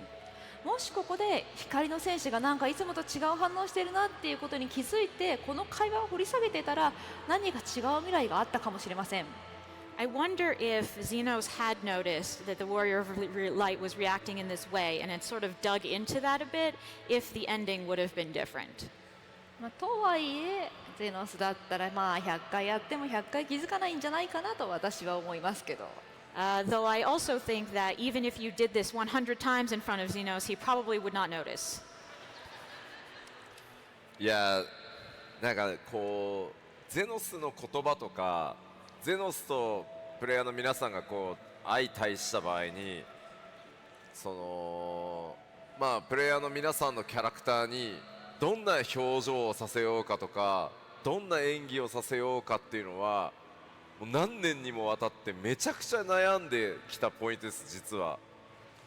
So with these words being spoken, as well as that sort of facing the character and Warrior of Light, and the Warrior of Light is of course the players themselves, so it's always a challenge to kind of figure out how do we make the character react, like what kind of facial expression should we have and what kind of movement or mannerisms we would have to have our players take, and that has been a challenge for many years. プレイヤーの皆さん14の場合は主人公はプレイヤーの皆さん自身そのキャラクターがやっぱり主人公なのでこうゼノスが大好きだって思う人もいればこいつはもう許せない絶対に嫌いだっていう人もいるので And again, because the player is the hero or the main protagonist of Final Fantasy XIV, and it is your character that is being depicted there. So, of course, we have people who love Xenos, and then those people who can't stand him, who can't forgive him for what he's done. そうここをねバランス取るのがどっちとも取れるこう仕草をするとか表情をするっていうのでめちゃくちゃ調整してきた。And just trying to strike a good balance to make sure that we're accommodating for those at both ends of the spectrum, we would really have to be careful to have the expression and the different sort of motions be interpreted in the appropriate way, or it can be like vague enough so that you can interpret it in the way you had imagined it, and so it's something that we're very careful about. でもまあここのハッとするぐらいだったらね好きでも嫌いでも関係ないからね。And so with this sort of look of bewilderment, I think you can take it in any way you can, I think. そうこの歯の意味はあえて深くどうとも取らせないような塩梅をすごい調整して入れてもらったところですね。Yeah, this expression of surprise is supposed to be very open to interpretation. あれまあ 6.0 じゃなく 6.x シリーズでもねちょっと友っていうキーワードに反応する光の戦士のシーンがまああるんですけどあそこも今回めちゃめちゃ調整したもんカットシーンもう Yeah, sorry, it goes beyond 6.0, but there is a scene in the 6.x patch series where Xenos would mention my friend, and you would have the Warrior of Light kind of react to that. But that was also a challenge for us to get the expression just right. まあせっかくだからそのゼノスも随分長く登場したキャラになったんで、少しなんかエピソードがあればゼノスについて話をします。もう機会がなさそうだから。そうね。You know, with Xenos being such a recurring character, and he's been around for a while at this point, like I wish there was an opportunity to kind of delve more into it. So you want to just dive into that? そうですね。もう懐かしいもんねこのゼノス。懐かしいもんな。Oh, I look back fondly on this old Xenos. ゼノス。いや。ありがとう、かっこいいって言ってくれた。Thank you, he is cool. ちなみになっちゃん個人としてはこうゼノスっていうキャラクターって身近にいたらよ割とありなのなしなのどっちなキャラですか？ So by the way, Natchan, if you personally would meet Xenos, like as somebody as like your acquaintance, like what is your sort of impression of him? すべてのキャラクターはやっぱり自分が描く以上絶対自分に全く被らないものって出ないんですよ。I mean, I think all characters, because I'm writing them, I mean, there's none of them that are going to be exactly the same as me. だからその全く分かんないやつってことは絶対になくって、私はゼノスの気持ちも分かるし、ゼノスの主張っていうのも結構自分の主張と近いなって思うところがありはするんですけど。Though at the same time, obviously it's coming from me, so a lot of my own thoughts and feelings are also reflected in there. 多分それが第三者として近くにいたら自己嫌悪とか同族嫌悪でどうだろうなってところ。If it was more of a detached relationship and I met him, I'm really not sure how I would feel. 吉田さんゼノスで好きなシーンとかって何かありますか？好きなシーンか。ゼノスの調整もめちゃくちゃ俺多分一番ゼノスもこだわったんだよな。My favorite scene of Xenos? Like there were so many that, like when Xenos kind of challenges the warrior. Like gosh, there's so many. いっぱい作ったけど、まあやっぱ最後はあれかな。バリーンって出てくるところかな最後 6.0 の終盤。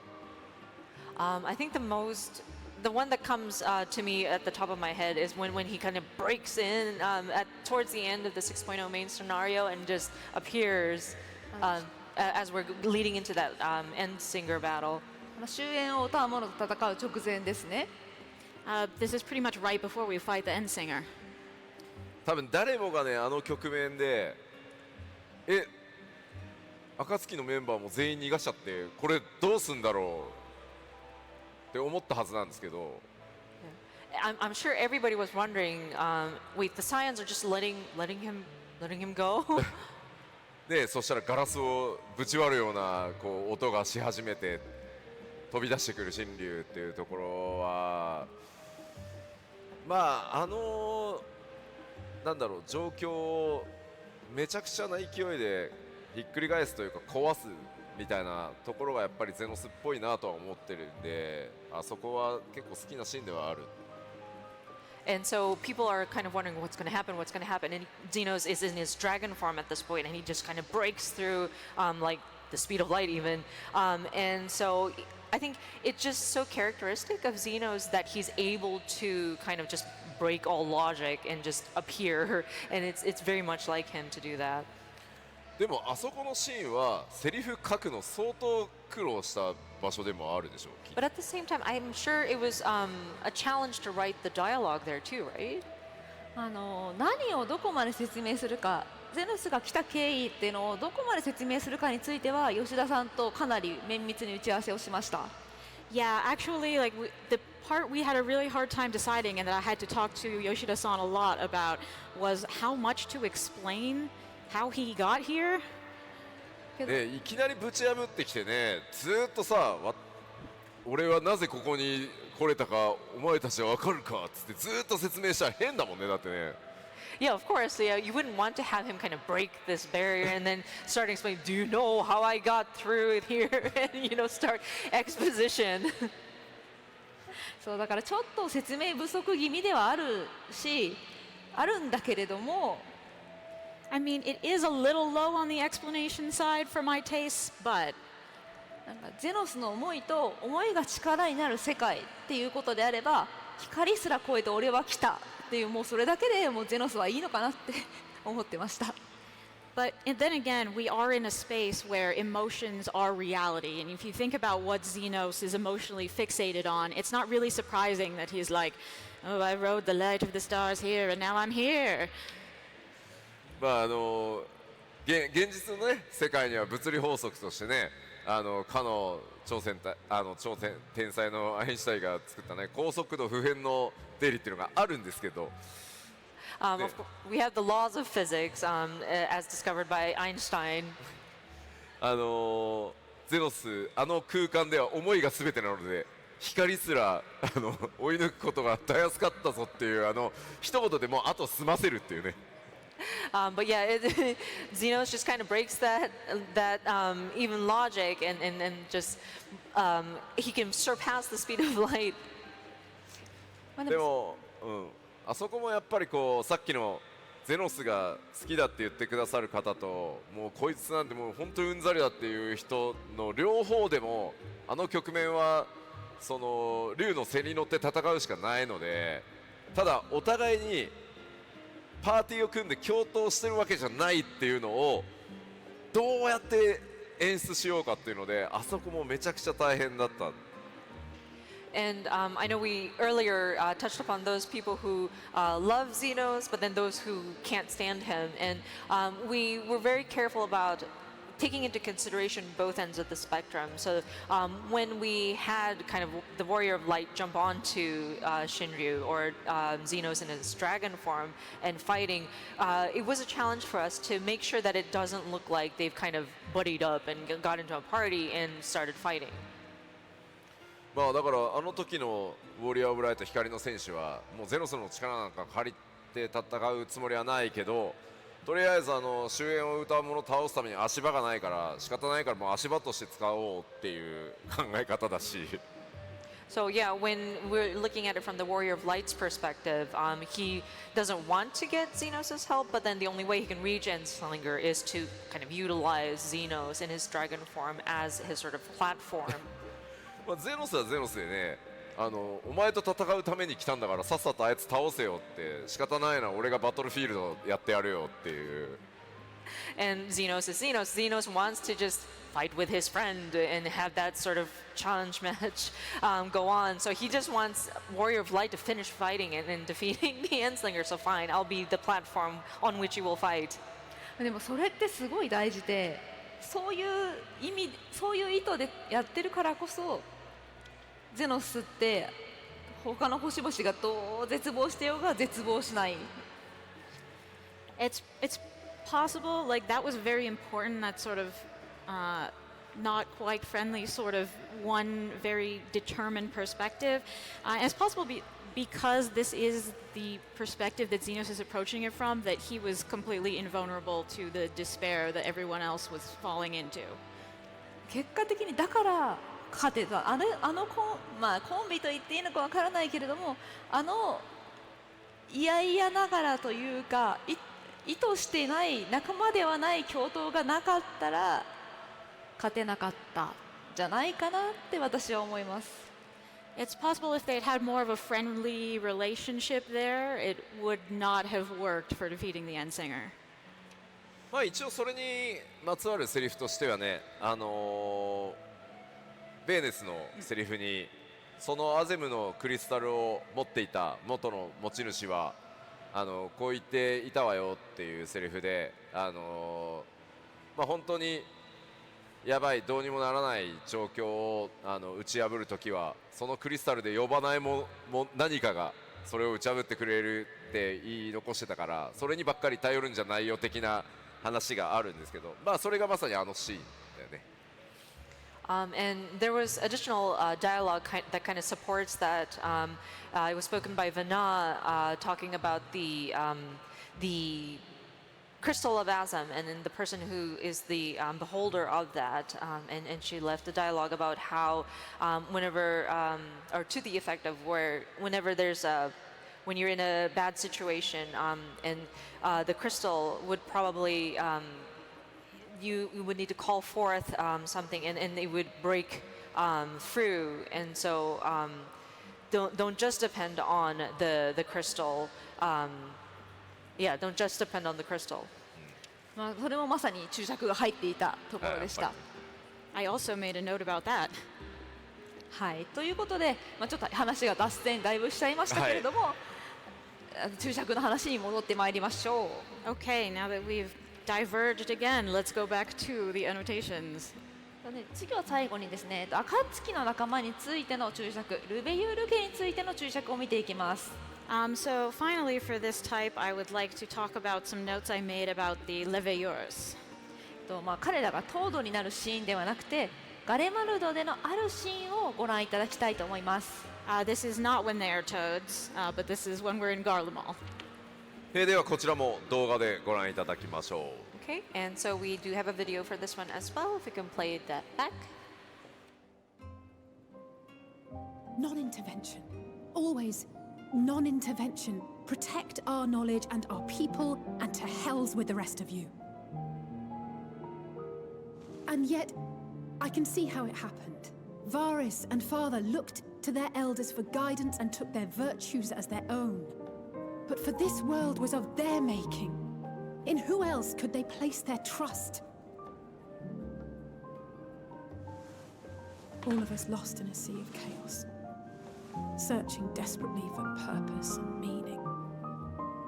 But it shouldn't just be an extension of another's. It has to be ours. It has to be. 以上。ありがとうございます。Thank you。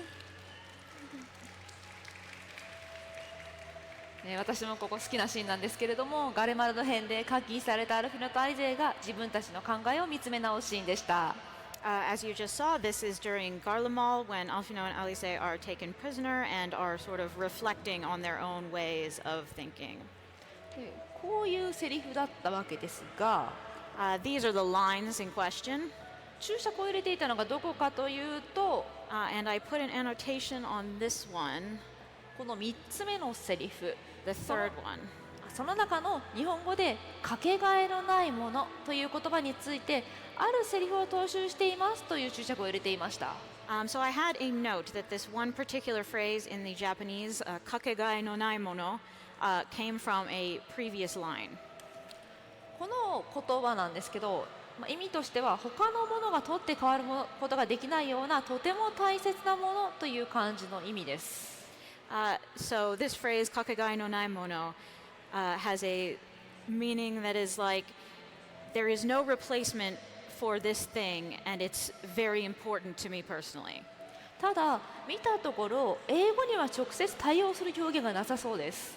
So as you may notice, none of the words I just said are in the English.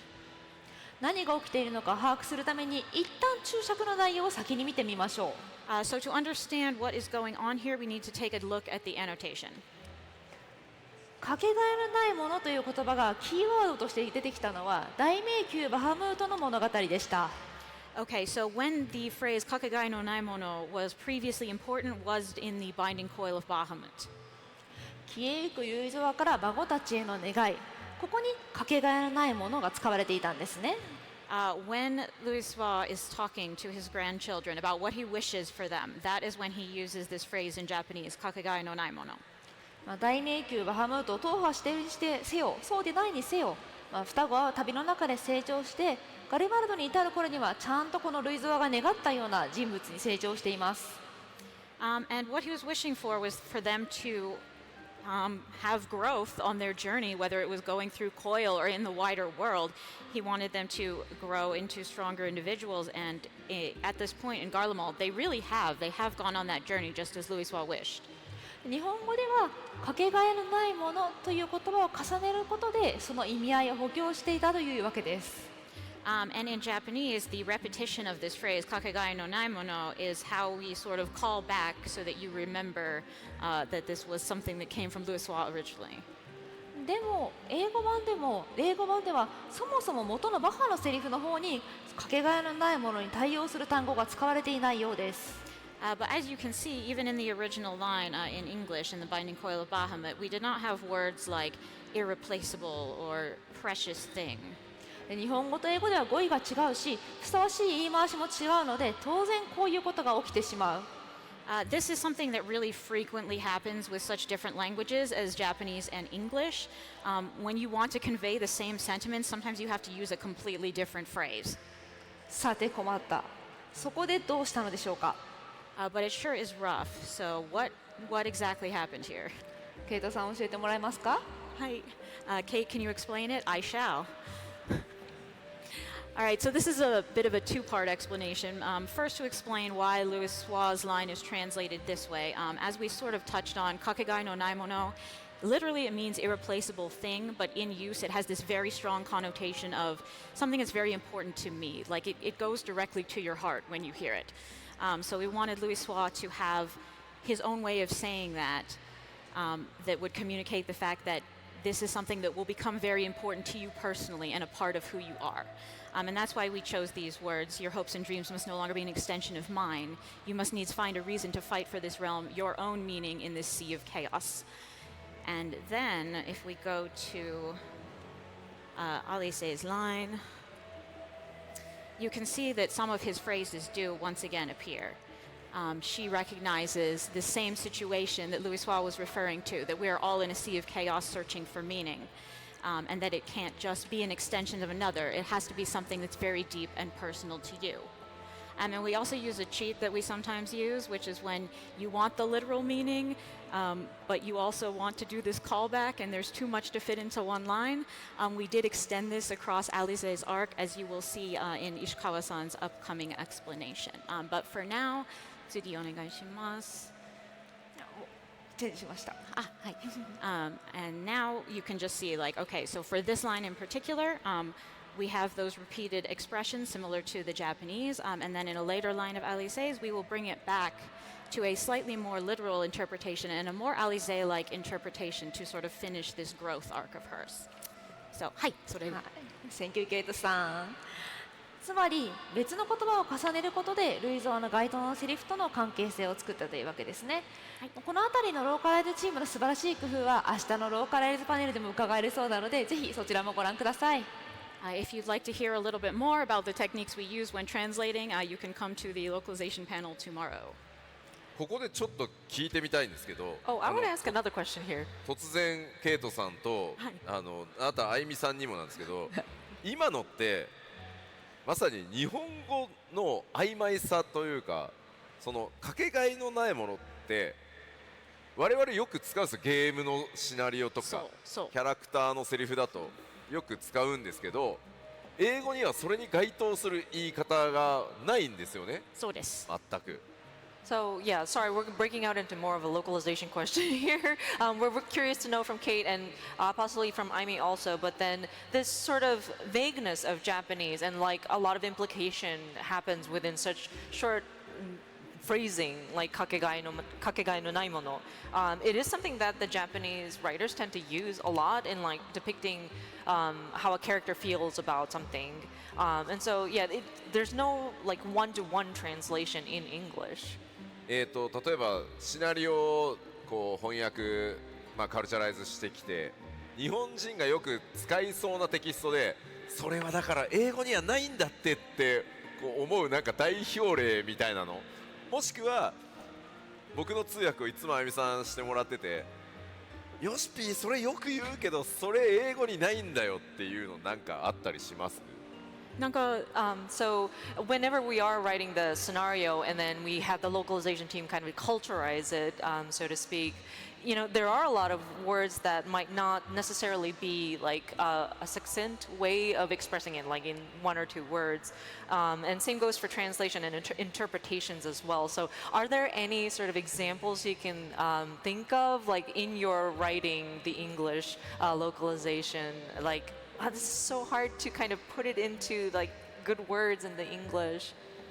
Well, I think the one that comes to mind right at this moment is we were also talking about this earlier in the break room, but there's the Japanese phrase like yoroshiku onegaishimasu, right? Which means like, please, I would like you to treat me respectfully while we're about to do this thing, thanks. Like there's really no good translation in English, so you just kind of have to understand what the context is and go from there. なんかよろしくお願いしますみたいに、なんかその決まった表現がないから、まずはどの気持ちで言ってるかを分かってから翻訳しないと、なんかものすごく微妙な、なんか分かりにくい表現になってしまいます。よろしくお願いします。何をよろしくされるんだろうとか、そのなんか私にちょっと親切にお願いしますけど、私からもなんかちゃんとやりますからみたいな。で頼みますからっていう意味で言ってるのかなであったり、like are we asking somebody to do something for us, or is it just a greeting, like これからもよろしくお願いしますっていうその今後のご挨拶だった場合には、but it's more like an anticipation of, well, what is to happen, like I leave it in your hands, but what are we leaving in our hands, like etc. etc. So you really have to understand like the context within which the expression can be used, like often the many contexts, and also the feeling behind it in this particular context. なのでその文脈をたどるときに結構いろいろなそのもちろん周りのそのコンテキストを拾いながらどういった意図で言われているのか、あとはそのどういった感情が乗っているのかっていうのがわからないとうまくその英語のワードチョイスっていうのができないっていうところはあります。英語で。I'm sorry. And so, no, that's what Keita さんが言ってたことを訳しただけです。訳しました。So like in this case, like if we had said like they have kakegai no naimono, and sure the most literal translation of that is an irreplaceable thing. But if we'd had Louis Suisse say like, I need you to go out and find an irreplaceable thing, you wouldn't understand that what he meant is I need you to find something that is so deeply personal to you that it is your meaning for continuing to grow, right? So that's why the sort of context framing is so important. なのでその例えばルイゾワがアリゼやアルフィノに自分のかけがえのないものを探しに行きなさいっていうふうに彼にとってはそのもう孫たちにちゃんと自分の大事なものを探してこいっていうふうに日本語では伝わるんですけれども、英語で例えばそのフラットに取り替えられないものっていうのが大体一番直訳するとそういった感情も何もなくなっちゃう英語になっちゃうので。探しに行きなさいって言われてもなんだろう、何か物を探しに行くのかしらみたいな印象を与えかねない。日本語は確かにこう結構よろしくお願いしますもよく使うけど、なんとなくニュアンスでね、はいわかりました、じゃあよろしくお願いしますみたいな返し方するけど主語ないもんね、何にもね。待って。That's true because 英語と日本語が混じりすぎてる。Oh, that's okay. ごめんなさい、I'm confusing Ishikawa-san. I'm jumping in English and Japanese. But going back to that whole よろしくお願いします dialogue, it's just, come to think of it, yeah, the Japanese people are so used to using it, almost like a greeting, like, okay, I leave it in your hands, okay, thank you, same to you. And so there's not really any sort of question behind it, but then if you look at it closely, subject is omitted, so you don't know whom you're talking to or what you're asking for. はい、ごめんなさい、混乱させる。大丈夫。ちなみにあいみさんはないの？ヨシピもうこれ言うのやめてみたいな。Yoshida-san is still curious about what example Aimi comes up with. He wants to know what exactly he should stop saying to not annoy her. 違う。そんなことないです。徳武は通訳しか脳がないので、これをどう言い換えようっていうのをむしろチャレンジに思ってるバカなので。なのでもう何でも投げてください。こっちで頑張って英語でなんとか伝わるだろうと思いながら考えます。It's fine. Like we enjoy the challenge of doing this, so they don't need to change what they're doing. We'll just do our thing. 僕は優しさに助けられてるっていうことでした。はい。Yoshi says, "Oh, I've been saved by their kindness. They've been helping me all along." はい、ということでまたもや脇道にそれてしまいましたが、そんな感じのローカライズ側の努力のあって、全世界に皆さんに同じものを届けられるように努力しています。So now that we've taken that long cul-de-sac, I hope you can understand a little bit of the effort that goes into making these understandable for all of our audiences.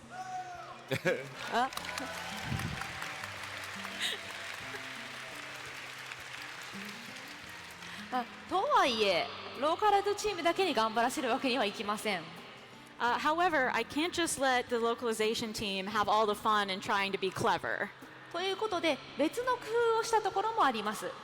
So I do use a variety of strategies to enhance our narrative. こちらは双子とフルシュナが和解するシーンなのですが、So this is the scene with the twins and Fortuno. こちらも日本語ではかけがえのないものを重ねることで大迷宮からバハムートから続くルビール家の一連の物語であるようにしています。And so I am bringing this full circle in Japanese by using the same phrase from the coil and from Alise's earlier monologue, kakegai no nai mono. 同時に演技付けの参考としてこんな注釈を入れていました。But also I left this annotation about the animation.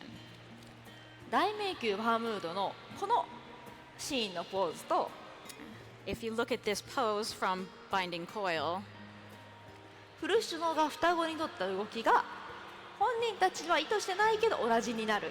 You can see that Fortuno is doing the exact same thing as his father did in this scene. ちょっと待てよ、戻して。Let us look at it again. There we go. カメラ位置はね、逆なんだけど。The positioning of the camera is like flipped around with where it's shooting from. 別にモーションを使い回すためにやってたわけじゃないんですよ。I mean, it's not like you can't tell what's happening though, right? まあこれならね、言語によらずどんな言語であっても2つのシーンにうっすらとつながりが感じられるといった次第です。And so when you have this kind of visual parallel, it doesn't matter what language you're speaking, you can understand that there's a connection. こうやって並べてみると、そんなに大きく変わったわけではないんですけど、アルフィノとアリゼ大きくなったなっていう気がしますね。When you see them like this, like physically, of course, Alfino and Alice haven't gotten a lot taller, but you sure feel like they've grown. そうね、まあたびたびちょっとインタビューでも言ってるんですけど、まあファイナルファンタジー14のね真の主人公はプレイヤーの皆さん、光の戦士なんですけど、 NPC 側の主人公としてこの2人をずっと回しかけ10年描いてきてるので、まあ思い入れはめちゃくちゃ強いですね。For sure. And I've mentioned this in various interviews, but of course, the main character, the protagonist, the true protagonist is the player or our Warrior of Light in Final Fantasy XIV. But on the NPC side, I mean, we've been following these twins, the Livier twins, for over 10 years at this point. 俺もう50歳だからさ、この2つの絵見てるだけでもう泣きそうだもんだって。I mean, maybe it's because I'm growing older. I'm 50 years old right now, but just looking at these scenes almost makes me want to cry. これはでも俺チェックしてて気づいたよすぐ。But there was one thing that I did notice when I was checking this. バレちゃった。こんなところから始まったね。覚えてます？皆さんこの最初のキャリッジにいた2人。Do you remember this way back at the beginning in the carriage? まだ注目されてないからねこの時。Yeah, those two weren't even highlighted back then. でまあアルフィノ君がね。そしてこれだもん。クリスタルブレイブした後に。And then Alfino went real crazy with the Crystal Braves. こちらのざまですよ。そうね。And then he got super depressed. まあこの挫折があったからこそアルフィノ君はここから非常にいい男に成長していくんじゃないかなと思います。But because he's been through so much, I think he's going to grow into a really good man. これちなみにこのさっきの1個スクリーン前って戻ります？そう。戻してみる？これタタルさん黒幕説この頃ありましたよね。あったあった。Oh, there was this part with Tataru here. Yeah, there were some rumors about her being the actual like mastermind behind everything. Yeah. 日本でも結構多かったんですよ。あれ絶対黒幕タタルだろうって。Yeah, there were people who were speculating in Japan too, like she's actually the mastermind and the villain all along, kind of. 今でもワンチャンあるもんな、だって。I mean, we might still have a chance. I don't know. 暁が解散し、倉庫を手に入れたタタルさんはこれから世界の支配者になっていきます。I would like it if Tataru would rule the world.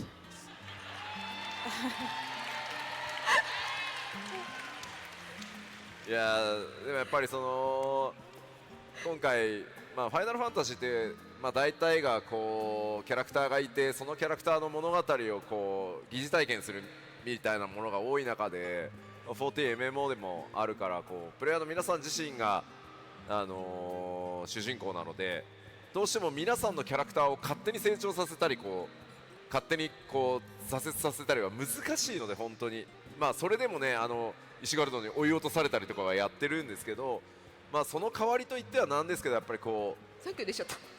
なんでこんなとこまで進んでんのこれ。 Oh no. Sorry, we didn't realize why did the PowerPoint アニメーション shenanigans. 止めた、動かしたからじゃないから、ね、 Oh, is it オー because ト we? スライドになってたんで。 Oh no, we might have put it onto auto or something like that. Sorry about that. で、あれ訳してもらったっけ？はい、まだです。So with Final Fantasy, we have like a character that takes you through the narrative of each of the different series title, and you oh gosh, why is it doing that? Sorry. In Final Fantasy. あったあった。いいよ、そのまま続けて。 Okay, so you have like an established character in a Final Fantasy title, but with Final Fantasy 14, because we are an MMO, the player is what we had decided is the main character of this narrative, and so we can't let the Warrior of Light grow without the player kind of experiencing that sort of development. We can't have any sort of random disappointment. That doesn't make sense. So except for Heaven's Word, we were kind of chased out of Ul'dah and had to escape to Ishgard, of course. Butまあだからこそこう NPC 側のというか物語側の成長要素っていうのはこの2人でかなり強く描いてきたので、まあ僕からするともうなんかちょっと息子と娘感がちょっと古篠の立場感があるんで。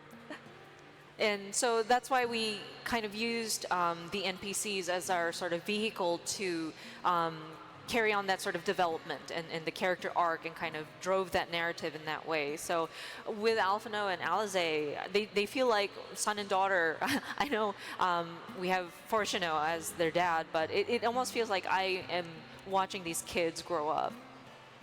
アリゼのセリフを最も書いてきたのって多分なっちゃんだよね。I think Natchan, you're probably the person who's written the most lines of dialogue for Alize, right? そうですね。バハムートの時代からなので多いと思いますよ。Yeah, from a while back, I started writing a lot of those. だってそもそもレルムリボーンだとアリゼほぼバハムートでしか出てこないもんね。That's true. Throughout A Realm Reborn, she kind of goes off and does her own thing, but she does appear in Binding Coil of Bahamut. なんか思い出あります？アリゼのここすごい困ったなでもいいし、ここめっちゃ感情移入したなみたいな。Can you remember any anecdotes, like stuff that you felt was a challenge, or like really memorable scenes of Alize? 困ることはないかな。割とアリゼもいつでもアリゼでいてくれるので、なんかあんまり迷った何を言わせるか迷ったみたいな印象はないです。Honestly, I find Alize a very straightforward character to write, so I never really felt like I was deeply troubled having to write any of her lines or anything. アルフィノってすごい分かりやすく言葉にしていろんなことを知りたがるんですけれども、暁に合流した後のアリゼもかなり積極的に世界とか周りのことを知ろうっていう意思があるんですね。I mean, Alphino, as we know, is quick to explain exactly what he's thinking. But Alize as well, since the point where she joined the Scion, she's been quite assertive about doing what she feels is right. だから何かが起きた時にどうしたのとかどうしてるのどうしてこうなったのとかあなたはどうしたいのっていうのを実はアリゼはすごく問いかけてくれるキャラクターだったりします。So really, like this, Alize is an easy character to ask. Like, what do you want to do? And she will give you an answer. でそれを聞いてその上で私はこう思うからこうするわっていうことを言えるキャラクターである。And when she hears opinions from others, she's very quick to say like, okay, I've processed this, and now I've decided what I'm going to do. なんかアリゼの成長ってアルフィのほどは分かりやすくないんですけど、やっぱり最初のおじいさんのことを聞いたら思い込みで突っ走って怒っていたっていう頃から比べると、そういうところがすごく素敵な女性になったなって思います。Alice's character development might be a little bit harder to identify than Alfino's, but in her case, I think compared to the original when she was only listening to her grandfather's words, as compared to now when she's taken in so much and come to her own conclusions, I think you can really see that she's grown into a young woman here. まあ確かにアリゼは逆にその大迷宮バハムートのシナリオに入るまではもうなんかずっとイライラしっぱなしだもんね。For sure, yeah. Before we go into the story that's depicted throughout the Binding Coil of Bahamut, she was always kind of irritated. だからアルフィノがクリスタルブレイブってやってからこうなったように、アリゼにとっては大迷宮バハムートでの真相がその成長させる多分最大のきっかけだったんだよねあれ。And so we had Alphino and his experience with trying to put together the Crystal Brave, and then that scene happened. I think in a similar way, Alize's arc in Coil kind of shows, and after finding out the truth, once we get to the deepest Coil, I think that was the catalyst of her kind of character growth. 最近合流された方はなかなか昔のレイドって遊ぶ機会がないと思うんですけれども、そんなことで行月とかアルフィナアリゼの成長とも大きく関わっているので、よければまだ遊んでない方は大迷宮バハムート遊んでみてください。Yeah, I think maybe a lot of our new folks don't have opportunities to play our older raids as much.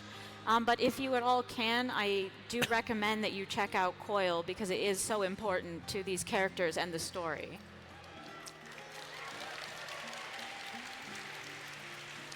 ただね、昔最初に作ったレイドだからちょっと変なところでカットシーン入るの。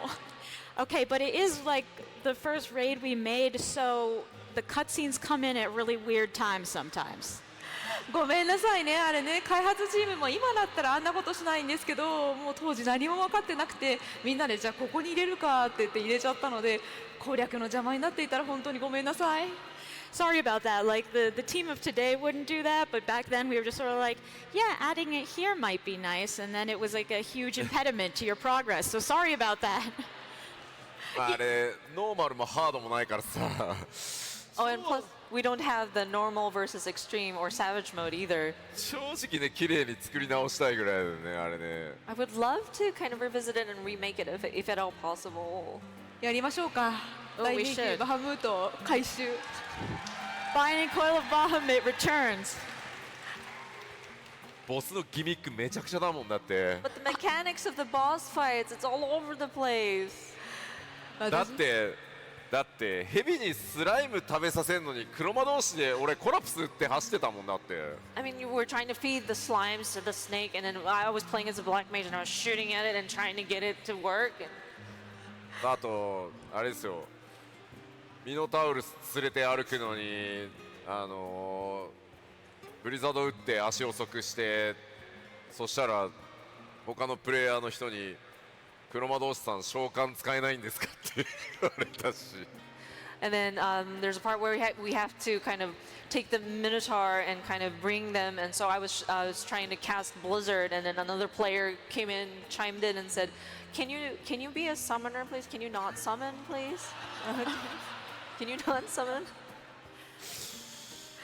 いやいろいろありましたね。ありましたね。So much has happened. Ooh, it's ま been a あ while. そろそろコーナー終盤ですけど、まあなんかそれこそ申請からこう行月まで振り返って、まあアルフィノアリゼだけじゃなくて、なんかここ思い出に残ってるなとか、今せっかくだから振り返っておきたいなとか、ストーリーで面白いエピソードあったよとかありますか？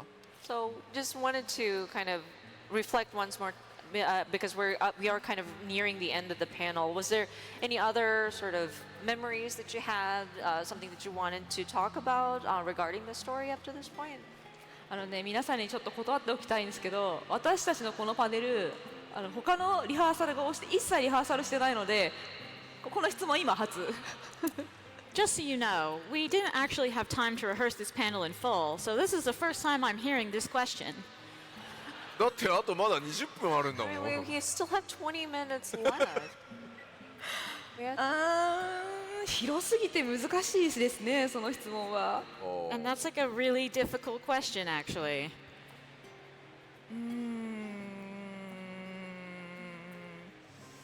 だけどやっぱり今一番何かその印象深いというか、もし直せるなら直したいと思っているのがマージでバハムートのカットシーンの位置。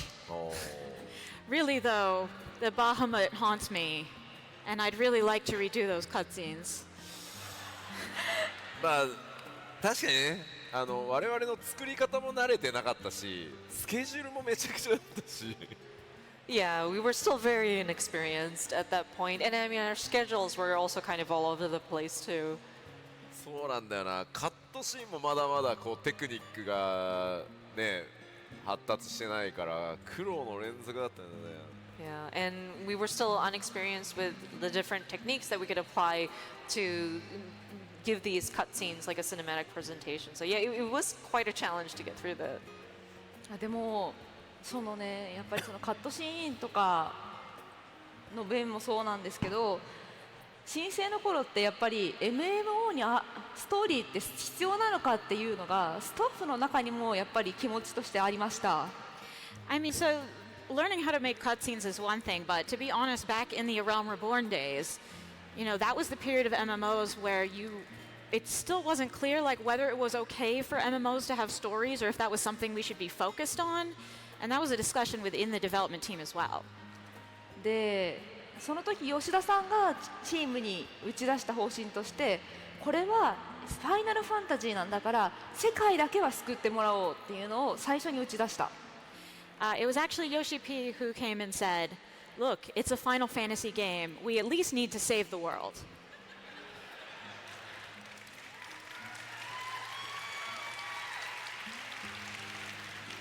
だから私はスタッフの一人としてその言葉を道しるべにして何度でも世界、時にはその一つの国だったり地域だったり、本当に世界だったり星だったりもしましたけどを毎度毎度救ってきました。So I guess those words have kind of been my guiding star, and so I've had us save nations and the whole world and the whole universe. それを今こうやって皆さんが声を上げてくださっているように皆さんが面白かったよって返してくれたからスタッフの中にもこれでいいんだ、ストーリーあっていいんだっていう自信が持てたんだと思います。And I also think that because we had such reactions, just like you guys today with your cheering, but because we had such positive reactions from the fans about the story, that really gave us confidence that, oh, okay, it is okay to focus on the story. まあでも確かに当時はまだ9番があって ARR リリースする前だから本当にこうね MMO に詳しければ詳しいほどこのストーリーだって言ってる部分がプレイヤーのむしろ邪魔をしちゃうんじゃないかっていう疑心暗鬼にやっぱりなっちゃう。詳しければ詳しいほどなる人もやっぱりいなかったわけじゃないので、でもそここそが14がユニークでもっともっとたくさんの人に MMO を遊んでもらう鍵になるからもうそういうところこそこだわるんだっていう話をしてそれをね本当みんなで叶えてきてくれたかなと思います。For sure, yeah. At the time, we still had the original Final Fantasy 1.0, and then we were right before ARR. So when we listen to some of our development team members, and especially those who are more well-versed in MMOs at the time, would mention about, hey, I don't know if it's a good idea to have a story because it might actually hinder the player's progression in the game. But thankfully, we pushed through with that sort of story-driven concept, and I think that's how we were able to make our title so unique. It allowed for us to open it up so that more people can come in, and it was really key for them to kind of enjoy it. So we were really particular about trying to get that down. So I feel like the team really came together, and we were able to make that a reality.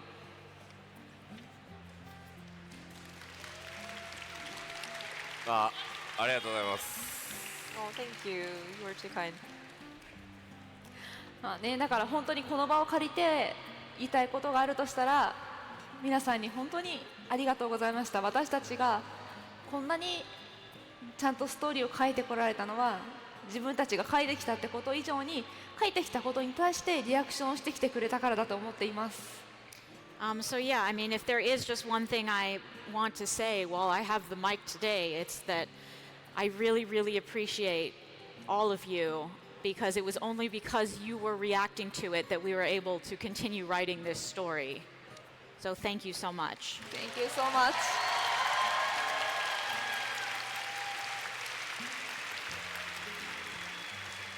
まあ14はね、ずーっと言ってきてますけど、皆さんと一緒に作っていくファイナルファンタジーなので、ぜひねこれからもよろしくお願いします。アンエンディングジャーニーなんで、はい。And as I've mentioned many times before, and I still stand by it, Final Fantasy XIV is something that we build together, and so I would love to continue to work with you and to continue with this game. As you mentioned, unending journey this story is. So.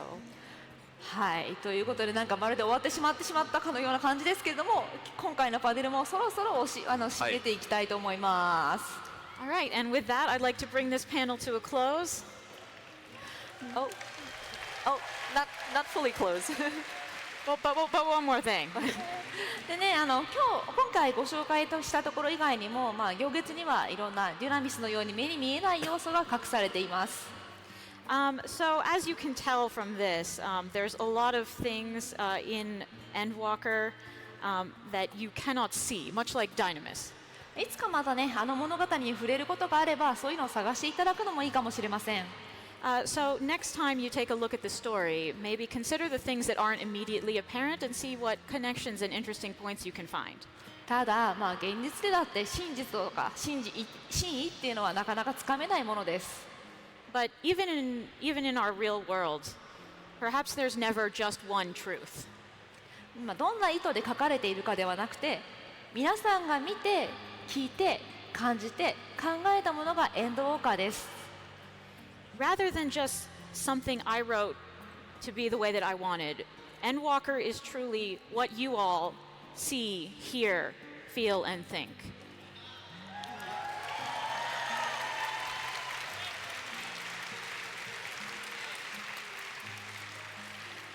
そして一つの物語が終わったからには新しい物語が始まっていきます。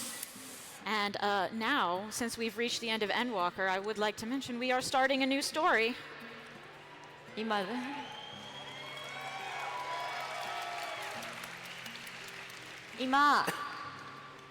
日本語で言うと新世代かな、新世代が中心になって一生懸命このトラル大陸での旅を制作しています。And it is actually my colleagues, the new generation of writers that will be writing this story in Tural. さて、まあ僕も見てはいますけど、よりね、監修役として、めちゃめちゃ見ているチェックをし、そんななっちゃんから見ていかがですか 7.0。Yes, and of course, as producer director, I do look at the content and make sure and check. But I think Natchan has a more direct role in kind of supervising how the writing is done. So Natchan, can you give us your thoughts on the progress so far? まさしく新しい冒険って感じで大変だけど楽しいです。It really does feel like a brand new adventure to me. There are certainly a lot of trials and tribulations, but it is exciting. みんなの準備を整えて地図渡してさあ行ってきなさいって言うと背中を押すとあっちでドカーンこっちでドカーンわーキャーってすごい惨状。It's sort of like I've given them a map and been like, go, and then they're running around like, oh hey, oh hey. でまあしょうがうわーってなって見かねて手を貸したり誘導するんですけれども。And of course, I will absolutely lend them a hand and reach out to give them help where I can. それを繰り返してるうちにね、なるほど、分かってきましたって言って力強く走り出す瞬間が出てくるんですね。And through the process of doing that, with that exchange between us, we do eventually arrive at a point where everyone's like, oh, I know what to do, and they run straight for the end line. それがね、すごく頼もしいし、14の次の10年も楽しくなるだろうなって思っています。It's really great that we have this experience together, and I do think it bodes well for the next 10 years of Final Fantasy XIV.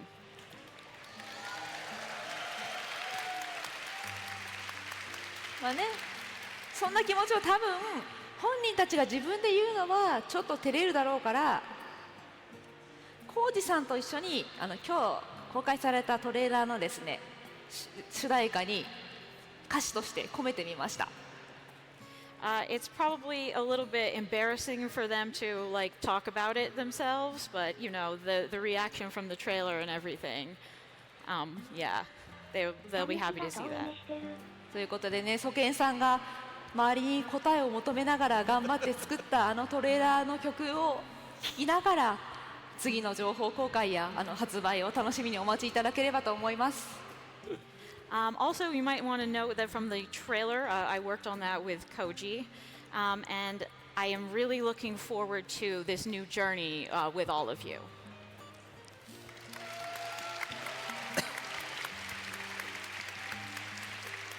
まあ本当にね僕自身も今回、ガラッとね夏休みって言ってるからですけどいろんな新しいことやってるんで楽しいです。Yeah, I also wanted to touch upon this, as you can see, is quite a departure from what we've been doing and this whole theme of summer vacation.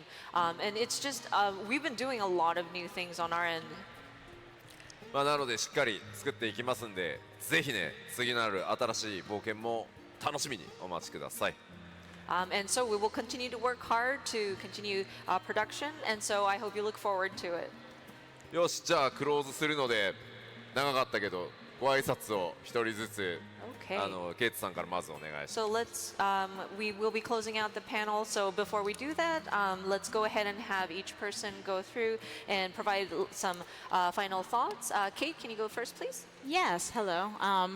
Well, I enjoyed being up here, and I really enjoyed all of your reactions. I appreciate your patience as I sort of pause to remember what words are several times. So thank you all. I really hope you enjoyed it. And also just a big thanks to Ishikawa-san for always writing those annotations. Really, we would be in a much worse spot if she didn't do that. So, いつもメモとか解釈とかいろいろ伝えてくださってありがとうございます。ロカイズとして助かります。じゃああゆみさんも一言お願いします。Hi. So thank you guys for listening in. I'm afraid I didn't remember all of the Japanese versus the English dialogue in some parts, so apologies if it kind of didn't make sense at certain points. But yeah, it's very interesting to see Natchan and Keito-san being very collaborative in their work and just how much effort goes into creating the narrative so that it's understandable to any in any language. So yeah, thank you again for having me here. ありがとうございます。ではなっちゃんお願いします。はい。まずは長時間にわたりありがとうございました。So thank you for staying with us for this whole long time. マジでね、みんな 7.0 の情報を知りたい時期だっていうのにこんな振り返りでね、しかも文字いっぱいでね。なんか申し訳ないんじゃないかなってちょっと思ってたんですけれども I was a little worried because I thought, you know, this is when everyone wants to hear about 7.0 and instead I'm going to talk about 6.0 and I'm also just going to slap a lot of words everywhere. みんなのそういう温かい反応でどうにか最後まで話し切ることができました。But because you were all so kind, I really felt encouraged and able to continue all the way to the end of this presentation. Thank you! はい、では長時間となりましたが、開発パネル本当に長時間ありがとうございました。 Okay, so thank you so much for your patience during this long development panel. Thank you. This concludes the show, or the panel. Unless Matt's coming out here. Unless Matt's, oh, hey, Matt's coming out here. Yay. Matt's here. One more round of applause for our panelists, please. さて。じ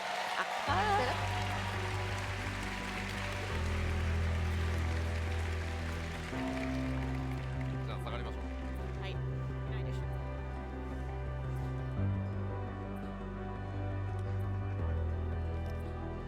All right.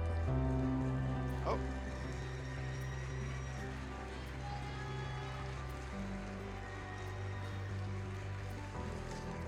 Alrighty, we will be back here on the stage at 5 p.m. for our Glamour to Life cosplay walk. So make sure you're here for that. We have some amazing cosplays in store, and I know you all will love to see all the amazing work and talent that's on display. So we'll see you here in about an hour, all right?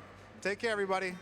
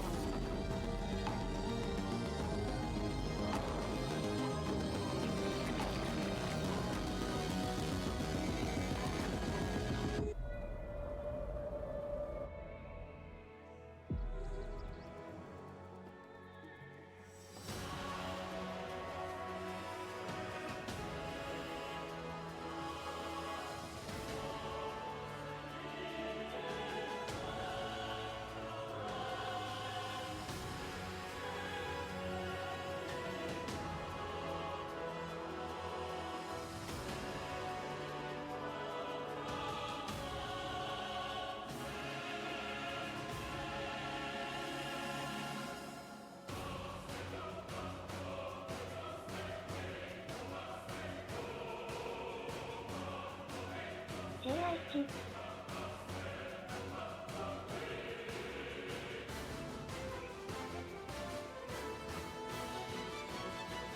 JI1 JI1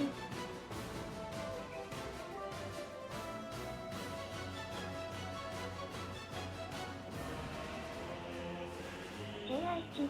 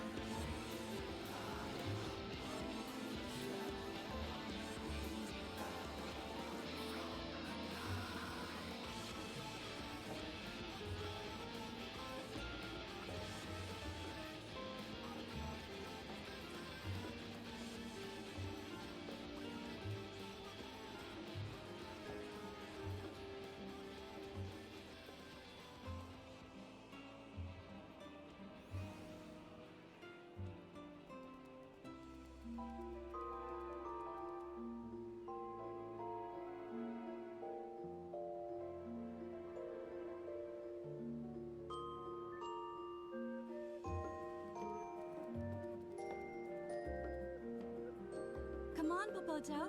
Let's show everyone some Eorzean ether aerobics. First, let's get a good stretch. Raise your arms up high for a nice shoulder stretch.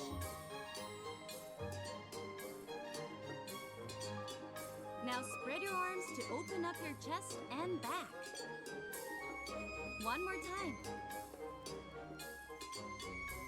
Make large arcs with your arm from side to side. You should feel a stretch in your sides.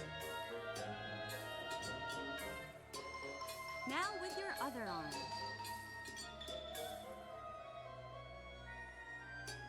Point towards a faraway destination.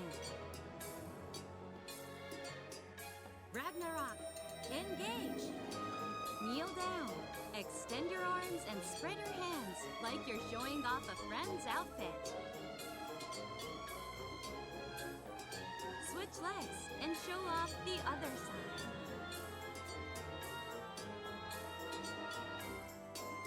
Now it's time for a new high score. Wind up your arm and punch. Give him another one with the other arm. Here comes Shiva. Strike your favorite pose and freeze in place.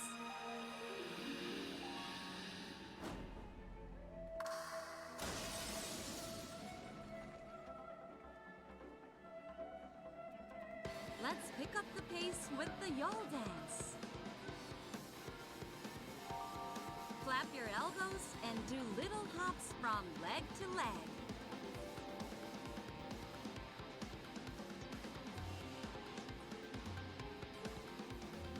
Build up fighting spirit with the sun dance. Move your body as you stomp your foot.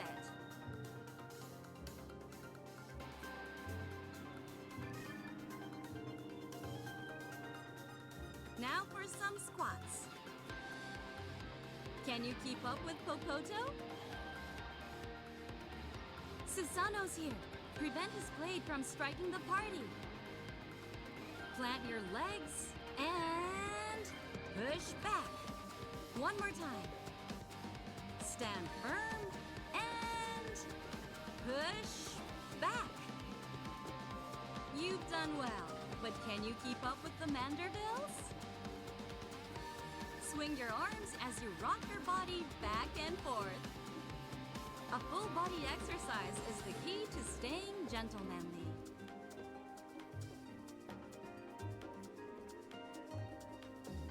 Let's wrap up with deep breathing. Breathe in, breathe out. Great work! Now get out there and show them what you've got.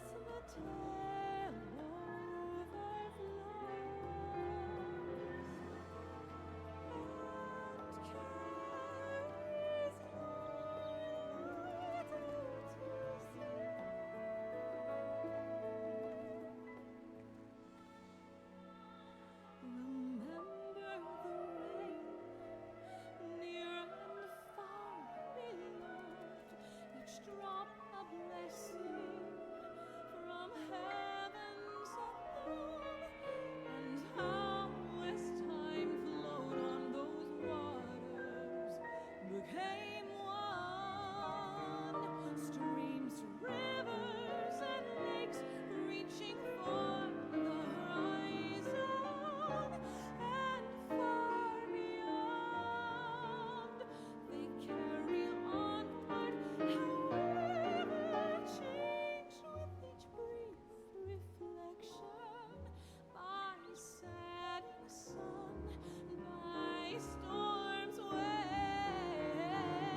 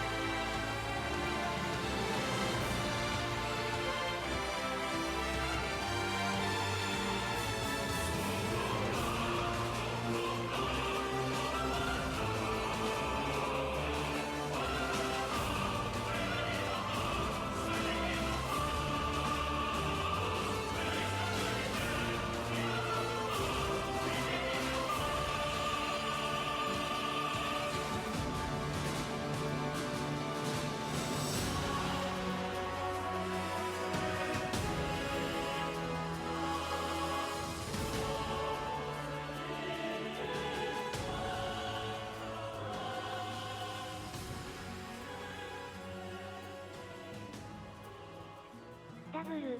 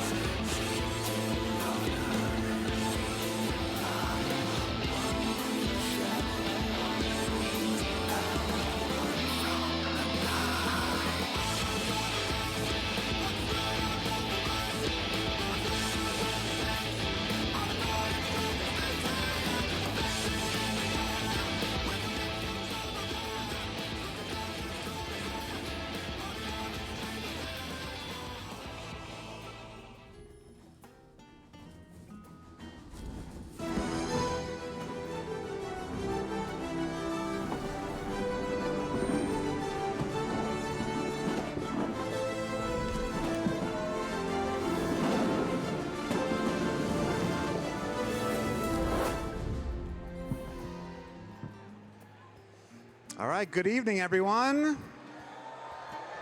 Good, you're all still energetic. That's good, that's good. Well, it is time for our Glamour to Life cosplay walk. We have an amazing array of people dressed up and ready to walk the stage. This is going to be kind of a fashion show, high energy. We're playing some music. I want you guys to hype everybody up. It's going to be a good time. So, without further ado, please help me welcome to the stage our two hosts, Aya Montoya and Danielle Graff. Come on out.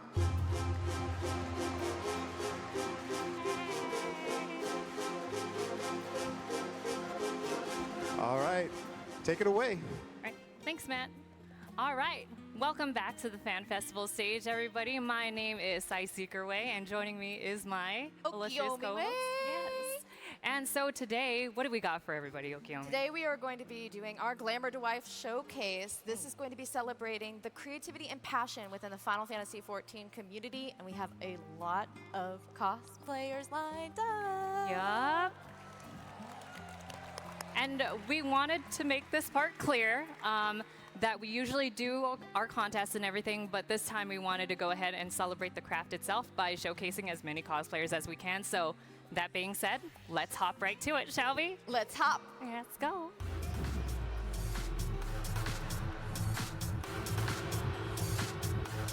All right, and here we have our first contestants. Let's get this moving. Wow. What's going on here? We got a pack of machinists.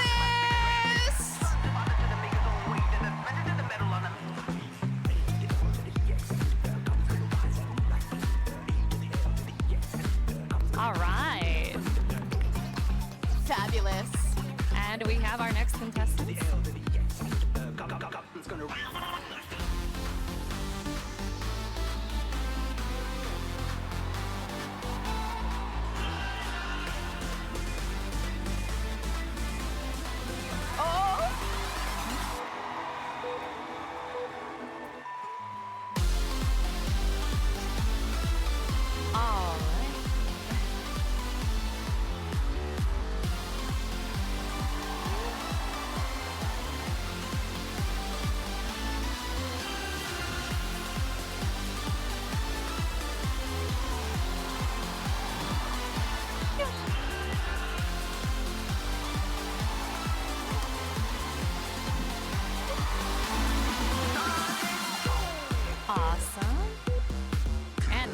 up, we have a very lovely couple moving up to the stage.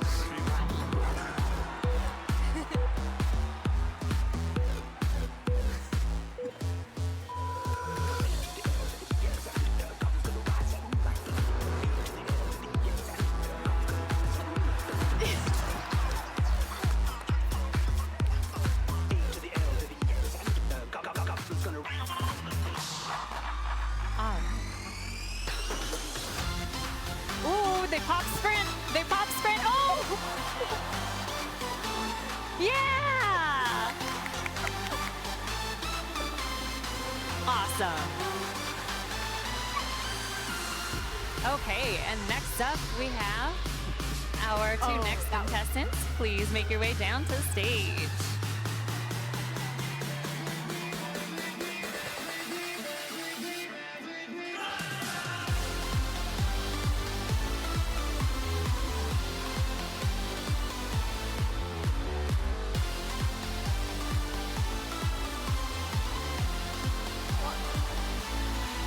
Oh, and looks like we got a sassy Otsu on the way.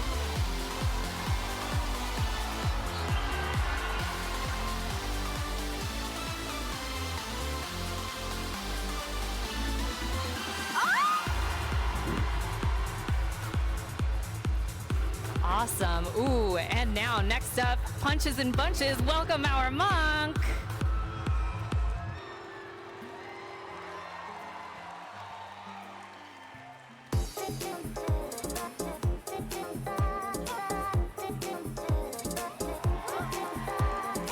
Strike your best pose.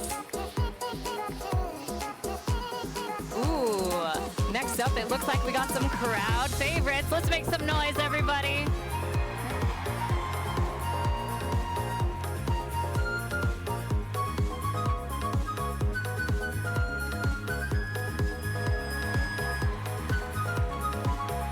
All right. And we're gonna keep it moving. Awesome.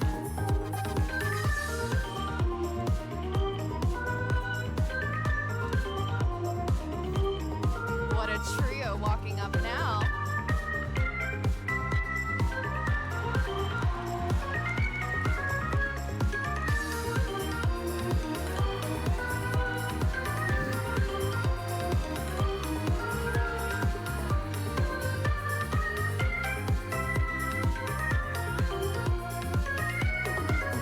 And an illustrious dancer makes her way to the stage.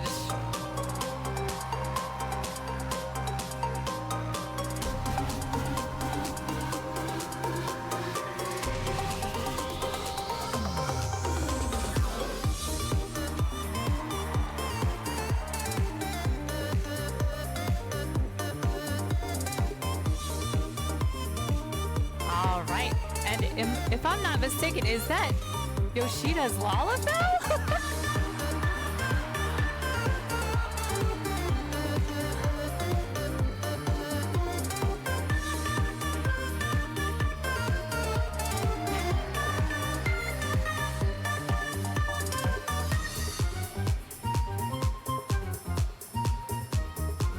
All right, and then next up we have Gaia making her way down. What a walk.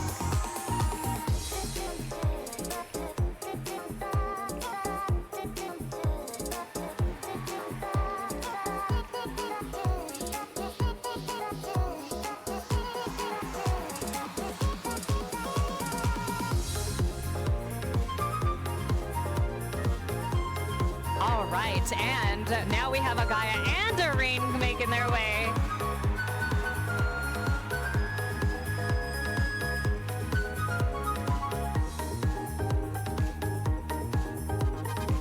Oh, too cute.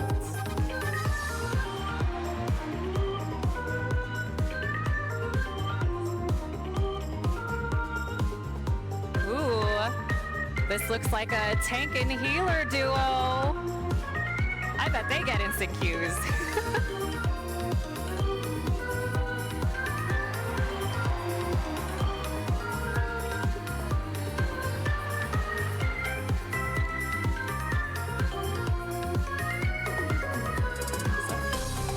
looks like we have a Mikote making their way down.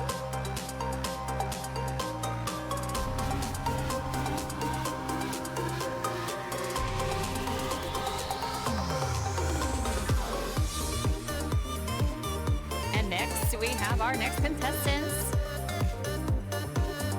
Very cute.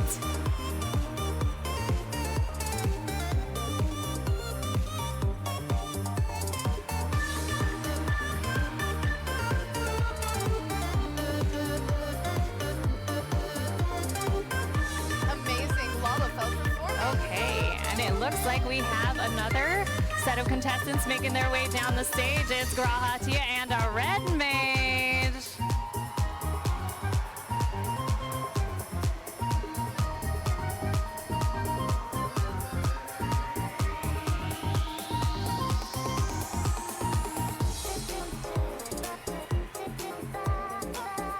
And next up, we're gonna keep it going with our next contestant, another Warrior of Light. Let's go.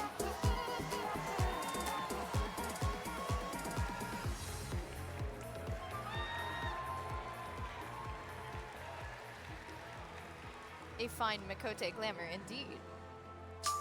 All right, and next up we have Alize. Make some noise, everybody.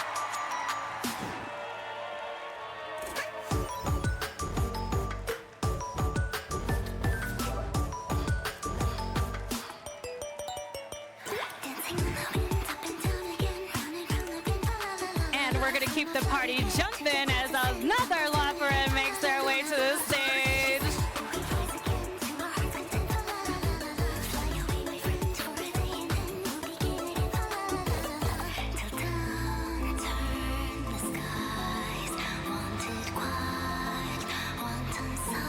Such a good bunny flop.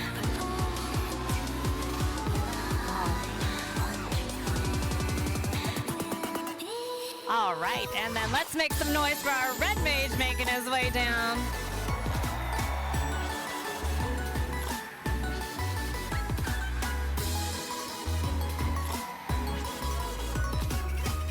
Okay, let's get our next group of contestants up here.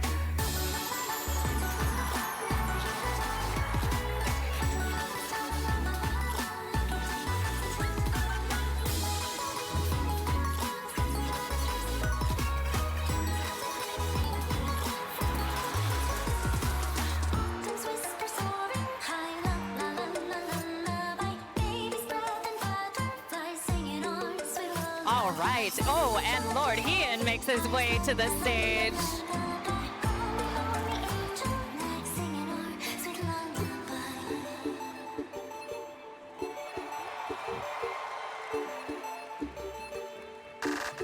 And next up, we got an amazing set of Garo armor on display.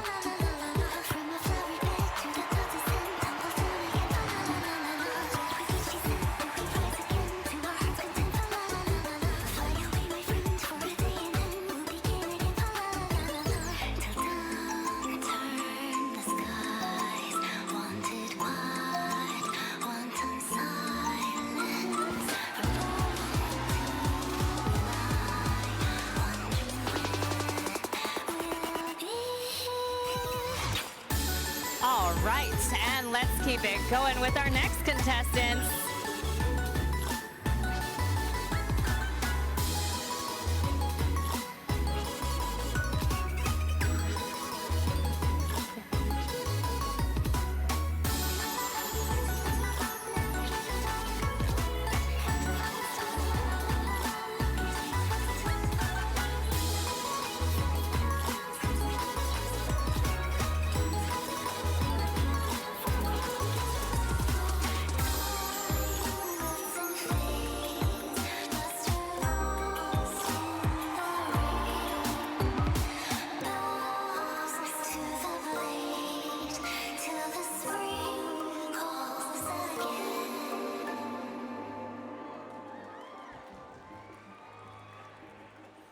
All right, and let's get Zero and our other entrant on the way to the stage.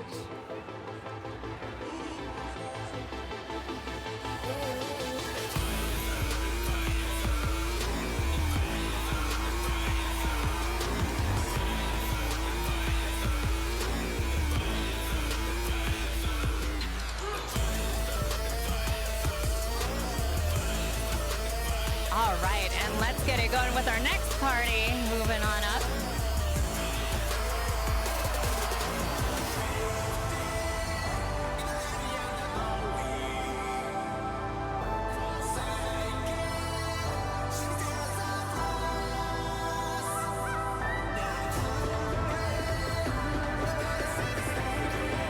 Oh my.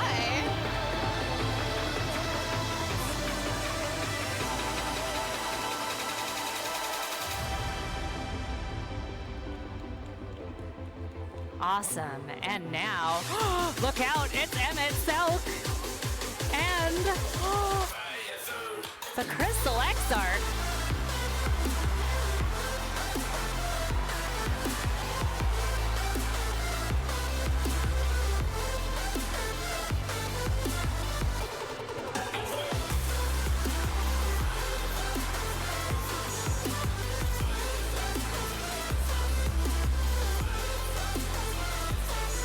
Awesome, and it looks like we have a Mikote making her way onto the stage.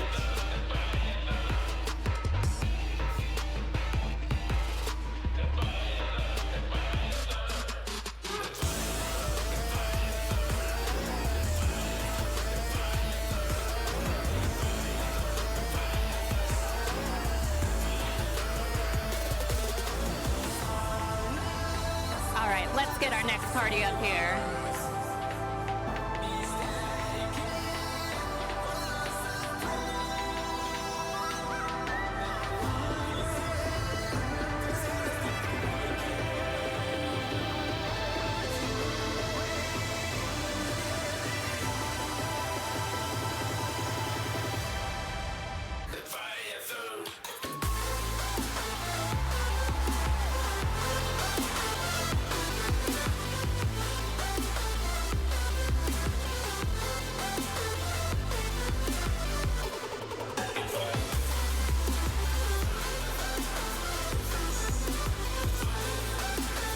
All right, now let's get our next entrant up here.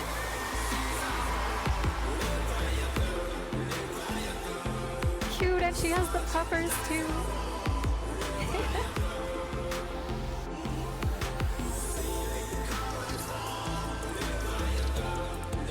Ooh, and it looks like we're bringing things to pandemonium with our next party.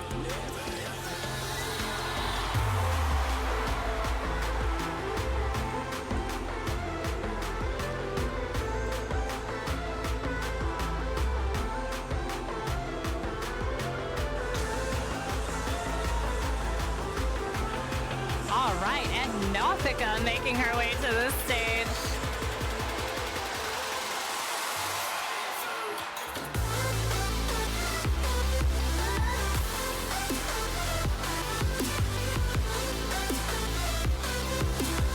Ooh, time to bring in the heavy artillery with this machinist coming up.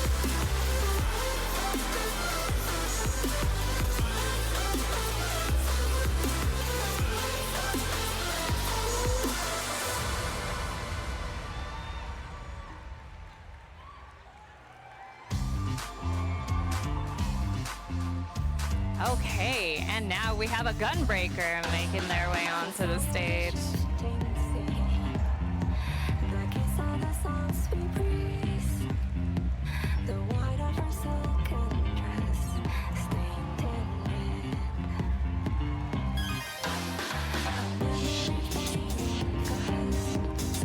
All right, let's get our next party down to the stage.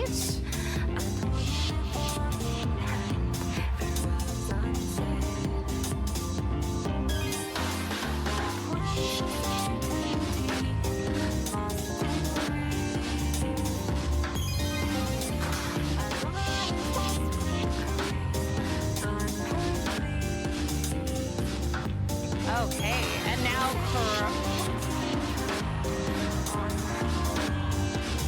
Kryle's making their way down.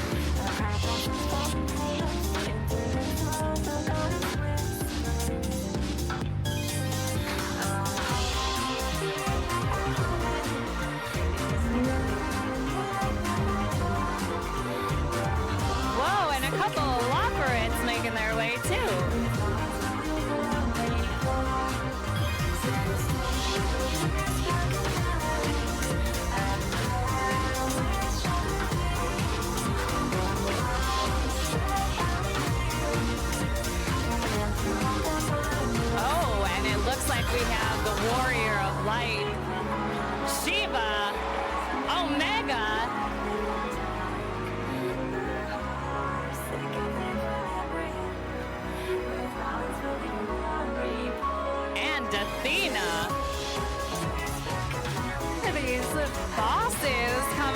onto the stage.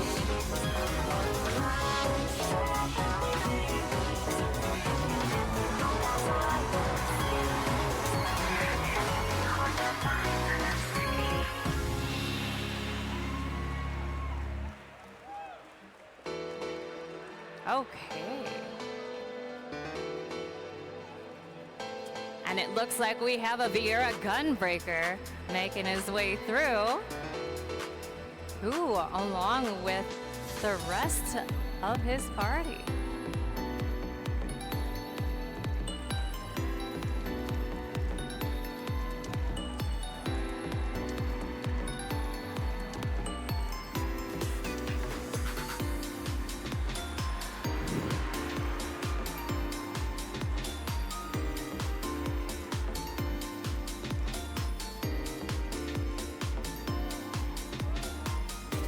All right, and then our next contestant's coming up.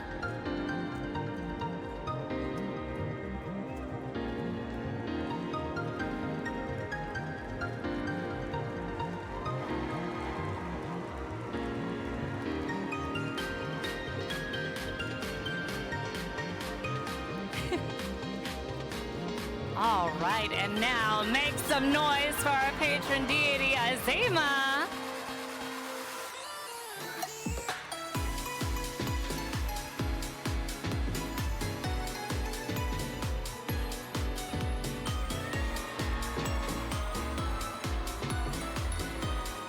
Whoa.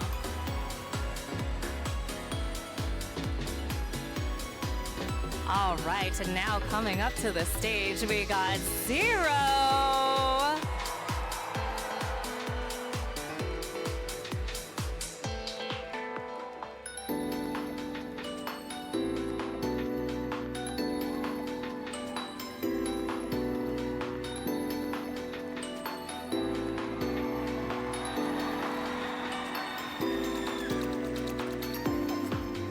And next up, we have our next party making their way down to the stage.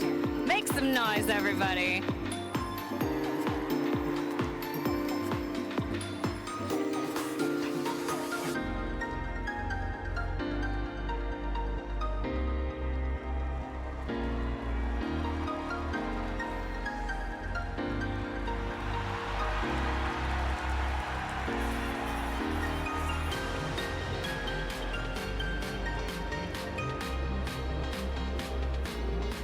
All right, now make some noise for Urianger.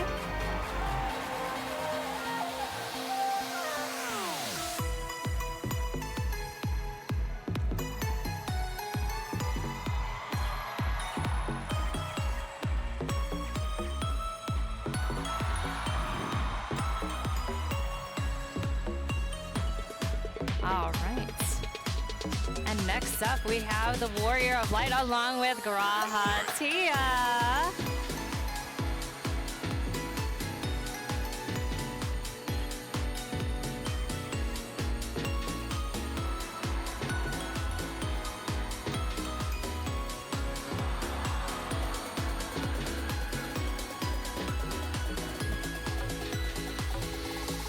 All right, let's get our next entrant up here, please, and thank you. Another Warrior of Light making their way down.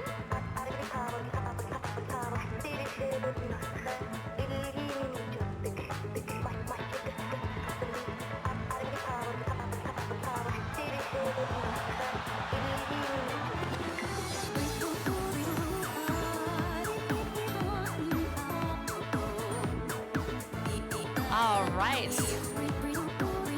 And then we have Reen and Gaia making their way.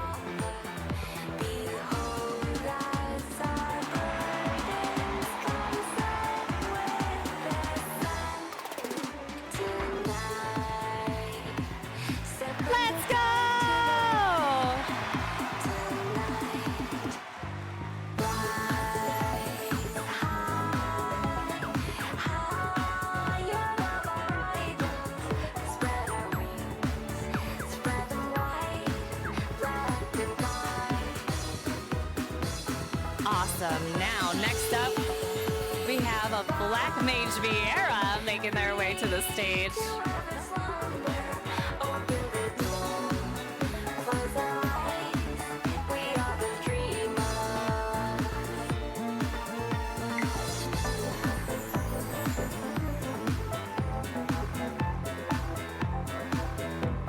Okay, now we're switching things up to a crafter being up here. Let's make some noise, everybody.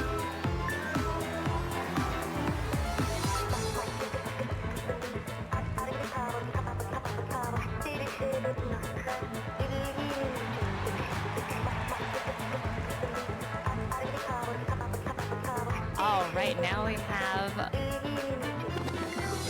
Is that Reen and Gaia in Fat Cat pajamas?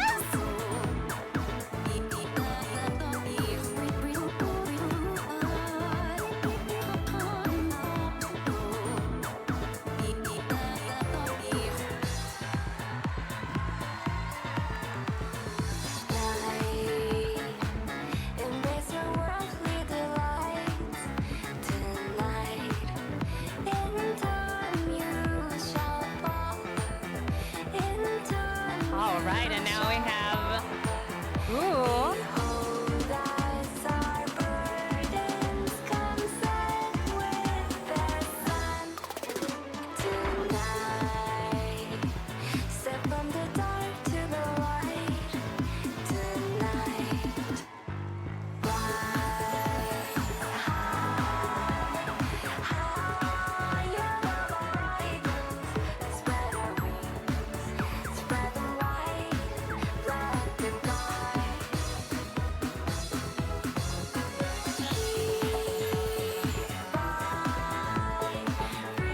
All right, make some noise, everybody.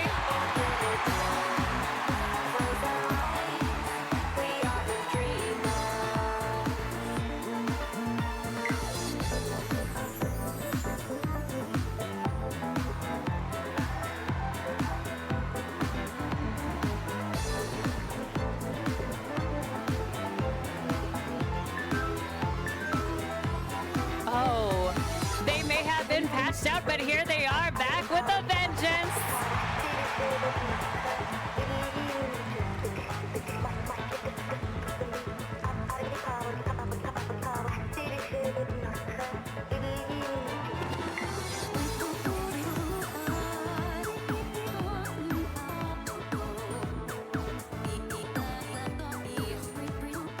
And now making their way down to the stage. What's this? A miner?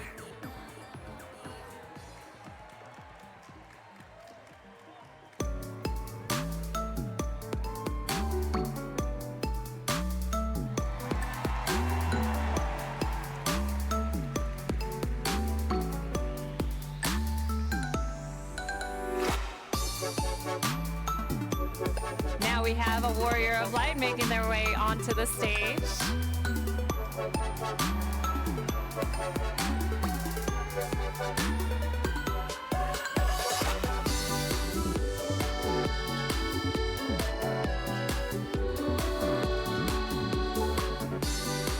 All right, and let's have our next entrant down to the stage.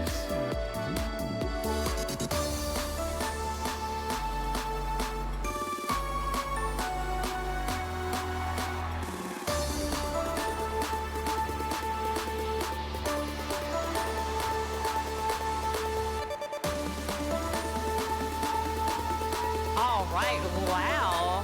Is that a hideaway?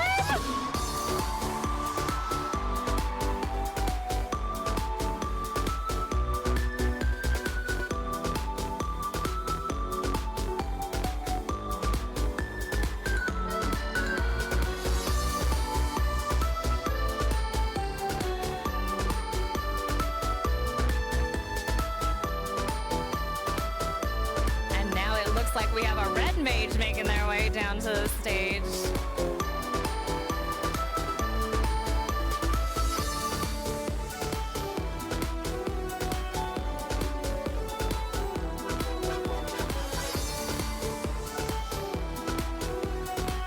And next up, it appears we have a white mage on deck.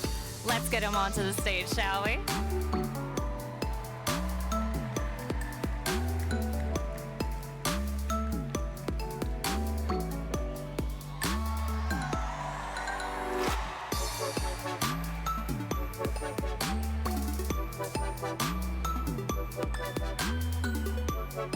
All right, now we have Thancred Waters.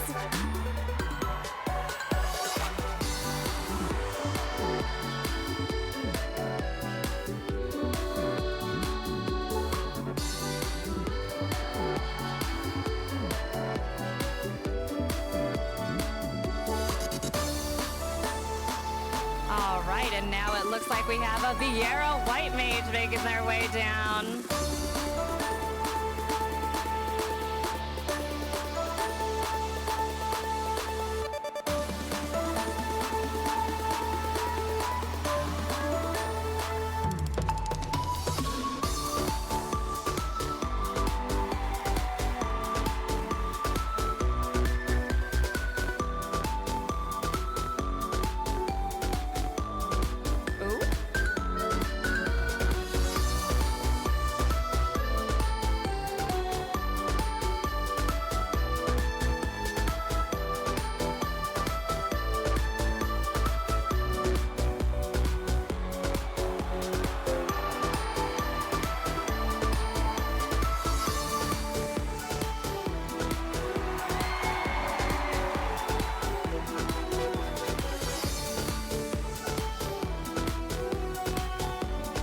All right, now let's get our next entrant up on the stage.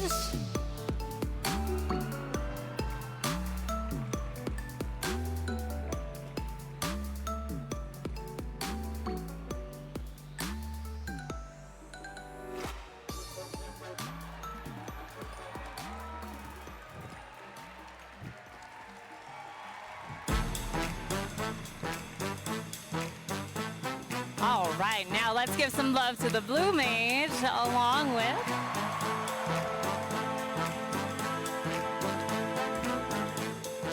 Let's Go Crafting.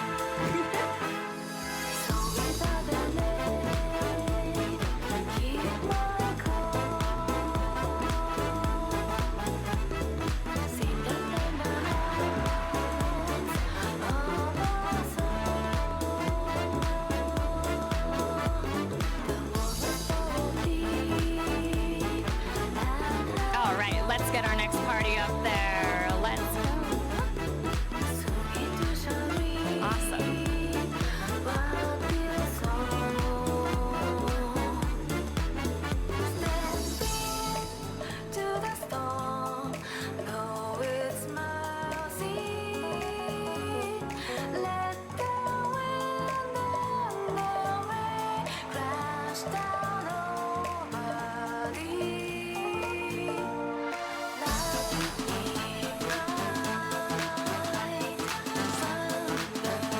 All right, now it looks like, what's this? The Scions and a Sprout?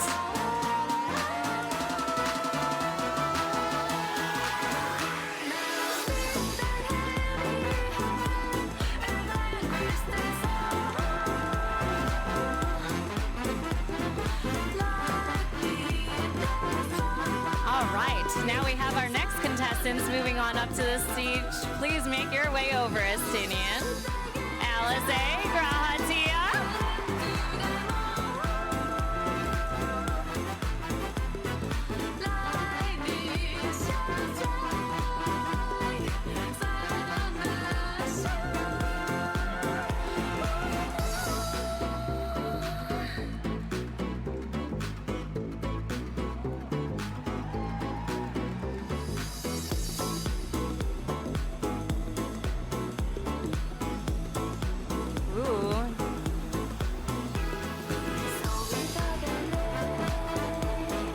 Looks like we have our next group of entrants coming up to the stage.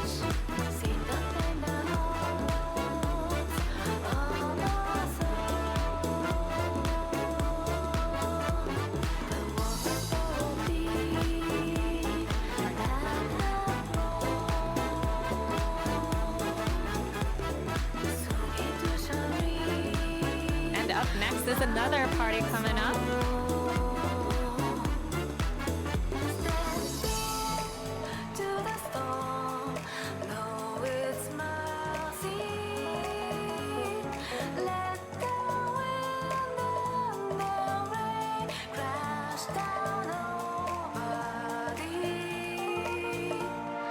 All right, so let's get our next entrance up here.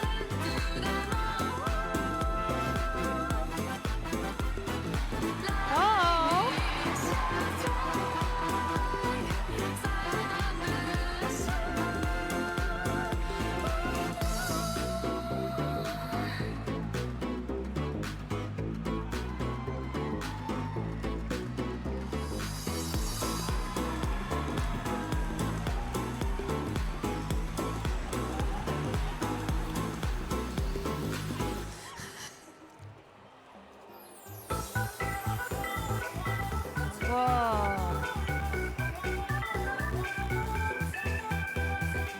Amazing Dark Knight. Ooh.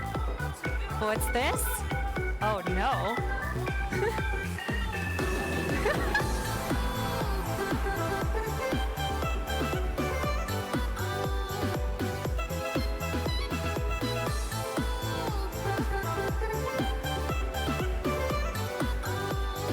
All right, now let's bring up our next entrance, please.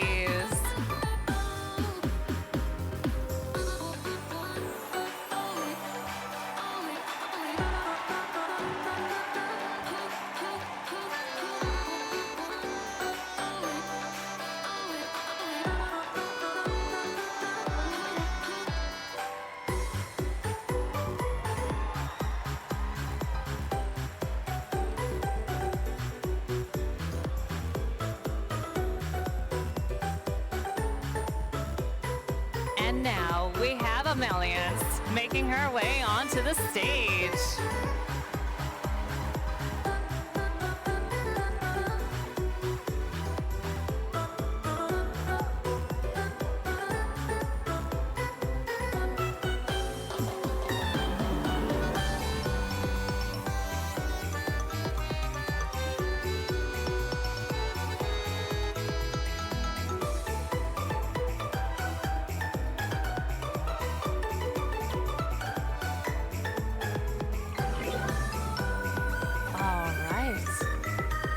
Looks like a warrior of light is making their way onto the stage. Make some noise, everybody.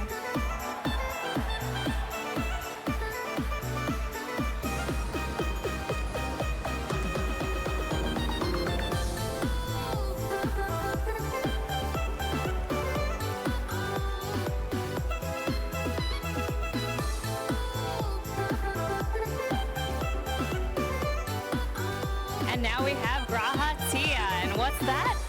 Maybe you'll have to do your alliance rates to figure it out.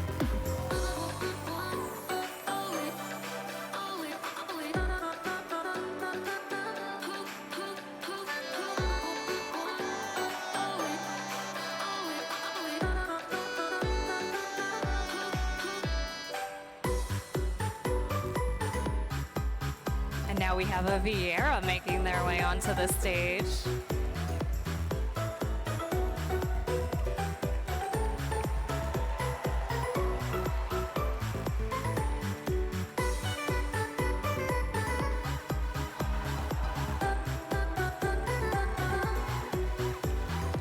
All right, now let's get this paladin onto the stage.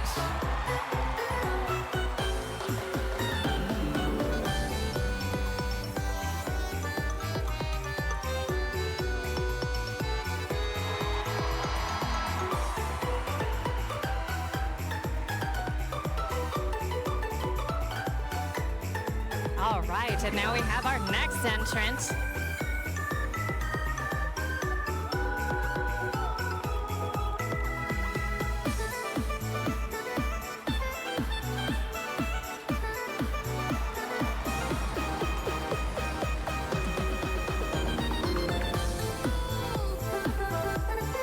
And let's bring in our next duo, shall we?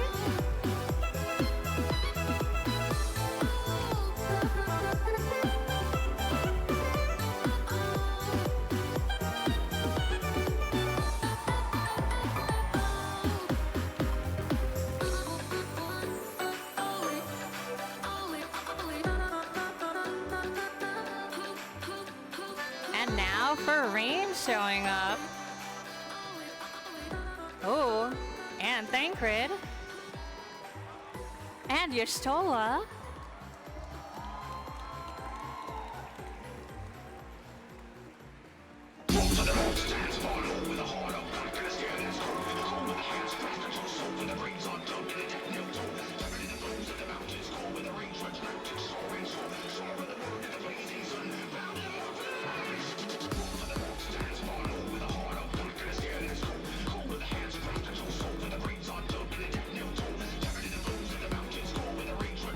All right, and now making their way onto the stage, our next group.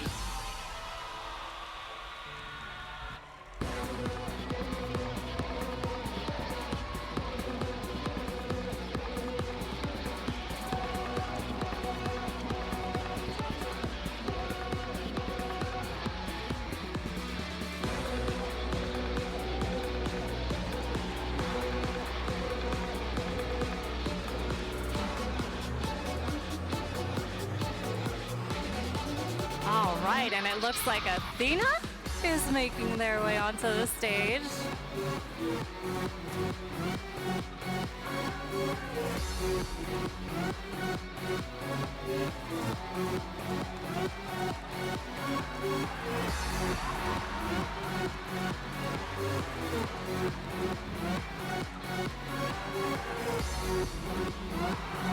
Now our next party makes their way down as well.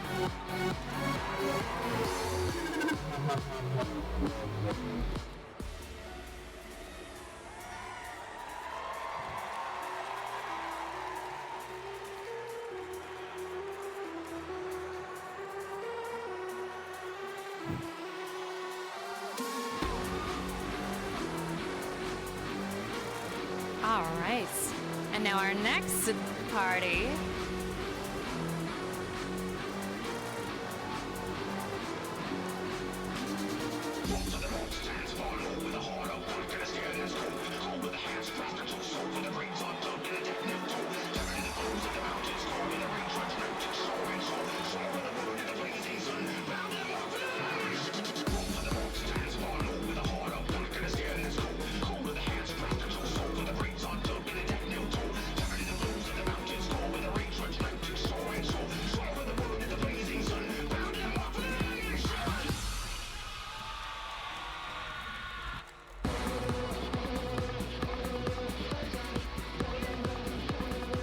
All right, and now for our next party making their way up.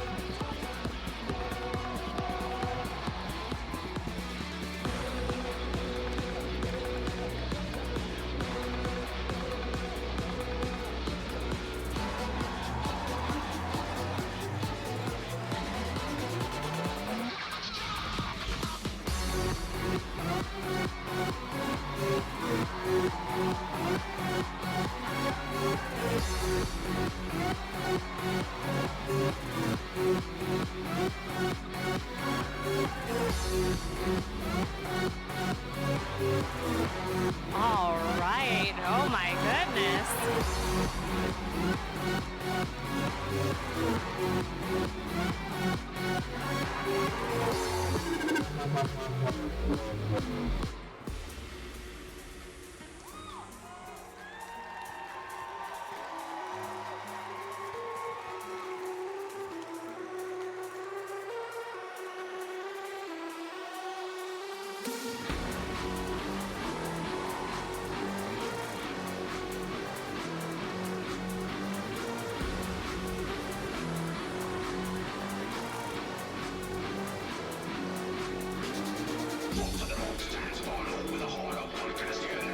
All right, and it looks like, what's this?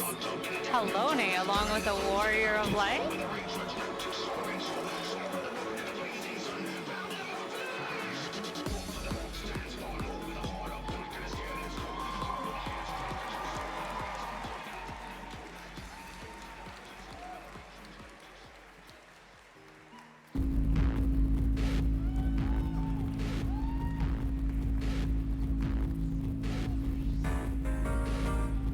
And now next up, we have our next party.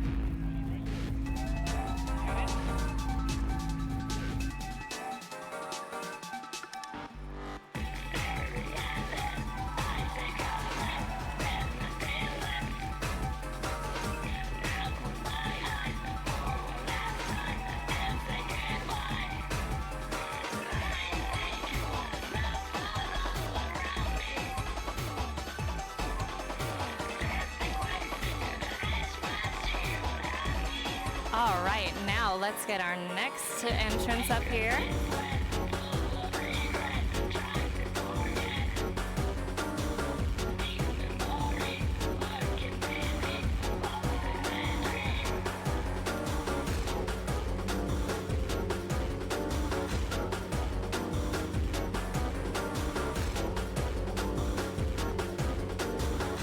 Okay. Ooh. And it looks like we have an amazing group coming up.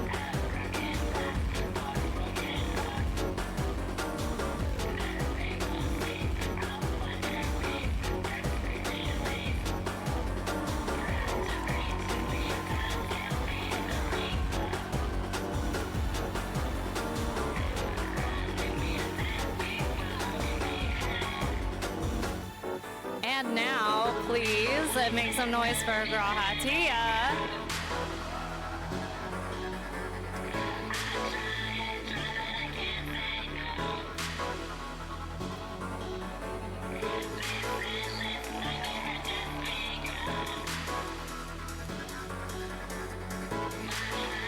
And now for our next group. Make some noise, everybody.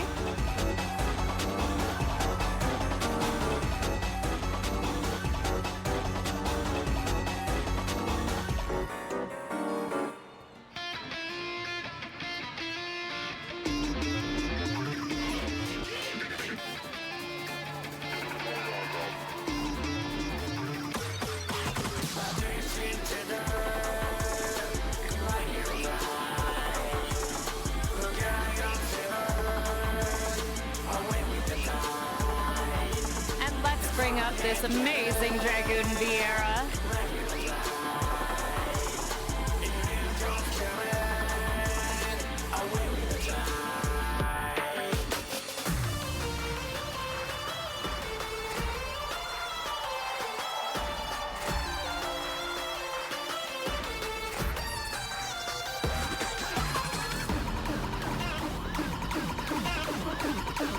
And for our next Warrior of Light, make some noise.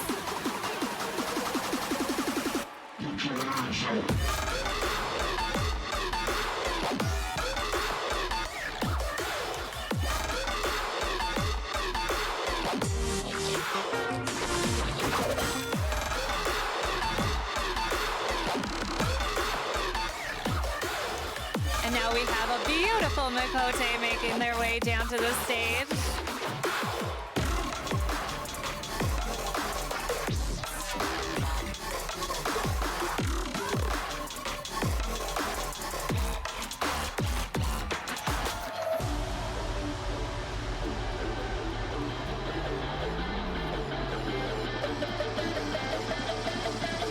And now for the next entrance.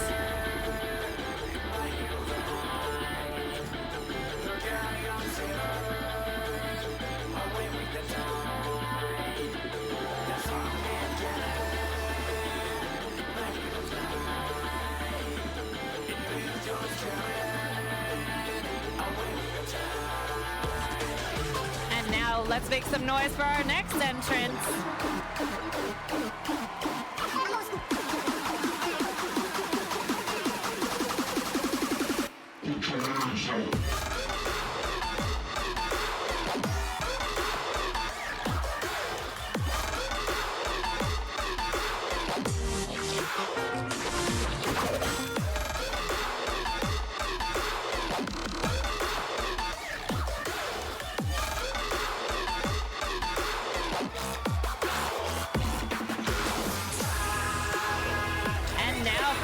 amazing duo to make their way down to the stage.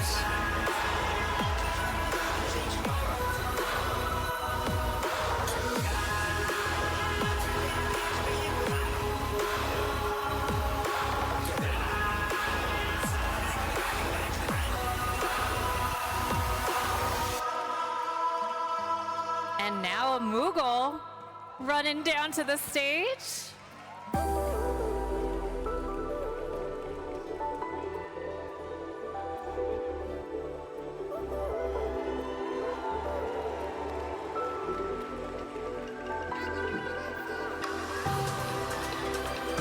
Awesome. Now let's get our next entrant over to the stage.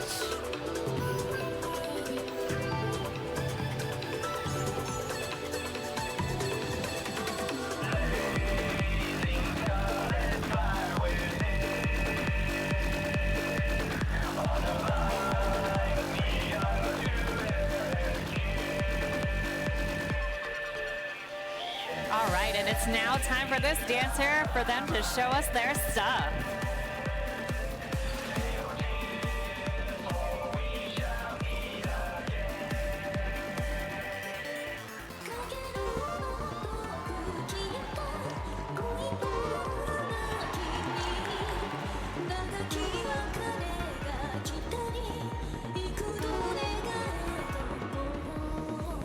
All right, and now we have another Warrior of Light to make their way down to the stage.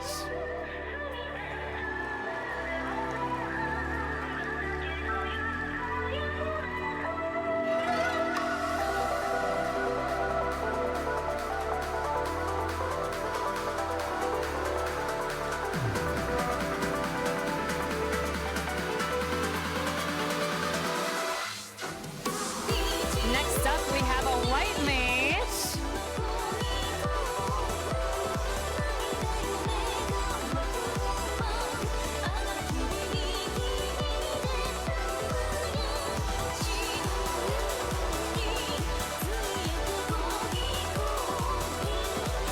And now let's get our next entrance up here.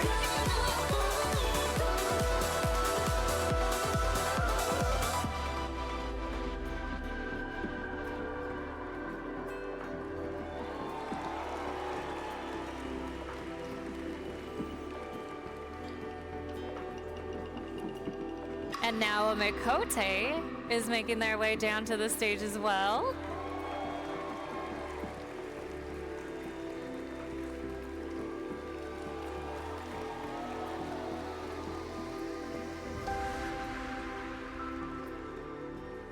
And with that, it seems all our entrants have made it across the stage. Okiomi, why don't you join me back onto the middle of the stage? Or actually, I think there might be somebody else.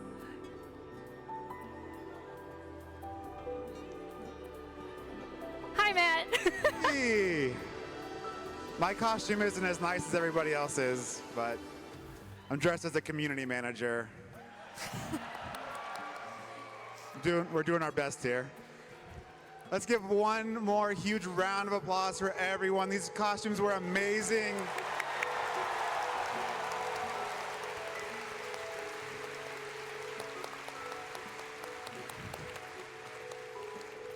That was extremely hype.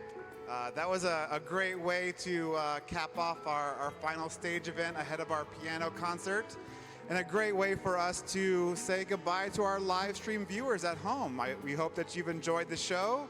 We hope you go into your evening, your day, wherever you are in the world, as excited as we all are here. We hope to see you again tomorrow at 10 a.m., bright and early. Make sure you get enough rest for the letter from the producer live.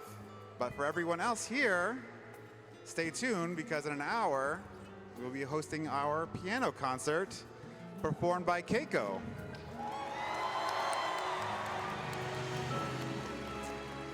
All right. Thank you all so much. We'll see you back here in an hour, and take care to everybody on the live stream. Have a good night.